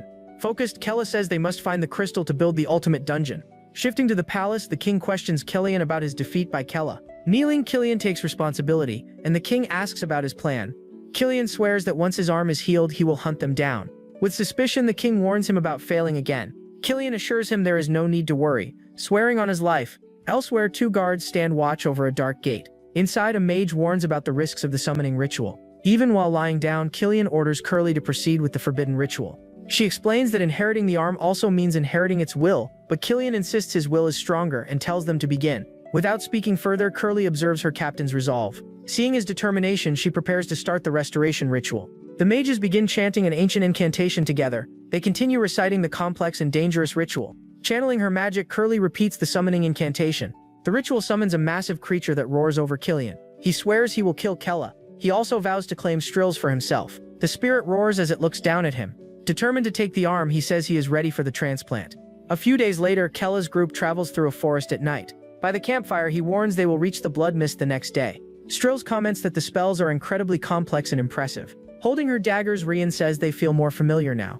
Wood says he feels something similar, explaining that his shield seems to speak to him. Kella concludes that meeting Rollin helped them all improve. Suddenly, Wood's ear twitches as he senses something. Jumping up, he warns that people are approaching. Analyzing it, Thrill says their footsteps carry sacred mana. Without hesitation, Rian stands and shouts for them to come out. Stepping from the shadows, a man approaches and calls out to Kella Kaldun, saying he has finally found him, staring with intense focus. Accompanied by mages, he says the reports about Kella were accurate. Thrills recognizes him as Hayden, the Archmage of Talawa. Hayden calls her a traitor and says there is no point in running. Preparing her weapon, Thrills replies that she has no intention of fleeing. Smiling, Hayden notes she has reached the 6th circle, but questions if she can face 6 mages empowered by Imperial crystals. Seeing this, Thrills wonders why the Emperor would use something so valuable. Hayden says that if they surrender, he will grant them a painless death. Without delay, he launches a spell, sending multiple energy blades, but Killian dodges them all with ease. Surprised, Hayden orders his mages to attack using the Sanctuary's judgment. They begin casting a powerful light spell. Together, they prepare a combined attack to end the fight instantly. Beams of energy rain down, surrounding Killian's group completely. In response, Thrills creates an abyssal shield to protect them. The barrier holds, blocking the light magic entirely. Hayden shouts that it is impossible because light should purify darkness. Thrills explains that abyss magic can rival sanctuary magic. Focusing her energy, she prepares a counterattack. Casting the Mist of Oblivion, she strikes the enemy mages directly. Hit by the spell, they scream as its effects take hold. Confused, they ask where they are and beg Hayden to save them. Recognizing the spell, Hayden realizes he has no time to help them. Determined, he launches an even stronger attack, but Thrills easily avoids it and asks if that is all he can do. He screams for her to die. He releases a concentrated beam of light. At that moment, Kella jumps in front of her, saying he will not allow it. Using his power, he blocks the attack and shouts that he will not let anyone die. Hayden is shocked to see the spell stopped. Unable to believe it, he orders his mages to deal with the others while he fights. Following the command, one mage immediately attacks. The spell strikes Rin directly, sending her flying. In trouble, she says she cannot keep dodging and calls for help. In desperation, she throws her daggers, which block the attack. Seeing this, the hooded mage is stunned. Her daggers begin transforming into a much larger weapon. Rian grabs the new weapon, astonished by what just happened. She realizes the daggers reacted directly to her will, and shouting with full force, Killian begins releasing his power. A surge of demonic energy spreads intensely around his body. Seeing this, Hayden questions the overwhelming pressure of that energy. Killian decides to test the technique he had planned to use against Killian. Releasing the Ruin Agladi technique, he forms massive energy blades. Stunned, Hayden realizes the mages have been defeated by that spell. Seeing no alternative, he prepares to use divine teleportation.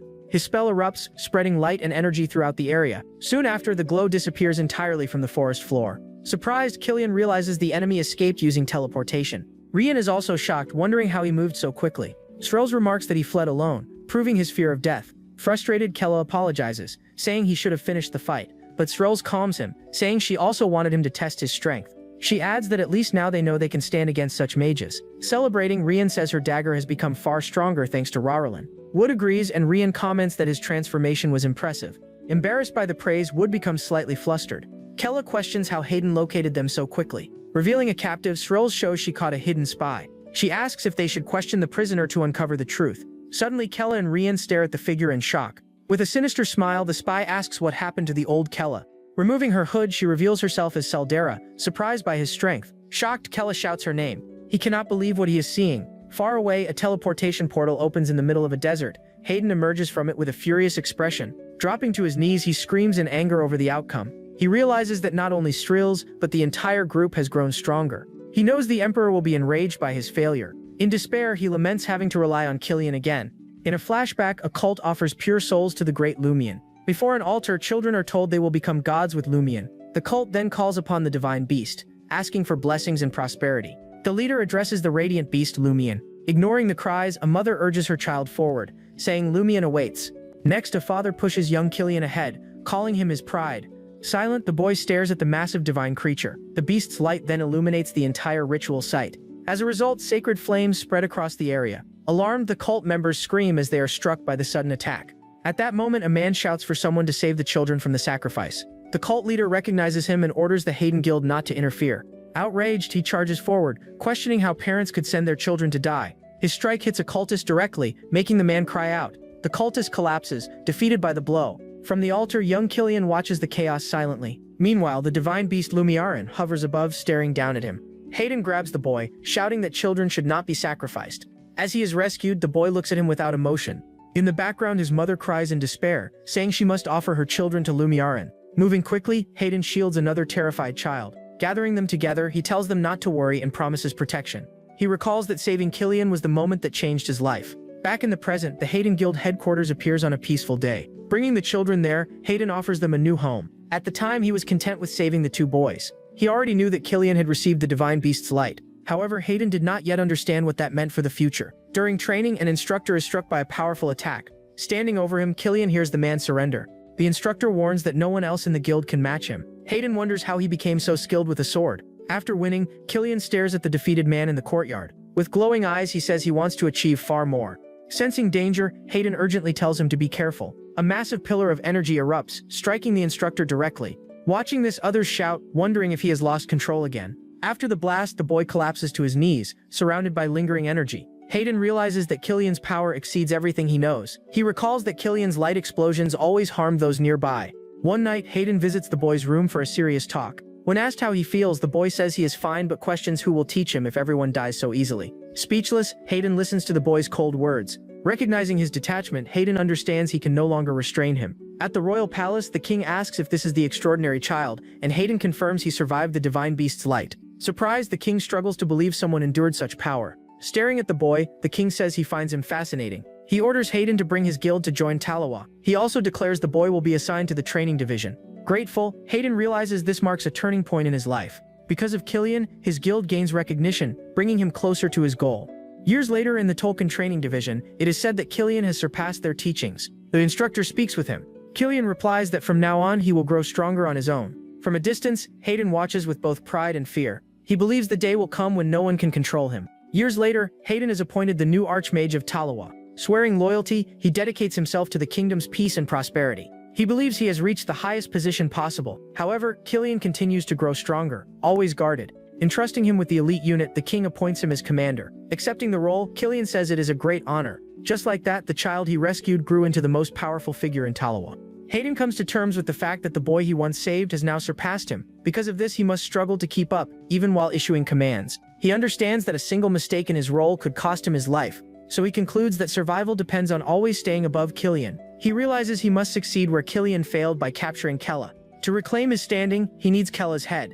If things continue this way, Killian himself will eventually destroy him. Clenching his fist, he accepts that there is no alternative. With no other option, he decides to seek help from those he had always avoided. Crossing a rugged landscape, Hayden advances alongside the dark night. He checks a compass that indicates the location of the strongest energy. Holding it, he admits he never expected to use it. Drawing on his power, he opens a portal ahead and declares he has found the place. For the ritual, he bites his finger until it bleeds. He extends his hand, pointing the bleeding finger toward the dark portal. A drop of blood falls and is absorbed into the portal. Two figures emerge and demand to know who he is.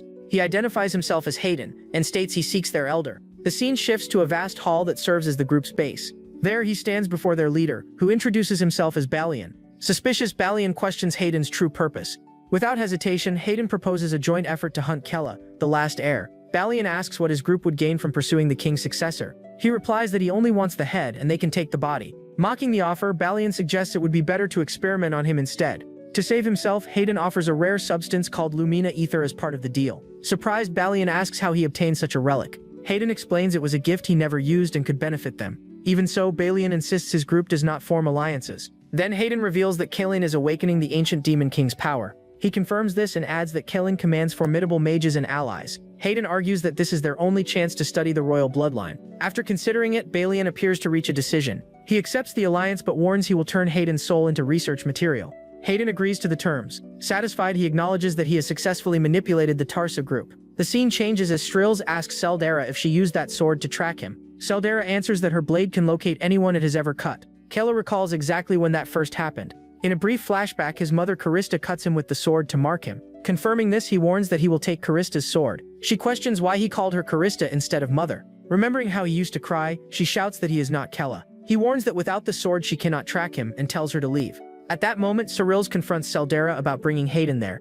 Seldara denies it, saying she could not reach Kella alone. Grabbing him, she claims she deceived Hayden and begs to stay with him. He looks at her silently and simply says her name, Seldera. Without changing expression, he tells her to stop pretending and leave at once. Clenching her fist, she angrily calls him a bastard. Turning abruptly, she calls out to Ren for help. Rushing over, she hugs Ren and begs her to persuade Kella. Held tightly, Ren stays still, briefly hiding her face. Her hand reveals Karista's sword, and as she strikes, Ren asks how Seldera dares seek help after everything. Ren declares that the only thing she can grant her is death. Furious, Seldera demands how a mere servant dares raise a blade against her. Kella interrupts, seizing her arm with force and anger. Pressing her face down, he asks who she called a servant. Unable to react, she begins begging for her life. With a swift motion, he throws her violently to the ground. Looking down, he warns that if she appears again, he will kill her. Even on the ground, Seldera curses him in rage over the humiliation. She quickly rises and escapes at full speed. Afterward, Rian thanks Kella, saying she is only his servant. He corrects her, stating she has not been a servant for a long time. Seeing this, Rian looks at him with deep gratitude. Shrills then asks if letting her go was wise, but he replies she is no threat. Smiling, he explains that more surviving heirs create greater chaos among humans. He adds that Seldera can divert the kingdom's attention away from them. From a distance, Seldera scoffs, calling Kella a fool for sparing her. Revealing her plan, she says she planted a mana spider on Ren. During the embrace, she secretly placed the creature on her former ally's back. Now Ren's body is directly linked to hers through that trap. Everything Ren sees and hears will be transmitted to her without detection. Smiling, she declares that sparing her was his greatest mistake. Balian then summons his group, calling them together for a mission. He introduces a trio, explaining they are the result of years of research. Hayden is stunned, admitting he has never sensed mana at that level before. He adds that all three surpassed the sixth circle of magic. He realizes how far Tarsa's research has progressed while others were distracted. Smiling, Balian orders them to lead the hunt for Kella alongside Hayden. Their leader Seraphine promises to personally bring back the king's heir. Beside her, Kella celebrates, excited to finally step out into the world. The third member, Luna, quietly clears her throat and continues watching without speaking. Observing their strength, Hayden concludes they may actually succeed in the mission. With a resolute expression, he declares that Kella will not get away this time. Elsewhere, Kella's group reaches the Blood Mist region. Uneasy, Wood notices his shield shaking and asks if they will be safe. Trying to reassure him, Ren reminds him they have already defeated strong opponents. Hearing them, Kella considers giving names to his daggers as well. Holding his sword, he senses his mana stabilizing like Wood's shield, yet knows it is still insufficient and there is no retreat. He decides they will rest and pass through the mist at dawn. At the palace, night settles over the kingdom's grand structure.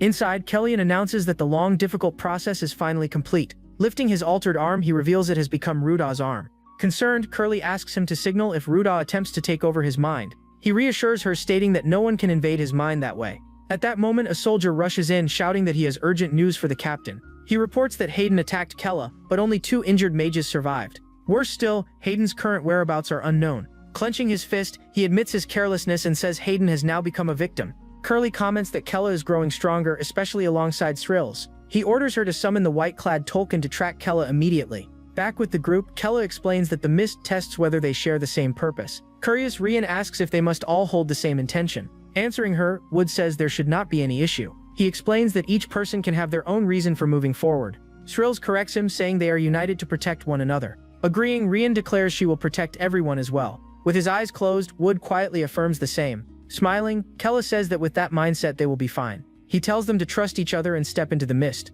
Following him, the group enters the strange area together. Within the mist, a strange red crystal begins forming before them. Suddenly alone, he calls out, asking if anyone is still nearby. He wonders why he can only hear strange sounds and nothing else. Then he notices something moving quickly to his right. Turning toward it, his eyes widen in shock. In front of him appears a vision of himself seated on a grand throne. Stunned, he sees himself as the powerful demon king. Frozen, he stares at the vision, unable to react. In that vision, he sits alone on a throne of skulls. Seeing this, he questions whether that is truly what he desires. He wonders if he genuinely wants to become a feared ruler. Suddenly, a shadowy figure appears and says it will grant his wish. Floating in place, he cannot comprehend what is happening. The shadow offers him power and calls him by an unfamiliar name, Kang Chu. Shocked, he questions how the entity knows his real name. The shadow then promises him the perfect world he once longed for. Agreeing, he admits he desires the ideal world he once created himself. The entity invites him closer, but he refuses, saying that future is not who he is. He explains that his true companions are those beside him now. Angrily, he shouts, "What's the point of being the strongest alone without them?" The creature is stunned, unable to understand his refusal. Turning away, he declares that it is an illusion and no one should fall for it. The creature insists it is a mistake to deny one's own heart. Under immense pressure, he resists, shouting that he will not yield. Dropping to his knees, he realizes he cannot escape the mist. Elsewhere, Shrills is also trapped in an illusion created by the blood mist. In her vision, her brother becomes the Demon King and destroys everything. The same shadow offers to open a path for her to reach that future. She questions whether it is even possible, doubting what she sees. Meanwhile, Rian is caught in her own illusion, separated from reality. In her vision, Kella stays by her side instead of Srills. Smiling, she says she can finally have him for herself. The dark entity promises to grant her wish and urges her to come closer.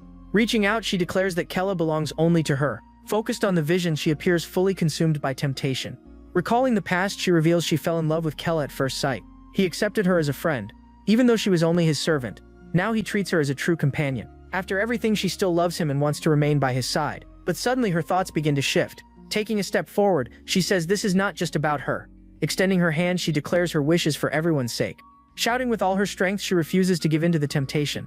Suddenly the petals she carried burst with power before her. Surprised, she wonders if they are the ones Roland gave her. At that moment, a woman appears, saying she is finally worthy to meet her. Startled, Ren asks who the woman is. She introduces herself as Clarine, a swordswoman who trained with Turk Caledon. Crying in relief, Ren says she will finally gain the strength to protect others. Clarine calms her, saying she will now guide her through her mind. Asking her to take the blades, Ren feels their names coming to her. Holding them, she learns the daggers are called Dove and Crow. Clarine encourages her, reminding her she is not alone and telling her to cut through the mist. With a swift strike, the dark entity is hit by a sudden powerful attack. With a single slash, she breaks through and dispels the illusion completely. Back in reality, she notices that the blood mist has completely disappeared. Confused, Srills approaches and asks what just happened. Kella asks if she was the one who cleared the mist. Still disoriented, moved to tears, she says she encountered Clarine, a companion of Turk Caledon. Kella tells her to calm down, but Rian responds that she feels amazing. Srills congratulates her, admitting even she could not resist that temptation. Laughing, Rian turns to Wood and asks what temptation he faced. Wood replies that nothing tempted him and the mist vanished while he was walking. Kella wonders if the entity found nothing to tempt Wood with. With a calm expression, Wood answers that he has no real desires. After hearing that, Kella pauses in silence. Reflecting, he then questions whether he truly desires to become the strongest. Clenching his fist, he grows frustrated with himself for failing to resist.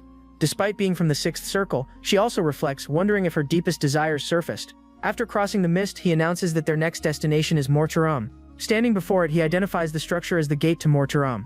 Kella says the place radiates dread, while Wood notes his shield is shaking. Approaching the entrance, Shrills reads an inscription forbidding any living being from entering. Annoyed, Rian asks if they have to die to pass through. Determined, Kella steps forward and prepares to use his magic on the gate. An entity suddenly appears, demanding to know who dares enter the realm of the dead.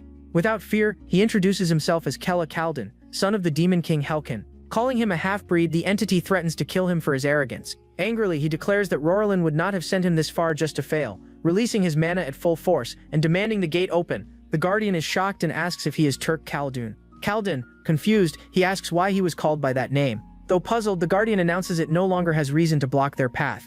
Opening the skull-shaped gate, it simply orders them to enter. Surprised, Srails questions if Kella was mistaken for someone else, while Rian celebrates his strength. Recalling the vision, he becomes convinced that figure was indeed Turk Caledon. He wonders if he shares a connection to Turk Caledon like his companions do. With no time to dwell on it, he announces the gate is open and they must move. As they enter, he tells everyone to remain cautious since they do not know what lies ahead. Suddenly, they find themselves in a graveyard filled with the spirits of ancient kings. Angered, the souls demand to know why they have come. One spirit grows enormous and orders the others to kill them. Without hesitation, Kella draws his sword and tells everyone to prepare to fight. In moments, the spirits surround them, accusing them of disturbing their rest. Trying to reason with them, Kella says they seek the king's crystal, but a spirit declares he is unworthy. Realizing it is pointless, he understands they do not see him as Turk Caledon. At that, Srills uses her abyss spear, summoning multiple weapons to attack. Several spears strike the spirit directly, delivering a powerful blow. Elsewhere, Ren attacks while apologizing to the souls. Wood blocks an incoming strike with his shield, urging it to stay strong. Charging forward, Kella swings his sword and shouts as he attacks the spirit before him. To his surprise, his blade passes straight through, and the spirit mocks them, saying they cannot cut them. Seeing his attack fail, Kella is stunned, unable to understand. The spirit explains that the opposite, however, is true. In an instant, a spirit lands a direct strike on his chest. Even with a mana-infused sword, he realizes he cannot harm them. Shocked, he notices his wounds are not healing as usual. Annoyed, the spirit tells him to give up and accept death. Unable to defend himself, he is struck again in the same spot. Desperate, he wonders what to do since both his attacks and healing are ineffective. Meanwhile, a spirit asks Spreels if she is ready to die. She realizes her magic has no effect because it shares the same nature. Rian also complains that her blades cannot pierce them as Wood's shield is knocked aside. One of the spirits opens a path for an attack. Watching it happen, Rian freezes, unsure how to respond. A spirit then grabs Wood and warns it will tear apart and consume his soul. Caught off guard, he begins to be devoured by the spirit's energy. In panic, Rian shouts for him to wake up and break free immediately. Trying to save him, Kella is pierced through the chest by a direct strike. With him injured, the spirit tells him to accept his helplessness and die. Seeing him fall, Strel screams his name in despair. Even wounded, he tells Wood to hold on, promising he will still save him. As he collapses, he can only call out Wood's name. Lying still, he is unable to rise from the blow. In darkness, he wonders if he has truly died. Thinking of his friends, he regrets failing to protect them. Angrily, he says he has once again failed to create the world he envisioned. Suddenly, a demonic spirit grabs him and calls him a fool. The spirit declares it will not let him die after coming this far. Startled, he recognizes it as Turk Khaldun Khaldan, the ancient demon king. Laughing, the spirit celebrates that he finally spoke its name. Confirming its identity, it formally introduces itself as King Turk Khaldun Khaldan. Kella asks how it is inside his mind, and Turk Khaldun explains he could not speak before. Resting a hand on his chin, he wonders if some binding spell is restricting him. Annoyed, Turk Khaldun reminds him that he received his sword and Rorlin's blessing. Confused, he asks what the liberation ability mentioned actually is. Striking him on the head, Turk Khaldun tells him he should already know. Kella tells him to stop and explain, as his friends are in danger. Smiling, Turk Khaldun says that liberation is the hidden power within his soul. Shocked, he asks if he can truly use Turk Khaldun Khaldan's power in battle. Turk Khaldun confirms that he is releasing the seals on his body one at a time. The first seal shattered when he obtained Hel Khaldun's demonic power. The second opened after he encountered Turk Khaldun and received Rorlin's blessing. Now he can access liberation mode, and Kella asks how many seals still remain. With a grin, Turk Khaldun says that once the final 2 seals break, he will stand as the strongest. Taken aback, Kella repeats the statement, struggling to accept that he could become the most powerful in the world. Turk Khaldun then urges him to shatter the seals and create the world he truly desires. Wary, Kella questions his motives, pointing out that he comes from another world. Irritated, Turk Khaldun answers that his only goal is to escape the endless cycle. He explains that he will soon reach the end of his soul's long journey. Looking into his eyes, Kella senses a boundless loneliness within him. Tightening his fist, he admits he is unsure whether to trust him, but he has no alternative. Raising his voice, he demands that Turk Khaldun teach him how to activate liberation mode. Without hesitation, Turk Khaldun strikes, releasing a surge of energy straight at him. Confused by the sudden attack, he asks what Turk Khaldun is doing. Turk Khaldun shouts for him to concentrate on the feeling and link his consciousness with his. Shocked, he yells in disbelief, asking if that is only 20% of the power. Calling him foolish, Turk Khaldun warns that his body can barely withstand even that level. Even so, he insists that living beings are incapable of harming the souls of kings. With a chilling smile, Turk Khaldun poses a blunt question. He asks whether Kella truly thinks he is a living being. Realizing the implication, Kella is completely frozen by the truth of his nature. Yelling, Turk Khaldun orders him to stand before he dies there once again. Back at the cemetery, his eyes snap open, filled with renewed resolve. His hand begins to transform, sprouting long, dark claws. Seeing him move, the spirit asks if he still intends to resist. Despite his severe injuries, he declares that the fight is not over. With a roar, he finally activates liberation mode, unleashing his full strength. Gripping the altered sword, he delivers a powerful strike toward the spirit's present form. With a single blow, he slices the spirit cleanly in half. However, the force of the attack sends his body flying backward. Witnessing this, the spirit questions how such a sudden shift occurred. As he falls, his hand touches the ground, releasing a faint pulse of energy. In an instant, the energy spreads outward, striking every spirit nearby. The shockwave throws his companions away from the impact. Stunned, Strels calls out to Kella, unable to believe what he just saw. Even from his knees, he rises and spins through the air. Charging ahead, he cuts down every spirit standing in his way. Gathering all his strength, he declares that this will be his final attack. With one decisive motion, he unleashes a massive wave of energy in every direction. Even Wood is sent flying, slammed into the ground by the force. Caught in the blast, Wood collapses unconscious after being struck by the final attack. Defeated, the spirits begin to fade away, unable to accept that mere living beings had overcome them. As the spirits disappear, the group wonders how it was possible. With blood covering his face, he says that while his body may be alive, he adds that this power does not come from a living being. Wounded, Kella explains that by releasing Turk Khaldun's mana, he can cut through spirits. Approaching him, Strels asks how he managed to wield such overwhelming mana. Sildera thanks Kella, saying the rookie nearly lost his life. Noticing his recovery, he remarks that the process is much faster than before. With a serious expression, Strels demands an explanation of what just happened. He answers that Rorlin's blessing greatly enhanced his strength. Suspicious, she directly asks what he is hiding from the group. She then questions whether he destroyed the spirits, and he begins to worry about the crystal. Suddenly, an unusual sound draws everyone's attention in the cemetery. Turning around excitedly, Sildera says, "That sounds like a kitten," but a massive cat appears before them, shocking everyone with its size. Greeting them, the creature introduces itself as an old inhabitant of the place. Startled, Kella asks if it might be one of the vengeful spirits, telling everyone to stay calm. The creature claims it is normal, but Sildera shouts that it clearly is not. It explains that it grew to this size by absorbing mana, as it was once much smaller. The cat then says it knows what they seek and invites them to talk. Strills warns Kella that the creature seems suspicious, but it hears everything. Seldera disagrees, telling Kella it does not appear dangerous. Ignoring them, the cat says it has prepared food for everyone. With no better option, Kella decides they should follow it. Pleased, the cat praises his decision and asks them to come along. Leading the way, it reveals a hidden passage behind a cluster of rocks. Inside, everyone is amazed by the underground magical space. Kella remarks that he would love to use it as inspiration for building a dungeon. He adds that he always wanted his game's lobby to look like this. Proudly, the cat says it spent 500 years decorating its home. It then invites them to eat, saying they must be hungry. Looking at the lavish spread, Kella asks what the glowing pudding is. The cat explains that the macaron heals injuries, calling it a dessert of happiness. Excited, Seldera prepares to eat, but Kella shouts for her to stop. Confused, she asks why she cannot eat the food offered there. He explains that in the realm of the dead, eating is a way to deceive souls. Hearing that, she recalls something important she was told before. Frightened, Seldera remembers that Rorlin warned them not to eat anything there. The cat praises the young king, and they ask why it is pleased. It reveals that this was the final and most difficult test. Kella then asks what would have happened if they had eaten the food. Smiling, the cat replies that they would have become its meal. Tit says they have proven themselves and asks them to follow. Tit explains they passed the trials, and they ask if it will now give them the king's crystal. Placing its paw on a device, it activates a magic circle. Inside, a crystal begins forming within a flame. The crystal then rises, slowly emerging from the glass container. Offering it, the cat says this is the crystal Kella was seeking. Holding the crystal, Kella is surprised at how easily they obtained it. He concludes that without Rorlins and Turk Khaldun, they would never have succeeded. Holding the crystal, he admits that reaching this point was far from easy. Cyril's remarks on the overwhelming power radiating from the object. Seldera says the crystal is stunning, as if it were something extremely valuable. Wood adds that he has never felt energy like this before. Kella then asks why the kings would entrust them with something so precious. The cat explains that the spirits actually long for eternal extinction. Cyril's questions why they attacked in such a manner. He reveals that they strike the living while pleading to finally be destroyed. Kella understands, realizing the souls have suffered all this time, and says he should not blame himself. The cat states that he granted them peace. He then wonders if that is what Turk Khaldun meant by eternal rest. He questions whether Turk Khaldun also seeks extinction. Looking at the crystal, he wonders if he is being used for that purpose. He again questions if Turk Khaldun, like the others, desires extinction. Staring at the crystal, he asks himself if he is being used for this goal. Seldera asks if the cat guarded the crystal alone all this time, and he confirms, saying he waited 500 long years for this moment. In a memory, Arkan asks Sandra if she is truly leaving him behind. She looks at him sadly, listening to his plea. She tells him he is no longer small enough to be called little. Holding his paw, she says only he can protect the king's crystal. Crying, he asks if she is leaving because he is a burden. She embraces him, saying it is painful to leave him behind. A tear falls from his eye as he feels her hug.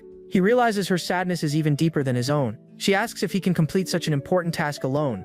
Shouting, he answers that he cannot do it without her. The memory shows that because of her he survived death more than once. In another memory, he says he was happy as she watched him grow. The memory continues with him refusing to be separated from her even briefly. While being held, he says he would cry if they were apart for even a moment. Returning from the memory, he gathers his resolve and tells himself he can do it. Through tears, he promises he will do anything, including guarding the king's crystal. Also crying, she smiles and calls him her dear Arkan. Before leaving, she promises she will return someday. Back in the present, he explains that enduring solitude was the only thing he could protect. Seldera comments that such loneliness is impossible to imagine. He says that greedy humans and demons came, but none passed the trials. The demons who appeared lacked the strength to endure the crystal's power. Kella asks how he knows Turk Khaldun, and the cat replies that he was the strongest. He then reveals that the ancient demon king Turk Khaldun now resides within Kella. The cat instructs him to place the crystal in his hand so they can merge. Watching the process, he admits he does not know what will happen, as this has never been done before. Crying out that it burns, he feels intense pain as the fusion begins. He realizes the crystal is entering directly into his hand. Racked with agony, he screams with all his strength. Inside his mind, a mysterious figure tells him to endure it. Startled, he wonders what is happening at that moment. He then questions whether that is the original owner of the king's crystal. Appearing suddenly, Turk Khaldun confirms this, astonishing Kella. Turk Khaldun tells the ancestor that his crystal has returned to the world. The ancestor promises to restore the great demon king's power, but Turk Khaldun replies that he will reclaim the crystal he left behind. Interrupting, Kella tries to ask Turk Khaldun's spirit something. He shouts at Kella to stay silent and accept the crystal's power. He then warns that he will kill him if he fails to grow stronger. Back in reality, the fusion with the crystal is finally complete. Sprill says the mana feels similar to her father's, but far stronger. In disbelief, Seldera asks if that crushing pressure is the power of a demon king. Sensing his own strength, he says that if Turk Khaldun is right, he can grow even stronger. He states that he has obtained the crystal that even Hell failed to claim. He realizes that he may be able to surpass everyone in strength. Sprill's comments on the unbelievable mana and how his body can withstand it. Wood says the power makes him tremble, as if sensing a king's presence. The cat explains that without the proper qualifications, he would have exploded. Saldera celebrates, saying he was always meant to be king. He warns that whether he becomes a strong or weak king depends entirely on him. With a serious expression, Kella can only thank them for their support. Saying his duty is complete, the cat declares he can finally leave his long vigil behind. He lies down explaining that he will enter a deep sleep to rest. Saldera asks if he will sleep forever, but he tells her not to worry. He says he will sleep only until his mistress Salandre returns. Surprised, Kella wonders what kind of being could command such a creature. As he begins to sleep, Kella asks him to at least tell them his name. The massive creature remains silent, its eyes already closed. In a memory, Salandre gives him the name Arkin, surprising him. Overjoyed, he shouts that he loves the name he received. In the memory, he thanks Salandre with a smile, delighted by the gift. Arkin then bids farewell, saying his name is his greatest gift in life. After waiting so long, he finally falls into a deep and peaceful sleep. Looking at him, Kella thanks Arkin for everything he has done. Srill says that although she suspected it, she felt both warmth and loneliness within him. Saying goodbye as well, Seldura wishes the guardian Arkin a peaceful rest, and the group watches him sleep quietly on the large rug. Once outside, Kella talks about leaving while Seldura complains about being hungry. Wood says he senses mana on the scale of a village to the northwest.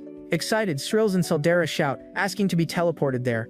After teleporting, the group arrives on a cliff overlooking the village of Venetia. Kella decides they should continue on foot from there without using magic. Upon entering the village, they see a guard whipping a demon to force him to move faster. A mother pleads for her son's life, but the guard tells her to be silent. Seizing the child, he says it is an honor to be offered to Driesel. In despair, the mother begs them to show mercy and spare her child. One of the guards suddenly strikes the father, sending him flying with a single hit. Amused, the leader laughs, saying it is absurd for an object to speak of emotions. He orders the child to be quiet and drags him away by force. Surprised, Shrills notes that the Sky Guild has taken control of this place as well. Watching with anger, Kella observes everything unfolding. The guard grabs the crying boy's face as he begs for help. In a flashback, Kella recalls his father forcing him to beg for money. He remembers being beaten while pleading for the abuse to stop. Looking at the scene, he says this is worse than anything he endured before. Inside the church, a man admires the vivid color of mana within blood. He explains that he uses mana from elves, dwarves, and demons for experiments. Holding the vials, he declares that he will become the god of this world. Driesel claims that both demons and humans will fall under his control. A subordinate warns that they still need far more demons. Driesel questions whether he feels guilt, saying the number is irrelevant. With a grin, he orders them to capture every demon without exception.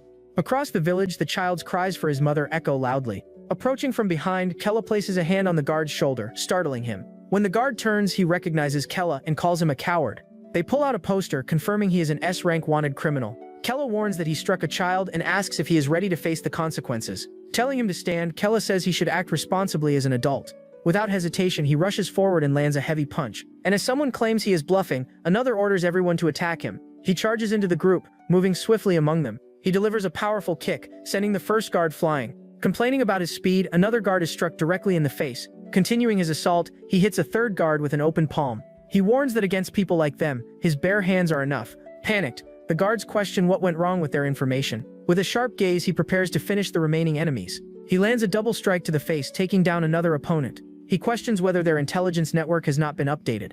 Inside, a guard rushes to alert Driesel of Kella's arrival. Terrified, he reports that their members were wiped out by a surge of mana. Smiling, Driesel says a perfect specimen has come to them. Meanwhile, the sun begins to set over the village. The group approaches and congratulates Kella for defeating all his enemies. He reflects that the guild is completely corrupt, just as it was when he escaped. With anger, he decides to use this chance to eliminate that corruption. Driesel appears, amused by his arrival, and Kella asks who he is. Surprised, Seldera asks Wood if he recognizes the name, and he confirms. She explains that Driesel is a deranged figure from Turk Khaldun's era who has not aged. Still shocked, she says this is insane. While Wood looks uneasy, and Kella demands to know why he is abducting helpless children. Driesel replies that he now only needs demon blood to gain eternal life. Licking his lips, he says he will absorb it to become a god. Disgusted, Kella calls his words madness and labels him despicable. Noticing Kella's mana, Driesel turns with interest, intrigued by his power. Without warning, Kella lunges and delivers a crushing punch to his face. The blow sends Driesel crashing into a house wall. Kella then turns to a guard who cries out desperately for his vice captain. He strikes the guard, slamming him into the ground and warning him not to die too quickly. Kella says he deserves to suffer. He adds that only then can the children's resentment be slightly eased. Defeated, Driesel begs him to wait and listen. Ignoring him, Kella steps forward and throws another powerful punch, his fist tightening as he prepares to strike again. He then lands a direct and brutal hit to Driesel's face. Driesel wonders how Kella became far stronger than expected. Unable to react, he cannot understand why he cannot defend himself. A cry of pain echoes through the village as he is defeated. Seldera remarks that the vice captain was not much of a threat after all. She says he looks pitiful now that Kella has grown so strong with the crystal. With a cold expression, Kella looks down at his defeated opponent and tells him to rot in hell. Kella delivers his final judgment on Drius. The family thanks him, saying the villain has finally been punished. A villager shouts that Lord Kella, the king's descendant, has come to save them. The crowd joins in, calling him their savior. A little girl runs up to him, thanking him as her mother calls her back. Kneeling, he tells her everything is all right now. Holding her, he assures her that she no longer needs to be afraid. Seeing this, the girl's mother cries with relief and gratitude. The villagers shout that the heavens have not abandoned them, praising Kella. Laughing, Srills celebrates, saying she can drink and telling them to prepare for a feast. Excited, Saldera and Srills shout that they will hold a huge party with plenty of alcohol.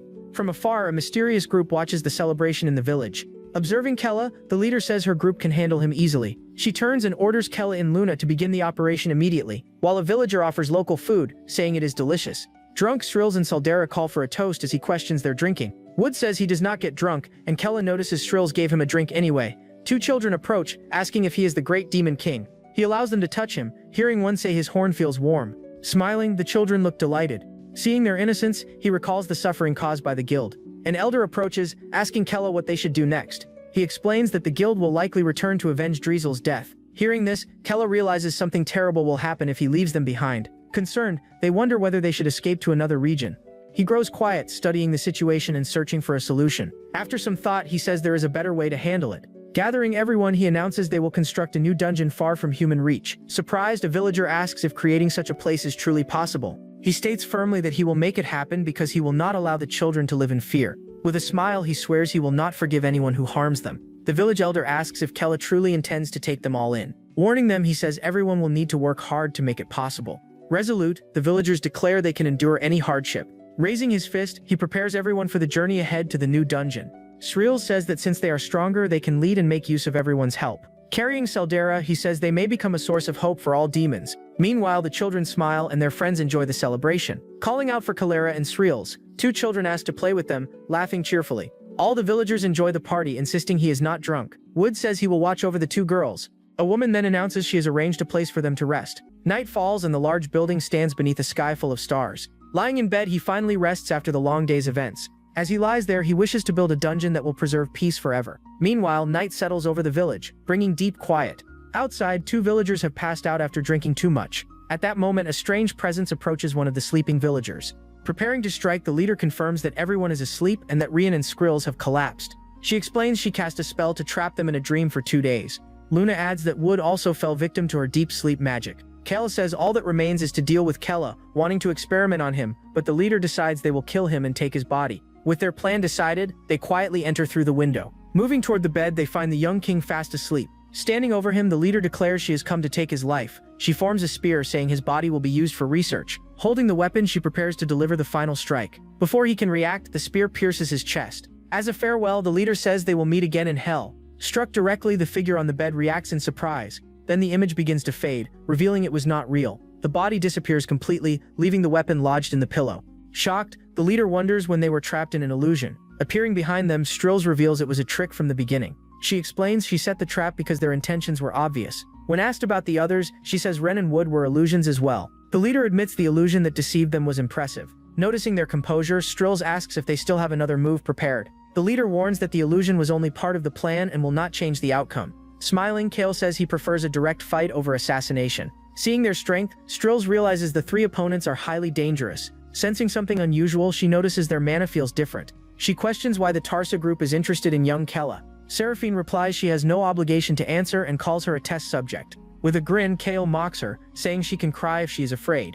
Angered, Strills warns she will force the truth out of them. Seeing the space sealed, Seraphine asks if she fears harming innocent people. Kale explains that Kella dislikes seeing children hurt during battle. Luna comments that for a 6th circle spell, it is quite advanced. Surrounded by darkness, Strills decides to uncover their true strength. When she vanishes, Kale excitedly says he wants to learn that ability. Seraphine warns that no spell can conceal the scent of blood. Focusing, she says she has located her target. Without delay, she summons multiple spears and launches them. Hit directly, Strills is thrown back by the impact.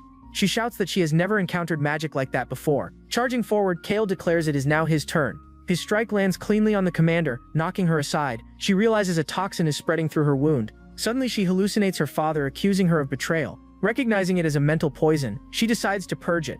Beginning a dark purification, she starts expelling the toxin. Meanwhile, Luna takes advantage and unleashes a large-scale attack. Unable to evade, she is struck and thrown back by the blast. She then realizes the three of them fight in perfect coordination. Facing this, she adopts a new strategy by creating multiple copies of herself. With this technique, identical versions of her fill the battlefield. Confused, Kayla shouts, asking which one is real. Seraphine orders Luna to identify the original since the scent has been replicated. Luna responds immediately and uses her mental scanning magic. However, she becomes confused, saying they all share the same mental signature. Mocking them, Strills explains her avatars are physical forms born from the abyss. Annoyed, Luna shouts that she is nothing more than a test subject. Seraphine tells Luna to stay calm and not fall for such provocation. She then declares they will destroy them all and begins casting a devastating spell. Taking the attack, all of Soleil's copies are wiped out at once. Seraphine remarks that in the end, only one could be real, just as she expected. Farther away, the real Soleil's appears, showing signs of damage. Impressed, she admits Seraphine is stronger than she anticipated.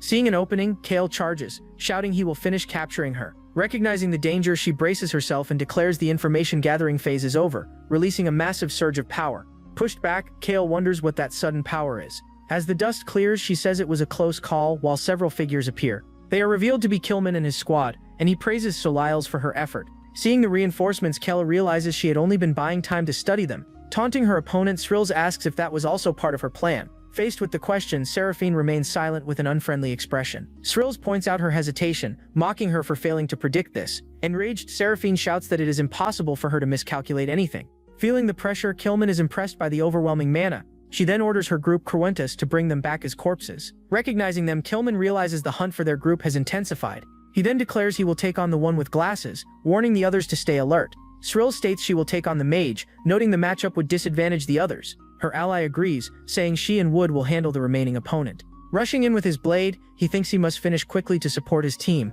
while Seraphine readies a spell by controlling the blood around her. His strike is stopped, producing a massive shock against her defense. Startled, he realizes she formed the barrier using her own blood. She remarks that close combat is his strength, but warns she will prove raw mana quantity is irrelevant, then sends blood at him shaped like multiple serpents, which he tries to fend off by slashing them. Yet the blood creatures reform instantly after being cut. He concludes that ordinary attacks are ineffective against such regeneration. She explains that no matter how often he cuts them, it makes no difference, and as blades pierce him, Killman cries out while the blood restrains him. He recognizes she is anticipating his movements and adjusting her magic accordingly. Meanwhile, Cereals launches a powerful abyssal spear at Luna. Luna raises her staff and forms a barrier to block the incoming strike. Cereals notices the staff radiates a strange and immense power, and with a smile, Luna activates an ability called Drenus Memory. A massive energy dragon bursts from the staff and charges towards Cereals. Struck directly, she is hurled backward by the force. She realizes the energy originates from a dragon and follows a different magical system. Luna smiles and tells her to prepare for what comes next. The dragon surges forward and clamps down on her energy barrier.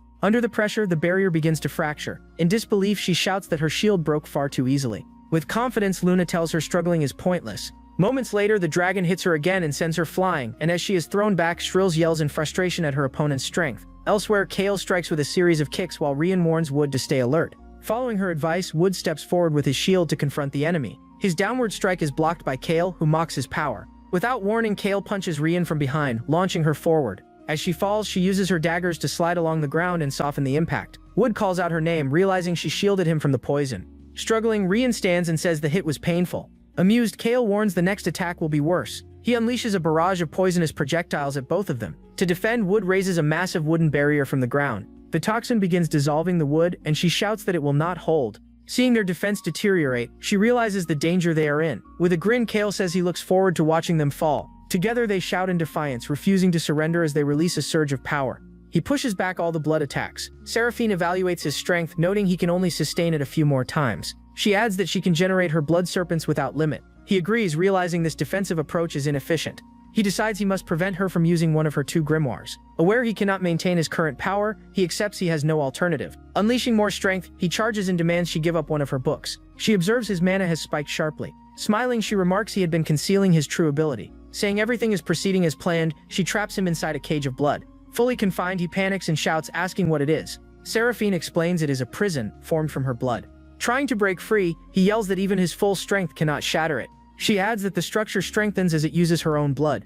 Immediately, sharp spikes begin forming throughout the cage. Seeing this, Killman shouts that the situation is absurd. With a cold expression, she warns the spikes will pierce his body and declares she will tear him apart without allowing any regeneration. Meanwhile, Kale scoffs and questions how long the wooden shield can last. He continues taunting, saying he cannot wait to see their skin dissolve. Struggling, Rian fights to hold back the advancing poison. Behind her, Wood admits he cannot endure much longer. Recognizing the danger, she realizes the shield is about to fail and shouts for Wood to place it on her back as before. Noticing the plan, Kale mocks them as she urges Wood to hurry. With no other option, Wood trusts her and throws the shield toward her. Merging with it, her body becomes encased in wooden armor. Excited, Kale comments that her transformation is impressive and stylish. However, he warns it will not change the outcome. Saying he only needs to break the wood, he attacks the armor with full force. Enduring the strikes, she no longer worries about the poison. Knowing she has only moments, a magical eye opens on her forehead. She decides to expend all her mana at once. Focusing completely, she prepares her decisive move. Suddenly, she disappears, leaving Kale confused as he asks where she went.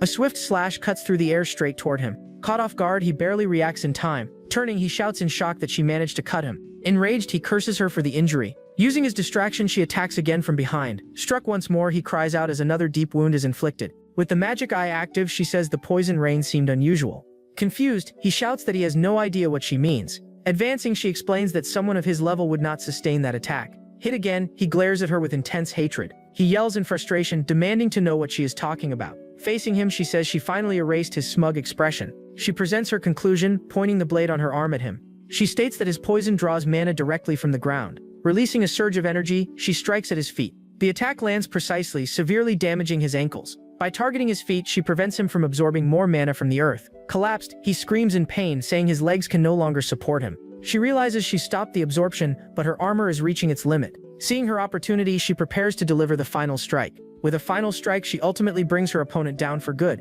With her remaining strength, she completes the attack with her last breath. Collapsed on the ground, Kale is fully defeated after enduring the barrage of hits. Stunned, he gazes blankly as consciousness fades away. Drained, Ren steadies herself on her daggers, barely able to remain upright. Smiling faintly, she says she succeeded, and thanks Wood for his support. Glancing aside, she notices her companion lying unconscious on the ground. She realizes he expended all his strength to sustain the armor. With nothing left, she collapses as well, worn out from the intense fight. Lying there, she calls Wood a fool for sacrificing himself like that. She then admits she cannot move at all, not even slightly. Barely awake, Wood asks if it hurt badly, calling her Guardy. Looking at him, she uses her last strength to tell him he did well. Defeated, Kale remains on the ground, staring emptily and unable to move. Witnessing this, Luna is completely stunned by the result. Enraged, she screams, unable to understand how Kale was beaten. Shouting, she orders her dragon to quickly finish them off. Struck directly, she tries to block the dragon's assault with her shield. At that moment, she realizes dragon magic cannot be easily countered. After everything, she refuses to lose like this. As death approaches, she freezes for an instant. In a memory she recalls constantly standing at the brink of death, a massive gate would appear before her, its nature unknown. Standing before it, she sensed a lethal aura emanating from it. Fordo asks what she is looking at, and she points toward the gate. Fordo then reveals it is the Gate of Darkness she discovered. Confused by the name, she stares at the immense dark structure. Her mentor warns she has no right to approach it and orders her to step back. Even Fordo appears to hold a certain reverence for that gate. When she reached the sixth circle, her power increased significantly. At that moment, she saw the Gate of Darkness vanish into her. Back in the present, she realizes her curiosity about it has only deepened. Holding off the attack with her shield, she understands her current magic is insufficient. To face this power, she decides to borrow strength from the gate. With resolve, she declares she will open it to break the opposing magic. Before the Gate of Darkness, she prepares to draw on its power. Extending her hand, she forms a magic circle to open it.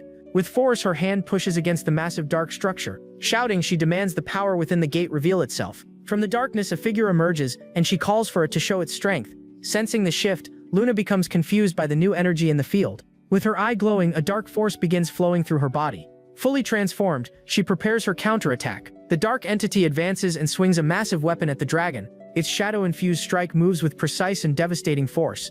The attack collides with the dragon, creating a violent clash. In shock, Luna screams as her dragon is destroyed. Facing that being, she is paralyzed by its overwhelming presence. In a deep voice, the entity asks if she took a dragon's power. In pain, Luna shouts she has never seen magic like this in Tarsa. She adds that she is no longer sure it can even be called magic. In a memory, Balian teaches that the greatest fear is the unknown. Seraphine explains they studied dragons to prepare for that true terror.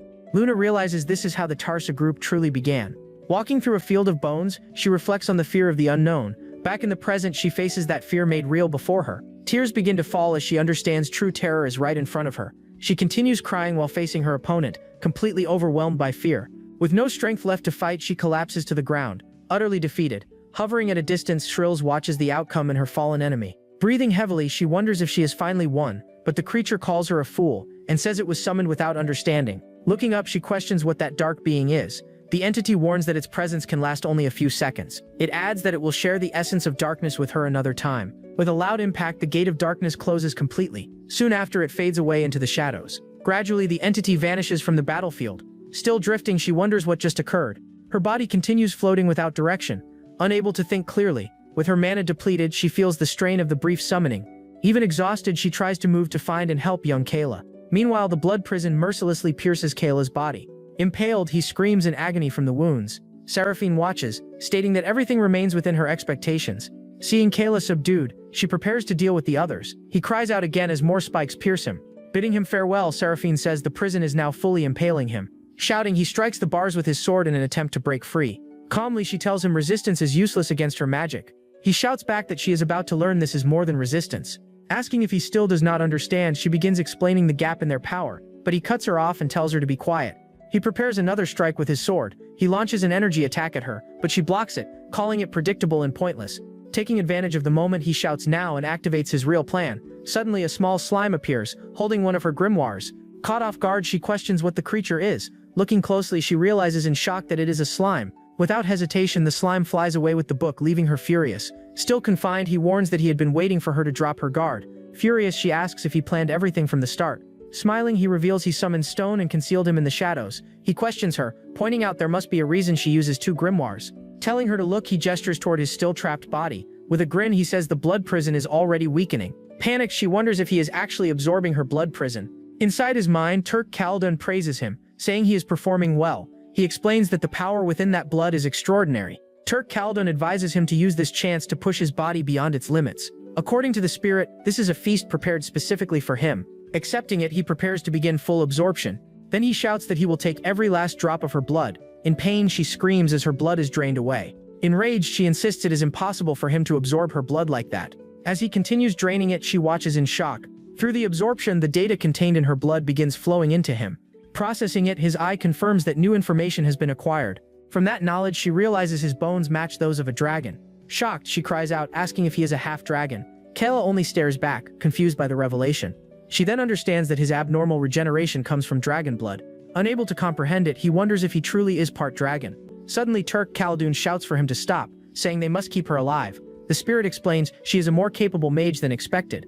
Irritated, he says he will stop, even if it feels like a waste. When he halts, the remaining blood prison returns to her body. Exhausted, she cuts her hair to remove traces of his blood. Kneeling, she feels the toll of losing so much blood. With half of it gone, she no longer has the strength to use magic. Looking up, she realizes the situation has exceeded her expectations. Approaching her, he tells her he spared her for a reason. Then he demands she explain what she meant about him earlier. The scene shifts. A solitary crow flies over the Rocky Mountains. It lands on Balian's arm, delivering a message. Angered by the report, he shouts, asking if the Crowintus group has been defeated. His followers suggest immediate support, but Balian says it would be pointless. They would only be defeated as well. Noting that 2 of them are still alive, he orders a request for reinforcements from the base. He decides to track them himself to assess the situation directly. His men agree and say they will return for additional troops. Then he wonders how much stronger Kella has become. Clenching his fist, he realizes the situation may become extremely dangerous. He considers that even Killian might lose to Kella now. Meanwhile, the Tolkien White Squad advances on dragons. Kella tells Audrea to stay calm, but she shouts that she will crush Kella. From behind, Killian appears fully serious about the pursuit. Smiling, Deed jokes about the arm the captain lost to Kella. Annoyed, Kella and Audrea tell him to be quiet, but he says he will go all out because he wants to defeat Sorels himself. Riding his dragon, Curly prepares for the chase. In profile, Killian focuses on his targets, thinking of Sorels and Kella. He tightens the grip of his new arm, ready for battle. The scene changes. Kella and Seraphine sit inside a large hall. Because their blood is linked, he finds it strange that he can see her information. She says this is also her first time experiencing something like this. Holding his hand, she remarks that unexpected events keep occurring. Now understanding his origin, he explains why the ancient dragon helped him earlier. At that moment, the dragon must have recognized him as one of its own. He then wonders if his mother Carista was actually a dragon. Turning to her, he asks whether dragons can transform into humans. She explains they cannot fundamentally change their existence through magic. Even if they could transform, she says it would only last briefly. So he questions how his mother achieved the impossible. He also cannot understand how Hel and Carista fell in love as enemies. In a memory, he recalls how everyone in the castle once hated dragons. He himself used to say they should be wiped out. Thinking about it, he reflects on how deeply she must have loved his father. Seraphine asks if he has any more questions, and he says no. She warns that she will speak her mind and asks him to listen carefully. The scene shifts again to the hall they are in. Shocked, he shouts, asking what she just told him. She explains he subdued her through a method she never predicted. Furthermore, she discovered he is a demon with dragon blood. Because of that, she declares herself his future bride. Completely stunned, he stammers and shouts, asking how she reached such a conclusion. Surprised, she says she did not expect him to be so pleased. Angry, he breaks the connection and says he was only using her to verify the truth. Grabbing her horns, he orders her to obey him as his vassal. In response, she repeats the word obedience, as if considering it. With a different expression, she says she can accept his preference as his bride. He is left speechless, unable to respond. Overwhelmed, he shouts, unsure how to react. Blushing, she gazes at him, making him even more flustered. In a memory, she recalls being called a genius since childhood. Because of that, she felt responsible for protecting those who admired her. Fearless, she believed she could conquer the world with her magic. Until one day, her peers cried out in despair at the arrival of dragon magic. That day, humans riding dragons attacked Tarzacon's society. Everyone she cared about, including friends and classmates, was caught in the assault. Begging for help, they were defeated right before her eyes. Paralyzed, she could only hear their desperate pleas for rescue. Her extraordinary intellect did nothing to save her companions. One by one, they were swallowed by that overwhelming force, crying out in terror as they died. In that instant, she grasped the true nightmare of dragon magic wielded by humans. Confronted with such devastation, she vowed to uncover every secret about dragons. She promised herself she would never experience that fear and helplessness again. From then on, mastering knowledge about dragons became her sole path to proving her value. Back in the present, she reveals she has finally located a demon carrying dragon blood. To her, this is the ideal chance to obtain the answers she seeks. The scene shifts to the exterior of the massive structure. Regaining consciousness in confusion, Luna questions where she is and what occurred. Thrills appears, noting she is awake and able to speak properly. Internally, she confirms the memory-altering spell succeeded. She then tells Luna that she is a companion who had been traveling with their group. Facing her leader, Luna says she now recalls dear Seraphine. Changing topics, he asks whether she was serious about the marriage. She responds that she cannot entrust a dragon half-breed to anyone else. He complains that marrying for that reason alone is excessive. However, she admits her interest goes beyond mere research. Placing a hand over her chest, she says her heart raced for him. Flustered, he shouts that he has never even dated, yet now they are discussing marriage. Suddenly, Rim wakes, angrily reacting to the mention of marriage. Enraged, she charges at Seraphine, yelling that she will finish her. Frustrated, Rin shouts that those people had just tried to kill them all. Seraphine then declares she is Kella's future wife, and no longer an enemy. In response, she claims the other girl is simply jealous. Noticing the chaos, Strills urges everyone to discuss things calmly. Sunlight streams through a high window into the main hall. In another room, she calls for composure, reminding them that the Tarsa mages are dangerous. He agrees, noting that without Stone, the situation would have been extremely perilous. She proposes that the two of them join their group as allies, but Wood warns that such a marriage would make the Tarsa their enemies. He agrees with the young man, adding that they would be valuable for construction. Additionally, they would be highly effective against the Tolkien White Squad. Skrigils recalls that the Tarsa despise humans, especially dragon tamers. Rian refuses to accept it, insisting the marriage makes no sense. With a smile, she reveals her plan. The marriage will be a facade. The idea is to use them until they can build the strongest dungeon possible. Irritated, Rian clicks her tongue in frustration. Wood suggests they follow Skrigil's judgment for now. Turning to the girl, she asks what Rian thinks about the proposal. Annoyed, Rian admits she hates it but says she wants to be with Kella someday. Even so, she recognizes she has no grounds to oppose Skrigils. Looking at the young man, she states she has one condition. She shouts that she will not allow them to genuinely fall in love or have children. With everyone in agreement, Shrill says the final decision rests with him. Head lowered, he contemplates the idea of a sham marriage. His expression shifts as he recalls the danger surrounding them. Thinking of his companions, he realizes he cannot protect them as he is. For their sake, I accept the fake marriage proposal. From below, the building stands prominently against the clear blue sky. She says they will hold a simple ceremony first, followed by the real wedding later. Teasingly, she asks if he fell for her at first sight. With a provocative tone, she tells him there is no need to hide it.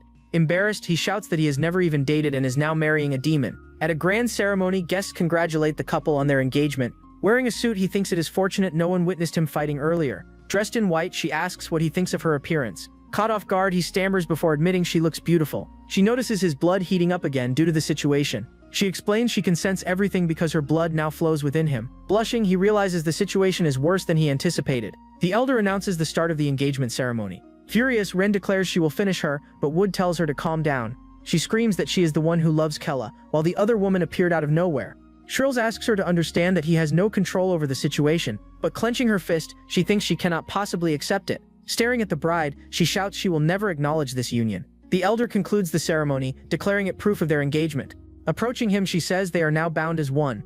He wonders if this was truly the right decision. Focused on her objective, she believes he holds the key to dragon power. 4 days later, the group continues their long march through the forest, leading 200 people. The journey proves far more complicated than he expected. With supplies dwindling, only the 50 children are being fed. Without complaint, the adults accept that the children come first. After 2 more days, Wood's clairvoyance sharpens even further. Thanks to the Dragonstone, they finally discover the ideal site for the dungeon. Recalling the ancient dragon, he hopes to encounter it again someday. Suddenly, Wood announces he senses a powerful flow of mana 20 kilometers away. He explains they are earth spirits, ideal for constructing the dungeon, and intrigued, Seraphine wonders what synergy might result. He realizes her primary focus is researching his lineage. Later that night, inside the tent, she calls out to him saying she is ready. Completely confused, he asks what she means by that. With a seductive expression, she suggests they should have a child soon for the future. Panicked, he protests that they have just met and such things require time. Urging him to move quickly, she suddenly throws herself onto him. Leaning closer, she prepares to push forward with her nighttime advance. Alarmed, he shouts that the entire situation is completely absurd. Rushing away in desperation, he claims he needs to use the bathroom as an excuse to get out. Once outside, he quickly shuts the tent behind him. To his surprise, Rian is waiting for him behind a tree. She reminds him that their marriage deal is only an act. Uneasily, he assures her he remembers and asks her not to let the other woman get close to him. Frustrated, he asks why she is not asleep. She replies that as his servant, it is her responsibility to keep him safe. Raising his voice, he tells her to take care of herself, pointing out the dark circles under her eyes, and each night the same dispute between Seraphine and Ren repeats. In the center of the camp, a wooden box sits alone in the darkness.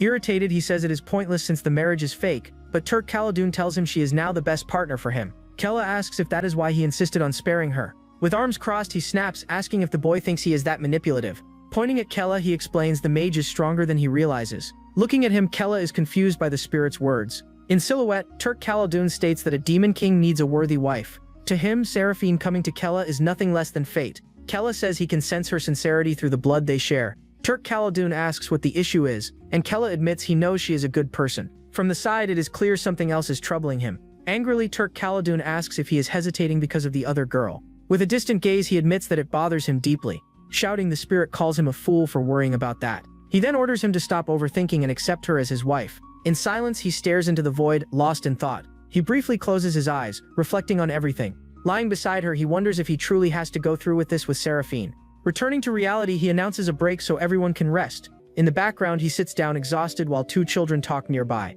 Completely drained, he realizes he has not slept at all in recent days. A boy asks how much longer they must keep walking. Excited, he asks if enemies like those from the Sky Guild will be unable to attack them. Looking toward the horizon, he reflects on the boy's difficult question. With a reassuring smile, he promises everyone will be safe once they arrive. The boy smiles, thanking Kella for everything he has done. Watching them, he smiles faintly, feeling more resolved. During the break, Shrills announces she will review their combat abilities. Whenever she has time, she teaches the demons basic techniques, showing them how to use swords, while Wood adds that weapons can compensate for a lack of magic. Rian then explains they must aim for vital points. Holding a dagger, she shouts that they need to anticipate their opponent's moves. The demons train together, working to improve their skills. Others practice magic, forming small circles of energy in their hands. Observing this, he realizes hope is returning to their eyes. Because of the children, his resolve to protect them grows stronger. The scene shifts to the Sky Guild headquarters, standing prominently against the sky. Seated in his chair, Hermison announces that all allied masters have gathered. Master Barak says he cannot believe Dries alone was defeated by them. Rappa states that alone is reason to summon every allied guild. Artemis declares she will handle tracking and assassination. The Alchemist Master insists they cannot allow Kella to remain undisturbed. Hermison warns that Kella has grown far stronger than expected. Displaying the banners, he declares this is now a fight for survival. Pointing to a map, he warns that Kella is heading toward that region. Annoyed, Barak asks if they are trying to establish a base there. Hermison states that the allied guilds cannot permit that outcome. Artemis agrees, saying they must act immediately before it is too late. With a stern expression, he reminds everyone of Driesel's fate. He then announces the allied guild's expedition to subjugate the young Kella. Shouting, he declares it will be for the boundless glory of humanity. 4 days later, the group is only 1 day away from their destination. As they travel, it is clear the demon's combat skills have improved significantly. Yet despite the progress, he feels an unexplainable sense of unease. Suddenly, a mysterious rider approaches their camp. Hidden among the trees, an unknown warrior watches them from afar. With an obsessive gaze, she repeatedly whispers Kella's name while observing him. Looking at the sky, he wonders how a staff can store dragon mana. Luna explains that mana is condensed within every cell of their bodies. Even after defeat, that energy lingers in their bodies for some time. Intrigued, Shrills asks her to elaborate further. Rian then approaches, offering the day's rations to the mage Seraphine. Annoyed, Seraphine asks if she is trying to slow her down with food. Rian replies that she must maintain her health since she is still the fiancée. With a distant expression, Seraphine says she is just jealous because she loves Kella. Shocked, Rian demands to know how she could say something like that. Seraphine calmly tells her to stop clinging to a one-sided love. Speechless, Rian can only stare at her rival. Unfazed, Seraphine adds that since she is stronger, she will be far more useful to Kella. Faced with the provocation, Rian remains silent, unable to respond, and is told not to torment herself with pointless jealousy. Lowering her head, Rian admits her rival is not wrong. In her thoughts, she believes Seraphine is a better match for Kella than she is. Approaching them, he asks if they are finally getting along. Seraphine says she has something important to ask him. She asks whether a descendant of the Demon King could love a servant. Surprised, Rian stammers Seraphine's name, confused. Uneasy, she thinks she is not strong enough to hear his answer. Looking at her, he says yes, if the servant is as remarkable as Rian. Blushing, Rian nervously says his name. Taken aback by the praise, he explains that he no longer views her as a servant, but as a friend. Embarrassed, she hides her face. She cannot believe he actually said that. With a displeased expression, Seraphine questions whether he truly has feelings for the girl. Suddenly, Wood and Shrills arrive, shouting that there is an emergency. He warns that a large group is heading toward them. After assessing the situation, he says they will arrive in about 3 days. From this, she deduces that such mixed energy must belong to an allied guild. Thinking it over, he says the Sky Guild is making its move against them. Frustrated, Rian shouts that fighting while protecting so many people will be difficult. He states that their only option is to reach their destination and establish defenses. Turning to Wood, he asks how much time remains until they arrive. Angrily, he shouts that it is too late and they must get there by dawn. However, Skrills points out that everyone is already exhausted from the forced march. Resolute, he says they have no choice but to keep moving. With determination, he steps forward to announce the plan. Climbing onto a rock, he warns that an allied guild is chasing them. Frightened, the demons ask what they should do. Telling them to stay calm, he declares they will confront the guild. He orders everyone to move at full speed toward their destination. Raising his fist, he tells them to trust him and follow his lead. In unison, the demons shout that they will follow Lord Kella until the end. Watching this, Skrills senses a new sense of dignity in the young man. Meanwhile, the human forces advance, increasing their marching pace. Riding on horseback, Hermison shouts that they must eliminate the demons quickly. The massive army rushes across the field, closing in on its target. As night falls, he urges everyone to endure despite their exhaustion. Worn out, the demons begin saying they cannot continue. While carrying the children, they notice some people collapsing from fatigue. Shouting to Strills, he warns they must preserve their mana for the upcoming battle. With firm resolve, he grits his teeth, ready to lead. He orders them to gather every piece of cloth they can find. After collecting them, he tells them to place the children and the exhausted on top. Gripping the ends, he prepares to pull them himself. As he strains, the others plead with him not to push himself too far. Crying out in pain, he uses all his strength to drag them forward. Watching this, the others realize how heavy the load is. Seeing the children, he understands their lives depend on him. Shouting with everything he has, he begs them to hold on a little longer. Inspired, the demons regain their strength and shout that they will keep going. Observing this, Shrills realizes he is exceeding his limits. Their belief that he is their core drives everyone beyond their own limits. Looking ahead, she understands that Kella is becoming stronger. Announcing it, Wood says they have finally reached their destination. Breathing heavily, he says they barely made it in time. From the mountain, an immense spiritual energy flows without end. Suddenly, he senses something unusual and becomes alert. He asks Wood about a strange energy coming from underground, insisting whether he truly cannot feel it. Sensing its magnitude, he struggles to grasp how vast it is. Excited, he says this is the perfect place to build the strongest dungeon. Celebrating, the demons thank Lord Kella for leading them there. They decide to begin by exploring the cave. He notes that the cave is ideal, with ample space and good airflow. After examining it, Wood adds that the structure branches in multiple directions. Seraphine finds it odd that a natural cave could be this perfect. Agreeing, he suddenly notices something deep within the darkness. Inside, several pairs of glowing eyes stare back at them. Alarmed, Rian warns that something is there. Sensing a strange presence, several dragons emerge from the darkness, resting in a massive nest, and Kella wonders if this is actually a dragon's lair. Frightened, Seraphine and Luna freeze before the unknown threat. Beside him, a red dragon fixes its gaze on him, making him tense. A large creature growls, preparing to attack the intruders. Without hesitation, the dragon unleashes a massive burst of fire. Warning everyone, Kella releases his mana to defend. Using his staff, Shrills creates an abyss shield to block the attack. Wood supports them by raising a large wooden barrier from the ground. The fire collides with the defenses, causing a violent explosion. Recognizing its strength, Shrills says it is a high-ranking dragon. Frustrated, he shouts that he does not have time to fight dragons. She warns that her defensive magic will not last much longer. In desperation, Seraphine begins casting a spell in the dragon tongue. When the spell fails, the dragon continues its relentless assault. Frustrated, she shouts that the creature is rejecting the dragon language. Facing this, he realizes there is only one solution. Telling them to hold on, he prepares to act. Activating his ability, his magic eye glows as he connects to the target. Looking over, the small dragon is startled by the sudden link. Their eyes meet, forming a mental connection between them. Terrified, the young dragon wonders what is happening. Suddenly, it finds itself in a mental space facing a giant Kella. He realizes the dragon language is working as intended. Crying out, the hatchling calls for its parents in fear. He tells it to calm down, explaining he only brought it there to talk. Suspicious, the young dragon asks if that is true, and revealing himself, he says he also carries mixed dragon blood. He explains that his demon nature allows him to communicate with it. Agreeing, the hatchling says he smells like one of them. Kella says he has no intention of harming its family, as he is also being hunted. He asks for permission to build a safe home, but the hatchling questions the request. With a sad expression, he says he has nowhere else to go. Surprised, the dragon reacts upon hearing that dangerous humans are approaching. The hatchling says its parents taught it to fear both demons and humans. Kella insists he is different and would never endanger its family. If we stay together, I will protect all of your families. Swearing on his name, he introduces himself as an heir of the great demon king. He begs for its trust, looking at it with sincere eyes. With no alternatives, he understands this is his only chance. With a calm gaze, the dragon says it can sense his sincerity and warmth. Surprised, he looks at the small creature, unsure how to respond. Smiling, he thanks it, and the dragon agrees to speak with its parents. Before leaving, the dragon adds that there is one condition. Not fully understanding, he asks what the condition is. The young dragon then begins to explain its single demand. As it speaks, his expression shifts to pure shock at the unexpected request. This is how we wrap up the first part of this video. If you made it this far, comment Son of the King. The more comments and likes you leave, the faster I'll bring the continuation. I'll leave 2 videos from the channel for you to check out, and I'm sure you'll enjoy them. See you later, guys.